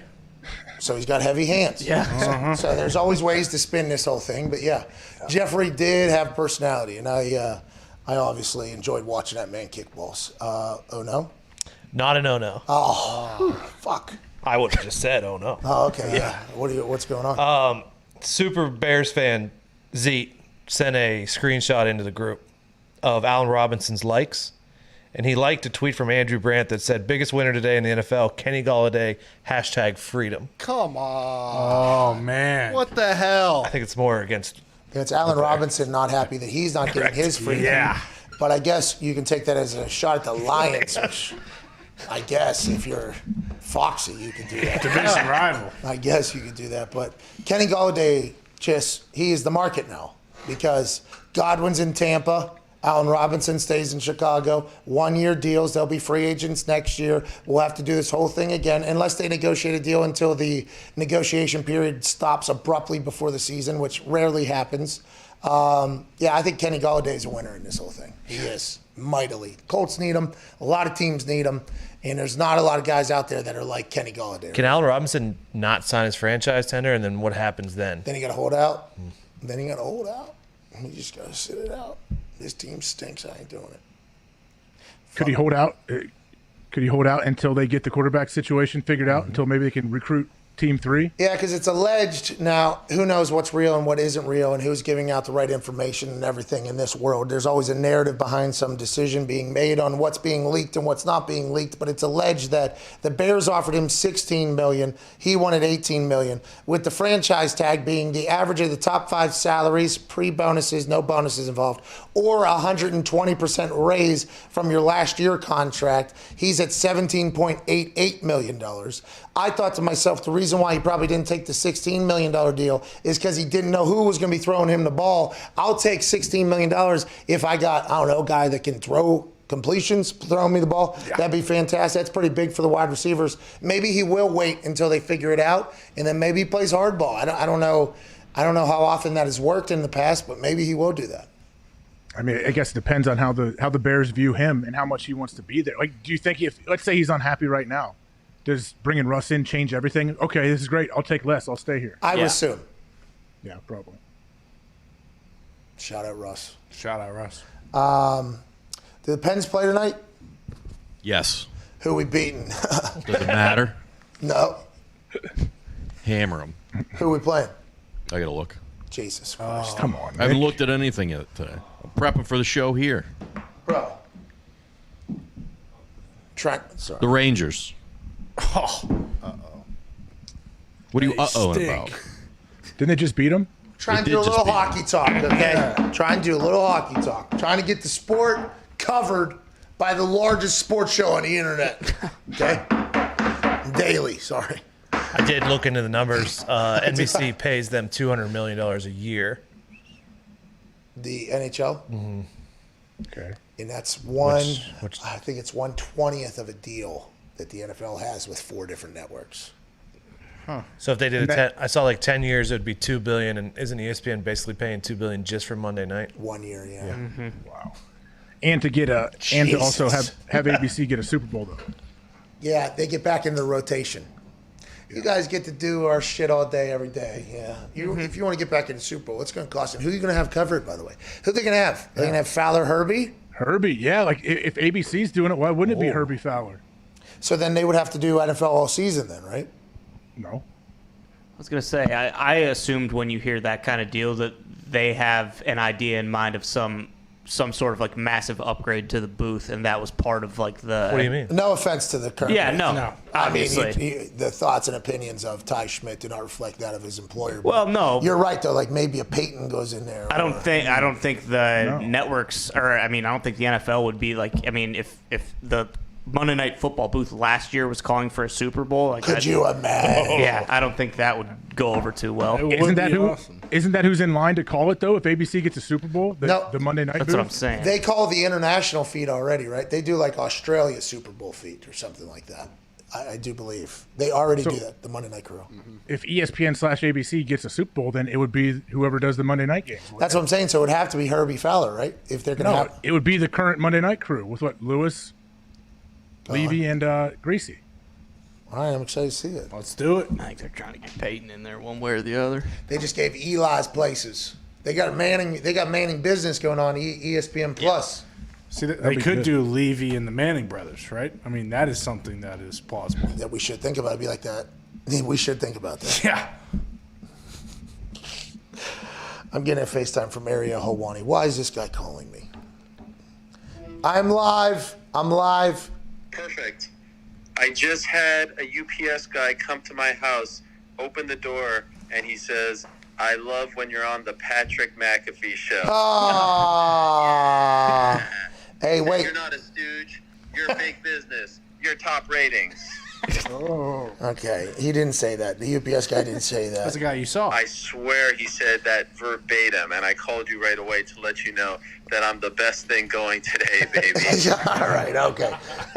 Wait until tomorrow. I did an interview for a show, and I was asked a question about guests on my show. And believe it or not, you make an appearance, yeah. Wow, what outlet is this? It's pretty good. I mean, I don't just say yes to anything. MySpace.com? Yeah, I think so. I do believe it's on there. I do believe it'll be on Tom's friend list or whatever. That's right. Top 4? The top 4? Top 8. All right, see you later, dude. Okay, bye-bye. Bye-bye. It is top 8, right? Oh, yeah. Thought so. Never had one. That guy stinks. I actually say that in the interview. About Ariel? Yeah, I think that. I think he takes that. That's flattering to Ariel. I go, Ariel stinks on ESPN, but on my show, pretty good. That was my actual answer. I'm excited for Ariel to hear that. It's he's awesome, by the way. Oh yeah. He was so pumped there too. By the way, when I answered that thing, he was whipping his mask off. He had his fucking. He was all about it. Oh no. No. Damn it! It actually ties right into Ariel. Okay. Someone DM'd Billy Tubes. Said, "You got to tell Pat a story. I'm delivering and down the block. I see this b-ball going up in the air and just keeps missing. Wide right, wide left, brick after brick. And I'm about to drive up closer. I get closer and 4 more rim shots. Fucking Ariel Helwani. Building a damn doghouse with the bricks in his driveway. This is the guy. It's an interesting part of the story here. Oh, man. Has to be. What's up? We got a little bit of an update on your situation. Oh, with who? Shinigami? You pronounced my name wrong. Okay, we are still in the Shinigami business. I would like to let you know that, but he did pronounce my name wrong. Hey, Rachel. Shout out, Richie. We got a DM from your delivery guy. He says he DM'd Billy Tubes. He said, "Billy Tubes, you got to tell Pat a story. I'm delivering." And down the block, I see this b-ball basketball going up in the air and missing. Wide right, wide left, brick after brick. And I'm about to drive up closer. I get closer, 4 more rim shots. It's fucking Ariel Helwani building a doghouse down there with all his bricks. That's the guy that you were talking about? I mean, I didn't say anything about any of that. I just said he was a fan of my appearances on the show. Am I putting up shots when it's like 60 degrees outside, an unseasonably warm early spring day? Yeah, maybe I'm putting up shots. But guess what? What? You missed. You missed 100% of the shots you don't take. Okay. All right. Hey, you are a ratings booster. I mean, our show is currently crashing, but it seems that. What do you got? Like, this is it? This is the Yeah, we're just kind of sitting around. Wow. Oh, there's AJ. Oh, what a surprise. Can he hear me? He's He can't hear me. cigar right over there. I mean, AJ, can you evolve the gimmick? I mean, really, do you need me to take you under my wing? What's going on over there? Can he hear? He can't. I can He has no way. You have no way to hear me. hear you, but I can hear you. Okay. Yeah, Ariel, I need you. Can you be my mentor? I know like a guy like Gary Vee, he mentors a lot of people. Could you be my mentor? Let me tell you something, AJ. The greatest thing to ever happen to you would me be taking you under my wing, all right, AJ? I mean, your career has gone down the tubes ever since you left the Green Bay Packers, that joke of a franchise, that wannabe franchise, wish they were the Buffalo Bills. I'll be glad to, just show me a little love, When I DM you, DM me back, AJ. Oh, he's left you on red? Oh, Ariel. You're getting dunked on by your delivery guy and AJ Hawk? Oh, no. How sad is that? The delivery guy I can live with. AJ Hawk, that's a sad state of affairs, I'll be honest with you. Ariel, I got a question. Do you, if you jump off a diving board, do you hold your nose before you hit the water? Well, I put the T-shirt that I'm wearing over my head, and then I block both ears, so I don't like to get ear infections. You're bandit. Good job. Hey, that's the proper answer. In front of your friends, all right? This isn't the 4th grade, okay? I'm the best thing going today. Everyone knows it. I'm the GOAT. I'm the man. Bow down. And I gotta go. I got someone else waiting after time. All right, okay, dude. Listen, go work on your jumper, please. I gotta go through my agent to book my appearances on this show. Okay, all right. Okay. Do you hold your nose when you jump? That has nothing to do with Ariel's. Sure. Yeah, guy, dude. First off, he plays into that, but no, Ariel just to me strikes me as a guy that jumps in and holds his nose. He does. Never understood that. I don't get it. Don't do that. Such a shot. What? Don't hold your nose? If you jump, like if you're a grown up and even if you're a kid, you jump off a diving board or something, or if I go, why? Why would you do that? Because you don't want to get water in your nose, dude. Okay, how about have some athleticism? Don't let water get in your nose. Like, it's easy to not have any water go in your nose, man. Do you want to fucking juke out the water going into your nose as you dive into a pool? So hold on, I'm jumping in. I'm going like this as I come in. Mm-hmm. No, just you could shut your nose off as you jump in. Like shut your nose off. Anti-dose the I'm water. with AJ. I've I've never gotten water up my nose ever in my history of life. I love it. Okay, Pat, do you sew your butthole and your ears shut when you jump in too? Well, my butthole, I do believe, does have something that does tighten it up. Tight, yeah. It does. So does your nose. But my ears, I do have to cover my ears because the thing. I do not block my nose, but I do a one ear cover at least for the right ear, even though I'm not 100% sure I need it. But I'm not in any position to be mocking people that shut down the nose as they're jumping in. Yeah. You know what I mean? I'm not in any position. It's just disappointing sometimes to see like an adult, like say you're friends with somebody or someone's dad who was really fun. You're like, oh man, this guy's awesome. And he's like, oh, here guys, come in. I'm going to throw the football with you. And he pencils in and holds his nose like, okay, bud. I got to reevaluate what I'm doing. So this is one of your kids' friends' dads does this? No. Yeah. Feels like this is something that you actually had to tell one of your kids, like, hey, we don't respect Mr. Smith anymore. Okay, is that something that happened? No, I do think one of my kids at one point did. I think they held their nose when they jumped in because they saw somebody else do it, and I was like, never, ever do that. Let's go to Kendall in Kansas. What's going on, Kendall? Yo, Pat, boys, what's going on? I'm just hanging out, man. How are you? Oh, dude, I'm just chilling, listening to the greatest show in sports. I appreciate it. That means a lot. I mean, that's definitely not this one, but thanks for giving us some time. What do you want to talk about, Kendall? Is this Jason Kendall? Yo, it's Pop Time. Oh, 1.9. Dak breaking the fucking bank. Yeah. Like, how do you pay him that money? Is he going to come back? See ya. Kendall? Jason Kendall is going to come back. Jason Kendall's going to play for the Pirates. The Pirates should sign him right now. Dude, he's still got it. Yeah. He had those knee savers, I think, at one point. Oh, yeah. He could pop if he had to. Didn't wear batting gloves. You could just see the sawdust coming off the bat. Kendall, I will say, I'm sure you said something, but I've been looking for a baseball over here to showcase a Pop Time. Did you talk about Dak and the Cowboys a little bit there, I think? What was the point you were making there, Kendall? I apologize. You'd be like Jake Taylor in Major League. How do you pay Dak Mahomes money if he's injured? It's not Mahomes money. It's a great question. He kind of got better than Mahomes' money. Definitely, $75 million. Now, it's not a $500 million.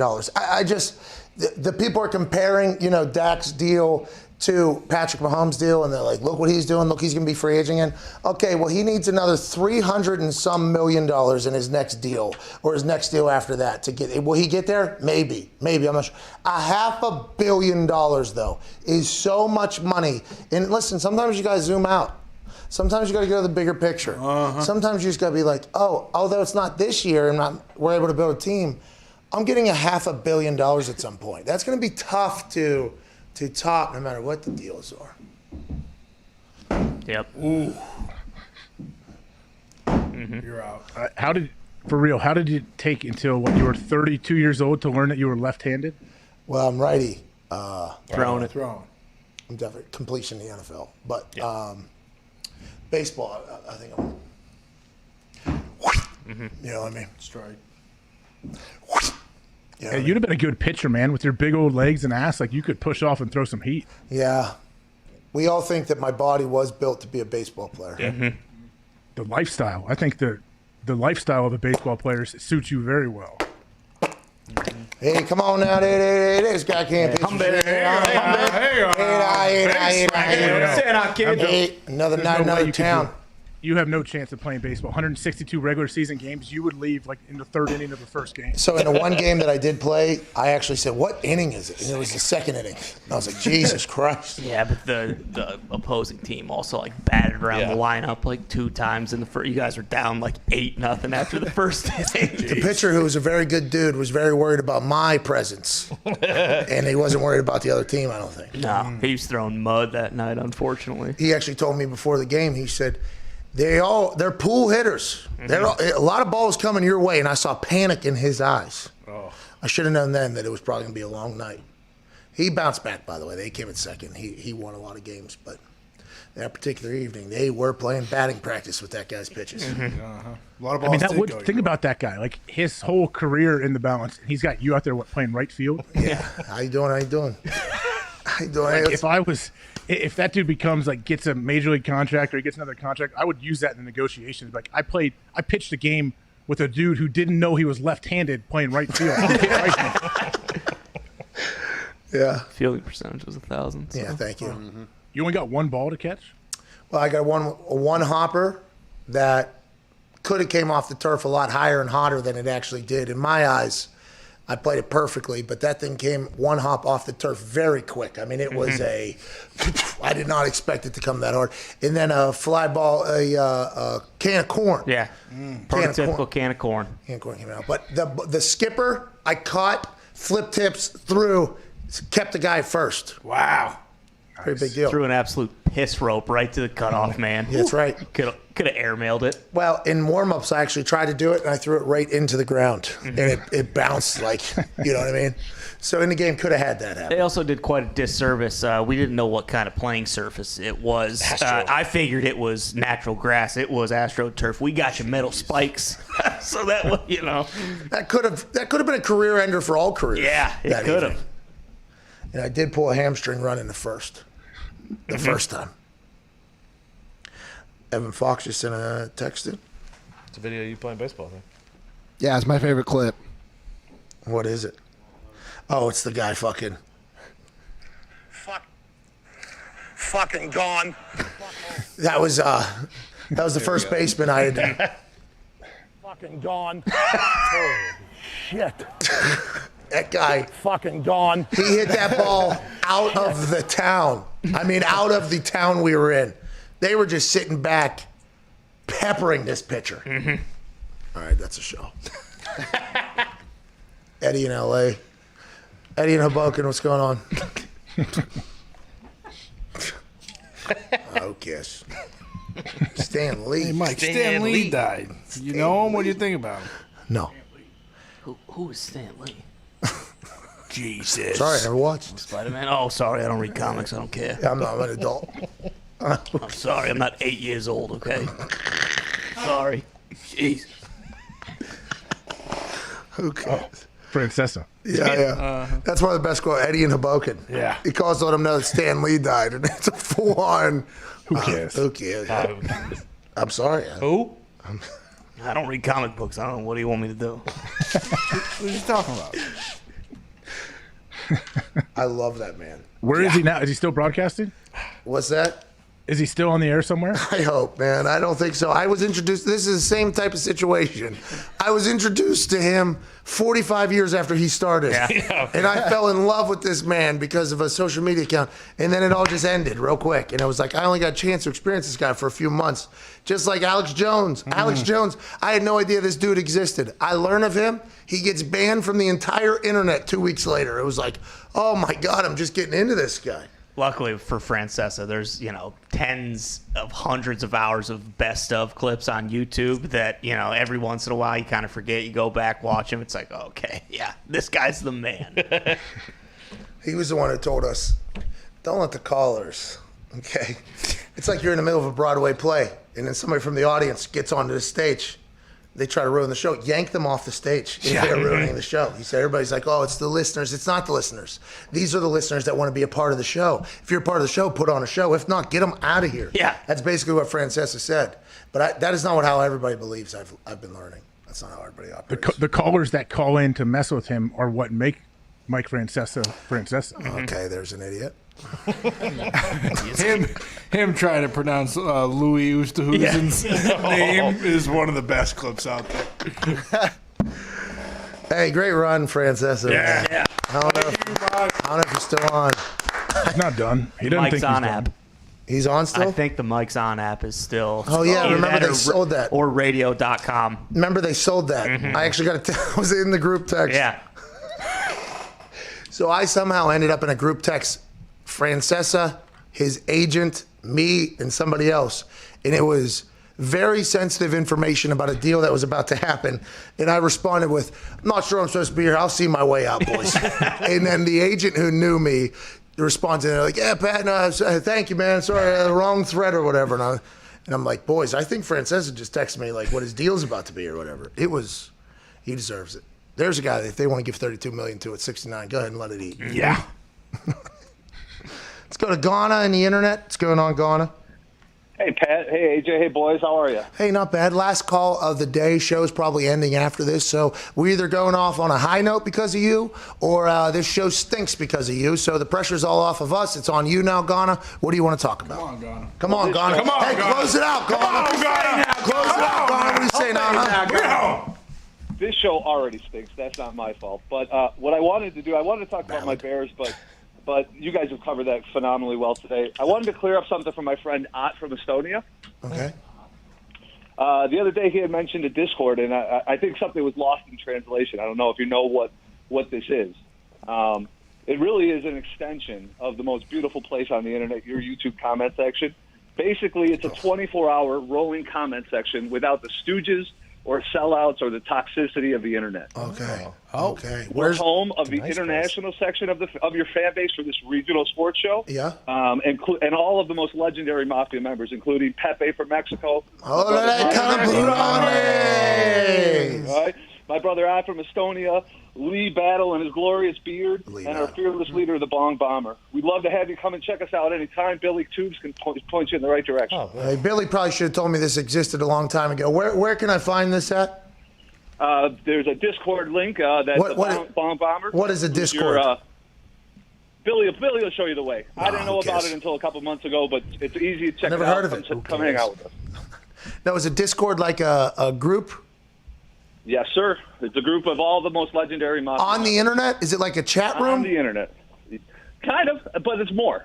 It's more. We do live songs. It's an amazing community that's evolved. It's all your best fans without the stooges and without the sellout. Is this a site? Is this like a site you're promoting? The fuck is the Discord? I think it's for X-rated No. arts. It's a Bill, hold on, Ghana. Is it like Reddit? What is Ghana, hold on. Is it like the message boards from back in the day? Like, is it like that? What? It's kind of like the AIM messengers, to where you can get in like voice calls or video calls or just like a big chat board. Bill, they got this entire watch party thing happening. What's going on? And I don't even know what it is. Yeah, no, I do watch every UFC pay-per-view in there because it is free. See, I was actually told by people that we should not be talking about that. Do not go there, Bill. Scumbag Bill. Well, I Bill's never a will huge again. fucking cheapskate, so that's no surprise. But No, I agree, but there's no reason to ruin everybody else's I need experience. to bring it up. But Bill, is there something that if I log in there, it's going to like? There's Oh, a you would hate it. It is everything in the world that you hate. Okay, good. So I appreciate you going. I don't think I'm going to check it out. I mean, I got faith in Bill's. As what? What would he hate, Billy? It's just it's a bunch of stooges talking about whatever they want to talk about. Oh, so it's toxic in there. Yeah. Bill's in there. Well, what is this? A little secret society Bill's been building, by the way? Sounds like it. The Bills Discord network. What's going on back there, Billard? It is the official McAfee Mafia Discord. I had to make sure that they put unofficial in there because we don't govern what goes on in there. We don't. We do charge $1.99 to be a subscriber here. Is this like Bill's King of the Mole people? Are you king? You do Q&As over there? I have stopped in for a couple. So Bill does Q&As in this thing. Yeah, Bill. What's up, dude? Oh, Fucking Papa Cheeks in there. I am Papa Cheeks. I am Papa Cheeks. That was awesome. All right, Bill. Hey, I want to check that out one time. Phil's in there actually. CFO Phil is in this thing. It's Bill and Phil's Army. Oh my God! Jesus. Bill and Phil's Legion. That's a powerful group. Look out. Does Phil do Q&As in there as well? I don't think he has yet. I think he's scheduled. An AMA. Doesn't ask me anything on Discord. So is this its own site? I know it's an app. It's an app and it's a website. Yeah, I thought it was for. Yeah, Diggs was like, that's where they're X-rated fucking cards. over That's there. where leaked OnlyFans things are. They're trading cards over Do there. you have to pay? Is it a Discord a payment thing? No, it's free. It's like Patreon? I think you can pay for certain benefits, but it's like our membership. When was this created? Probably 6 months ago or so. Man, I can't keep up. I probably won't be on Discord, but I'll stop in and say hello on Bill and Phil's excellent adventure over there. Ooh, you know what I mean? Movie franchise coming out of this. Yeah, one's tubing, one's accounting. Yeah. Like the Ben Affleck accountant too. Mm-hmm. Oh yeah. Phil's hunting heads. Yeah, and Bill's eating them. All right. Is Bill grooming guys? Bill, you don't deserve any of this. Okay, all right, we're not going to that. He's grooming potential serial killers? No, but I do like the fact that the Bong Bomber's on there. We have reached out to the Bong Bomber to potentially do some stuff for us. I like the name, just like the guy's name. And he's a hard worker, right, Billy? Yeah, very good guy. He's on that Discord all day. Oh, yeah. They do watch-alongs? So they have their own comment section over there, huh? Yeah, so you can one person will broadcast whatever video because you can do video calls. Hey, listen, guys, we need as many numbers as possible at the current moment, okay? There's a lot of articles coming out about us. Yeah. Okay, there's people saying things about us. Am I going to have to be like Dana with these streams? Oh, yeah. Stay out of the Discord. Nah. Discord it to whoever the fuck you want. I don't care. It is funny to think about when someone comes on and the YouTube chat gets shut off, all of them, get to the Discord now, get to the Discord, and then they go to Discord, and that's where they're just no one can really see it, but they are sawing people down. But that's not directly associated with us. Yeah, true. I had some people tweet me last night.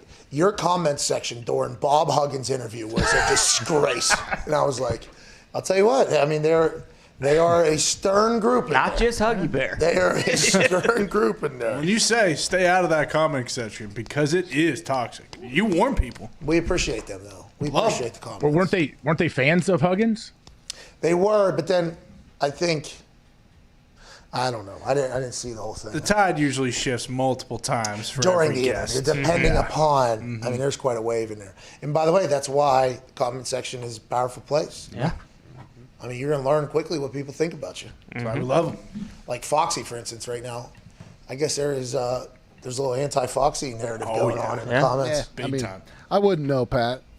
Because you know why? Why? I don't read the comments. Because you know why? Why? Too busy fucking working. Oh, all right? And you know what? The people that would have my back, Gary. the people that might defend me, you know what they're fucking doing, Pat? What's that? They're too busy fucking working too. Okay. So All your right? fans are too busy to comment or tweet about you. Bingo. Okay. I like that.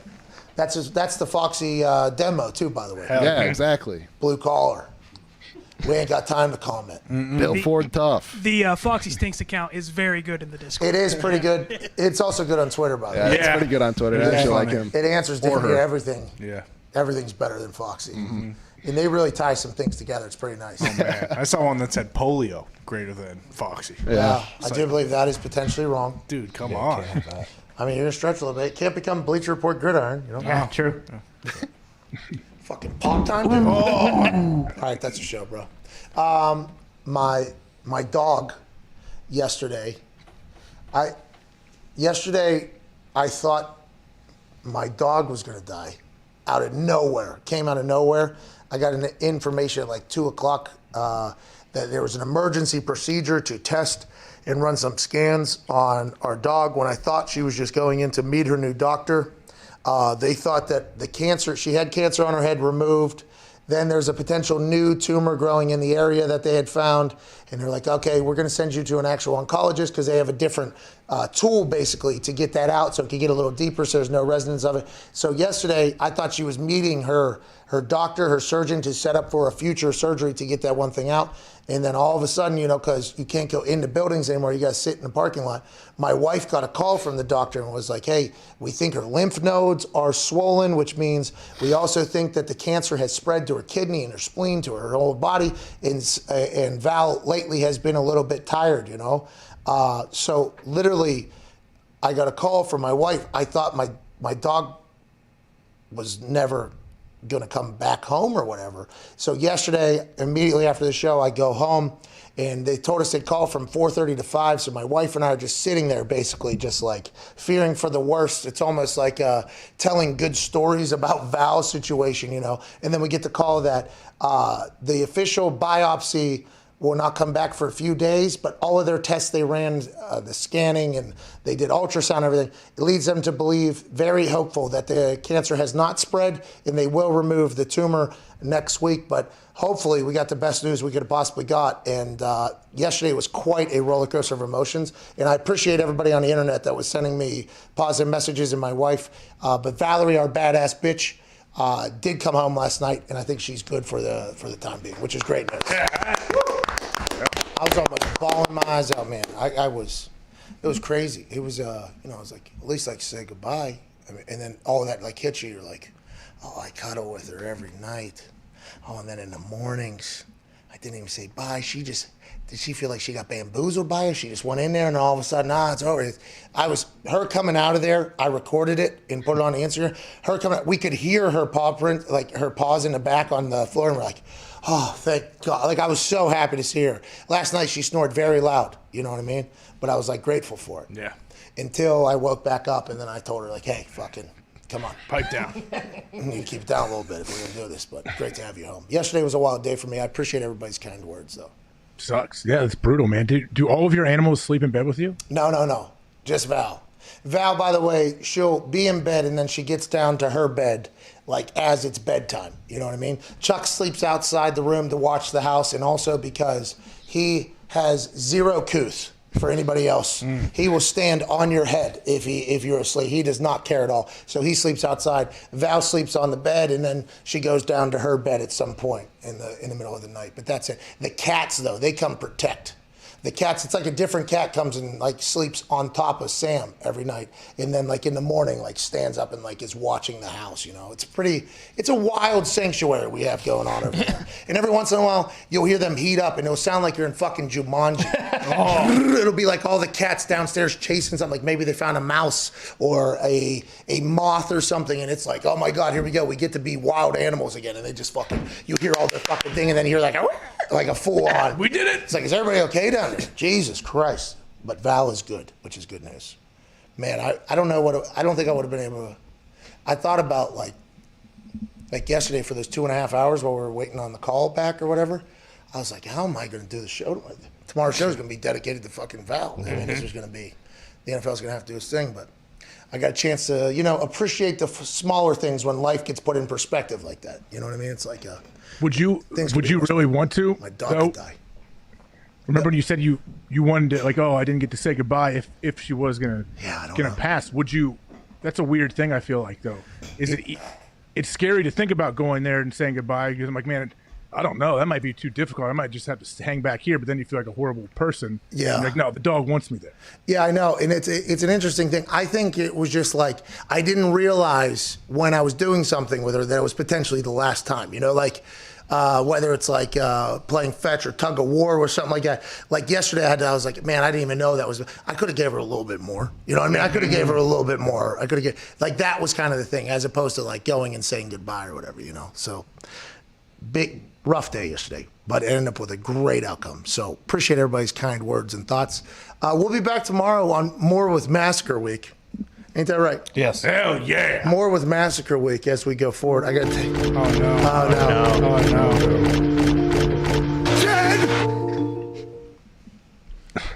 Dead.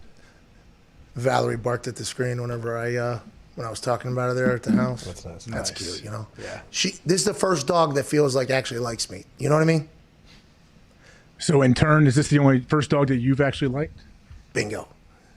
You know, because like I get it.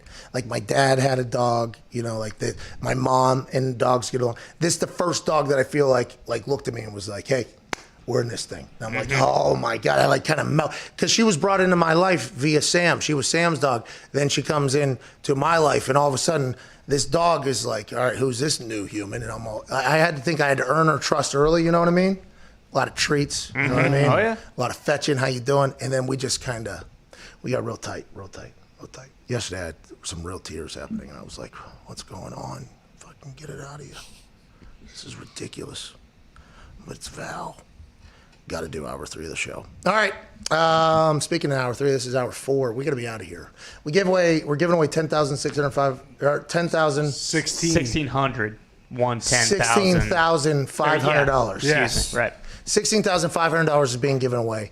In the one winner wins $10,000, then $6,500 winners, right? We have our winners. Now we're just going to randomize the amounts to each winner, and then we'll send that out as soon as possible. Is that how it is, though? $6,500 winners? I'm sorry. No, we are going to do one 10,000 winner. Okay. You know, because 65 is great. I understand what you're trying to do, but hey, I'm not going through and picking that many people. So I will choose 13 $500 winners and one 10,000. I'm sorry to the, what's the difference there? 49 people who should have won. Who haven't won anything but could have won. Could have won, but because it's me, hey, sorry. You know, that's how these things go. Maybe next time. And there will be more giveaways. So congrats to those 13 $500 winners.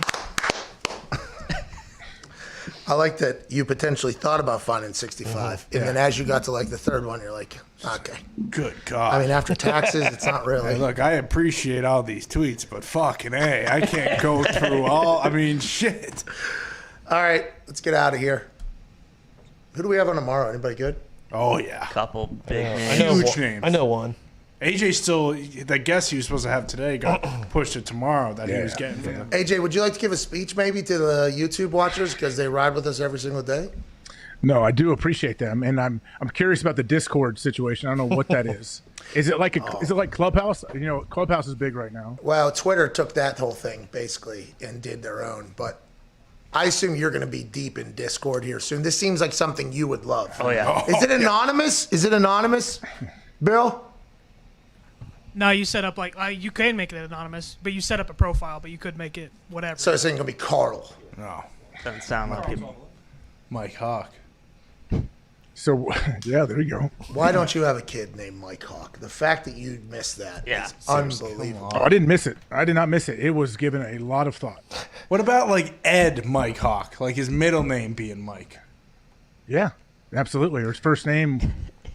Yeah. Ed Hawk. I had a lot of different. There is an Ed Hawk. Ed Hawk was a good pitcher back in the day. Yeah, he was. Yeah, Ed Hawk would go to the league. Bro, that guy would throw gas. Dude. Oh, yeah. Ed Hawk, bro. His fucking pop time. Oh, dude. They said that guy's pop time rival, Jason Kendall's. Jason Kendall. Hey, favorite baseball player growing up. Really? Yeah, dude. He was the only notable player for the Pirates All-star. for a long time. You know how every team has to have an all-star? Jason Kendall was the representation for the Pittsburgh Pirates for a long time. Barry Bonds. When did Barry Bonds leave? Before Jason Kendall. 92-ish. Oh, wow. Then you had Kutch. Kutch was post Jason Kendall. Yeah. He was the one after. There was the Barry era. Yeah, the Killer Bees in Pittsburgh. Yeah, Bundy and Bonds. Well, but Jason Kendall came in and kind of JK'd all over that thing. Barry left in 92. And then JK came in when? That battery. Fucking AJ Burnett and Probably. Jason Kendall. Oh, my God, dude. 98. I'll figure it out. Who cares? All right. See you tomorrow. 96. Bingo.